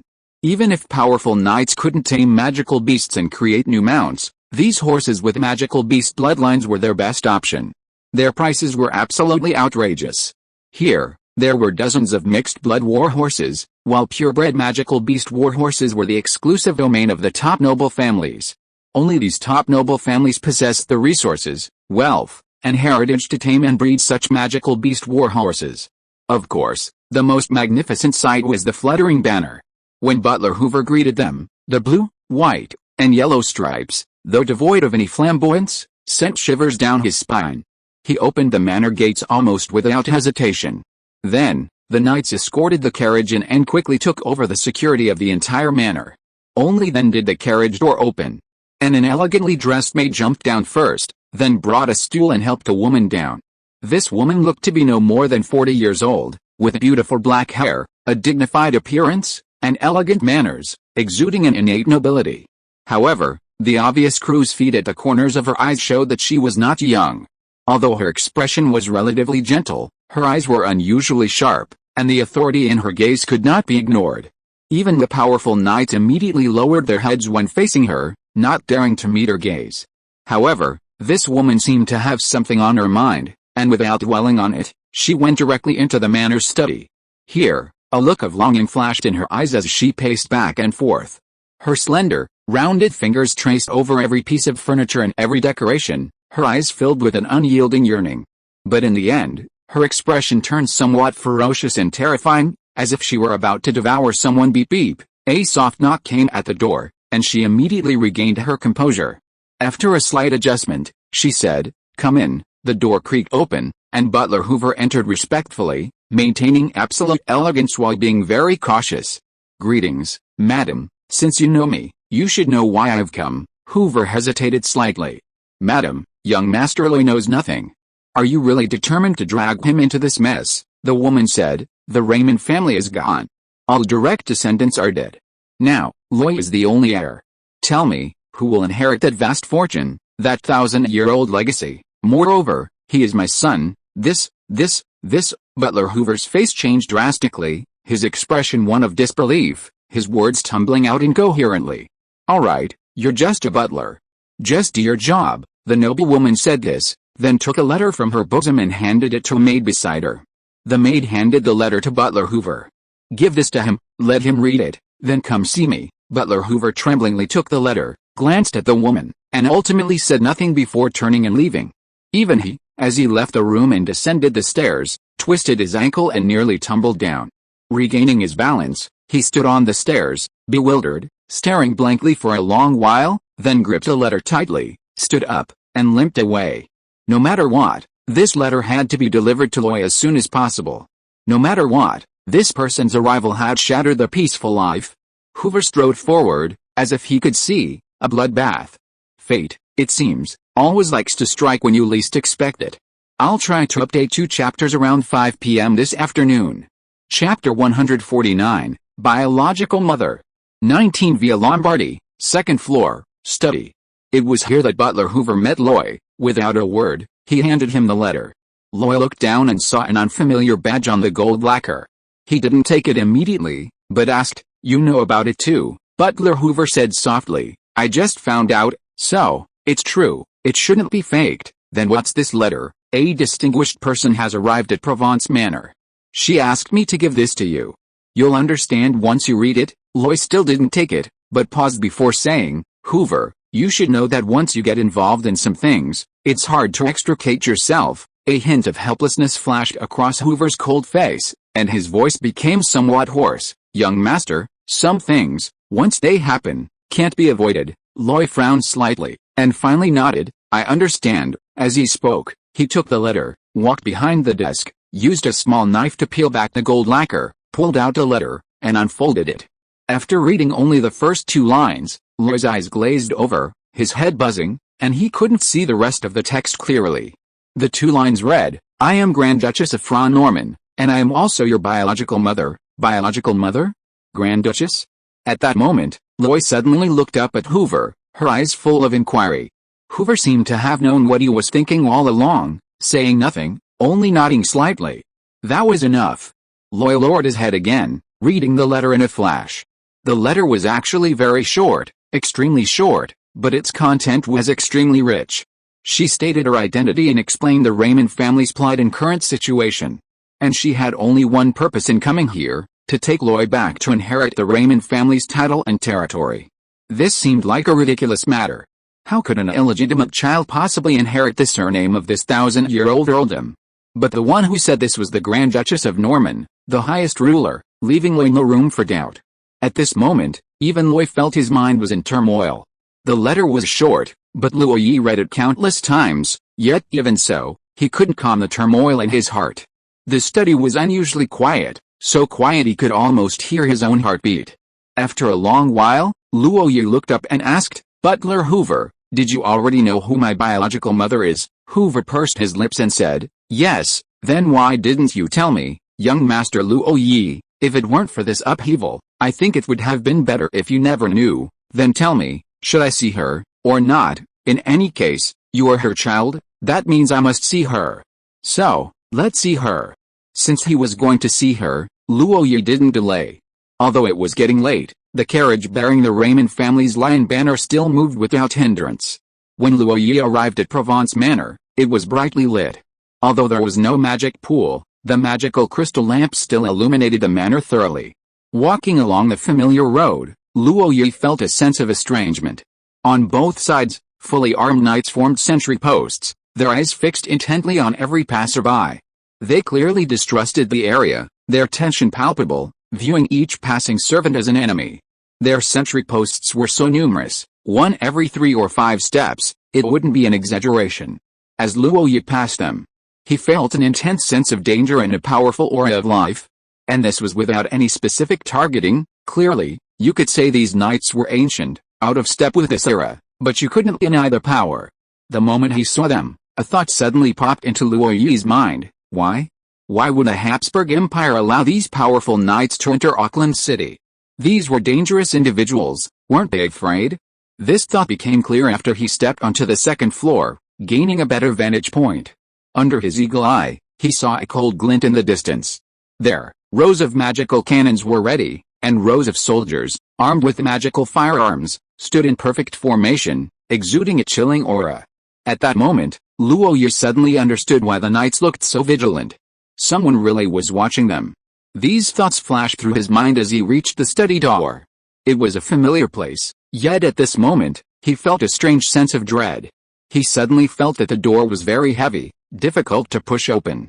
But in that instant of hesitation, the door opened, and a beautiful young woman, dressed in magnificent robes as if she had stepped out of a classical palace, appeared before him. The woman smiled slightly at him, bowed slightly, and said, "My lord, I have been waiting for you for a long time. In a sense, this world is more gender equal. When women are ruthless, they are far more formidable than men.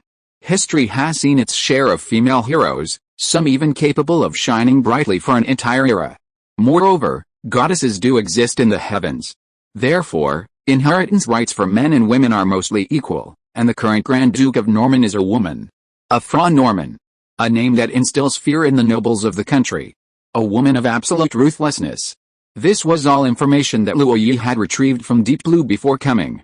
He was ultimately going to meet a woman of immense power, and he couldn't possibly be unprepared. At this moment, facing the girl's smile, Luo Yi finally took a step forward and entered the room he knew so well. Then, he saw a figure with her back to him. The magnificent palace attire she wore accentuated her noble bearing. Even with her back turned, you could feel the pervasive pressure click. The crisp sound of the door closing startled Luo Yi. When he turned around, he was shocked to find that the girl had already closed the door. At this moment, the woman finally turned around. She and Luo Yi looked at each other, but there was no scene of tears or a tearful embrace. The atmosphere was somewhat somber. The woman's gaze was somewhat complicated as she looked at Luo Yi. She seemed to want to speak several times, but didn't seem to know what to say. Luo Yi was even less inclined to speak. She pursed her lips, appearing quite stubborn. Finally, the woman moved. She walked along the edge of the study, her long, slender fingers brushing over the furniture and decorations. "Do you know why your father sent you here to study?" Before Luo Yi could answer, she continued, "Because you were born here. Back then, your father and I spent our happiest years here, and it was here that you came into our lives. At that time, I wasn't the first in line to the dukedom. I had 2 older brothers, and I never dreamed of becoming king. Back then, Karl Raymond was still very young. Although he was much older than me, he was full of vigor and high spirits. He was the first in line to the Raymond family throne, but he didn't care about that position. He always wanted to break free from the family's constraints. He wanted to travel freely across the continent, leave his mark on every ancient site, and fight those powerful super-level magical beasts. He even wanted to cross the ocean to the New World to broaden his horizons. That's right, he had a free spirit and yearned to be a traveler. These qualities of his attracted me. At that time, I thought he was so cool, indescribably cool, so I seduced him.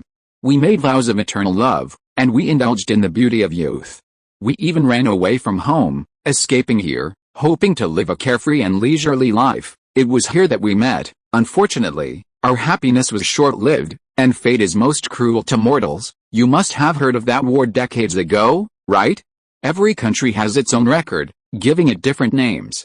But in that war between the Habsburg Empire and the Bonaparte Empire, magical weapons first displayed their power on the battlefield, leaving the traditional knightly orders heartbroken. That war, seemingly just a clash between 2 empires, actually resulted in the deaths of many from our small nations. In that war, my 2 older brothers died, and I became the first in line to the throne, forced to return to the Duchy of Normandy to receive the strict royal education. In that war, the previous Earl Raymond also died on the battlefield, so Karl had to return to succeed him, and then, we were forced to separate. We became the most powerful people in the Duchy of Normandy, but instead, we couldn't be together. Isn't it ironic? But that's the rule among nobles. But no matter what, the Raymond family's territory should belong to Raymond's descendants. Even with this great upheaval, it should be inherited by you. Loy, come back with me. You possess the noblest bloodline in the Duchy of Normandy. You were born to inherit everything from the Raymond family. This is the best opportunity, and it's what you deserve. At this point, the noblewoman stood before Loy, her sharp eyes fixed on him. Only then did Loy realize how tall the woman was, a head taller than him. Therefore, Loy had to raise his head to meet her gaze. Their eyes met, and his expression suddenly turned sorrowful. He asked, "Great Duke, I only have one question for you. Go ahead, have you ever loved your child? Have you ever felt any pity for Roy Roy Fitz?" These words froze the noblewoman's expression. But Loy felt a sense of relief, even a slight dissipation of his unspeakable frustration. "Yes, when all the interests are intertwined. Have you ever considered family ties?" The second update is here. The Grand Duchess makes her appearance, and Luo Yi will be drawn into a new vortex. Chapter 150, Danger and Opportunity. Perhaps in the noblewoman's heart, power was far more important than kinship. Or perhaps, in her view, securing the Raymond family title and territory for Luo Yi was the best she could give him. Therefore, from the moment they met, the noblewoman wanted to take him back to the Duchy of Normandy, to place him in that position. But what she wanted was not what Luo Yi wanted. A title of a 1,000-year-old noble family, a vast earldom, wasn't that tempting? For many, it might be an opportunity they would fight tooth and nail for. It wasn't that Luo Yi didn't care, but he wanted to live according to his own ideas. He wanted to arm himself, to become strong, but he never wanted anyone else to make decisions for him. Not even his own mother. So, although he didn't care about kinship, Luo Yi used the simplest method to leave the noblewoman speechless. "You talk to me about interests, then I'll talk to you about feelings." Meeting Luo Yi's expectant gaze, the noblewoman's mind was completely in turmoil. Everyone described her as ruthless and decisive. A woman who could secure the position of Grand Duke must have had her own methods. But when facing her son, a woman is a woman, and she couldn't escape the slight guilt she felt. After a long pause, she finally said, "Actually, I did visit you. When you were very young, I would secretly go to see you, but, as you know, Not acknowledging our relationship and keeping it a secret is the greatest protection I can give you. I've been watching you closely. Since you came to Auckland, you've become outstanding, exceptionally outstanding, Luo Yi persisted. Then do you know that not long ago, I was assassinated? The merciful witch's assassin dragged me into a dream, wanting my life. I knew nothing about that. The noblewoman raised an eyebrow, her eyes sharp. Was it done by that mysterious force? See, you know who did it. I'm still in Auckland, and they've already sent assassins. Do you think that if I really went back and inherited the Raymond family's earldom, I wouldn't die a much worse death? Luo Yi looked at the noblewoman and said, as a mother, haven't you considered my safety as your son? I will guarantee your safety. You can't guarantee it. The Millennium Earldom, the Raymond family's strength, who dares say it's weak? But now? Just like that, gone. You couldn't protect the Raymond family, so naturally, you couldn't protect me either. Finally, a hint of disappointment, an unspeakable disappointment, flickered in Loy's eyes. He spoke again. It wasn't so much for me, but simply your own ambition. All you wanted was the Raymond family's title and territory. At this point, the disappointment in Loy's eyes almost overflowed. He turned, strode, opened the door, and left, all in one swift motion. Even his retreating figure exuded a sense of desolation. The noblewoman watched, her lips parted, but she remained silent. Only after Loy descended the stairs, boarded the carriage, and was driven by the coachman towards the outside of Provence Manor, did the noblewoman walk to the window, watching the departing carriage, a touch of melancholy in her expression.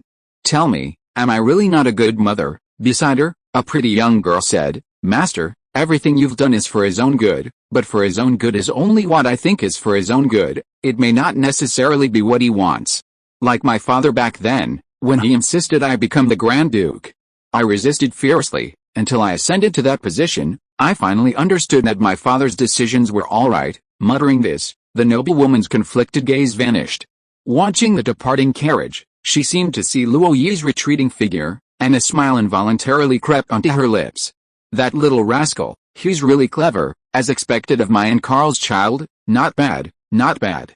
I'm increasingly convinced that he should be the head of the Raymond family, the Earl of the Duchy of Norman. The pretty young woman spoke up at the right moment, but the young master seems a bit resistant. Then let's think of a way to make him understand that only by inheriting the Earl's title can he have the power to protect himself, instead of just trying to hide. But there are some things he can't avoid. As she said this, the noblewoman's smile faded slightly, and she said, let's contact the Habsburg Empire officials and tell them that I'll be staying here for a while longer.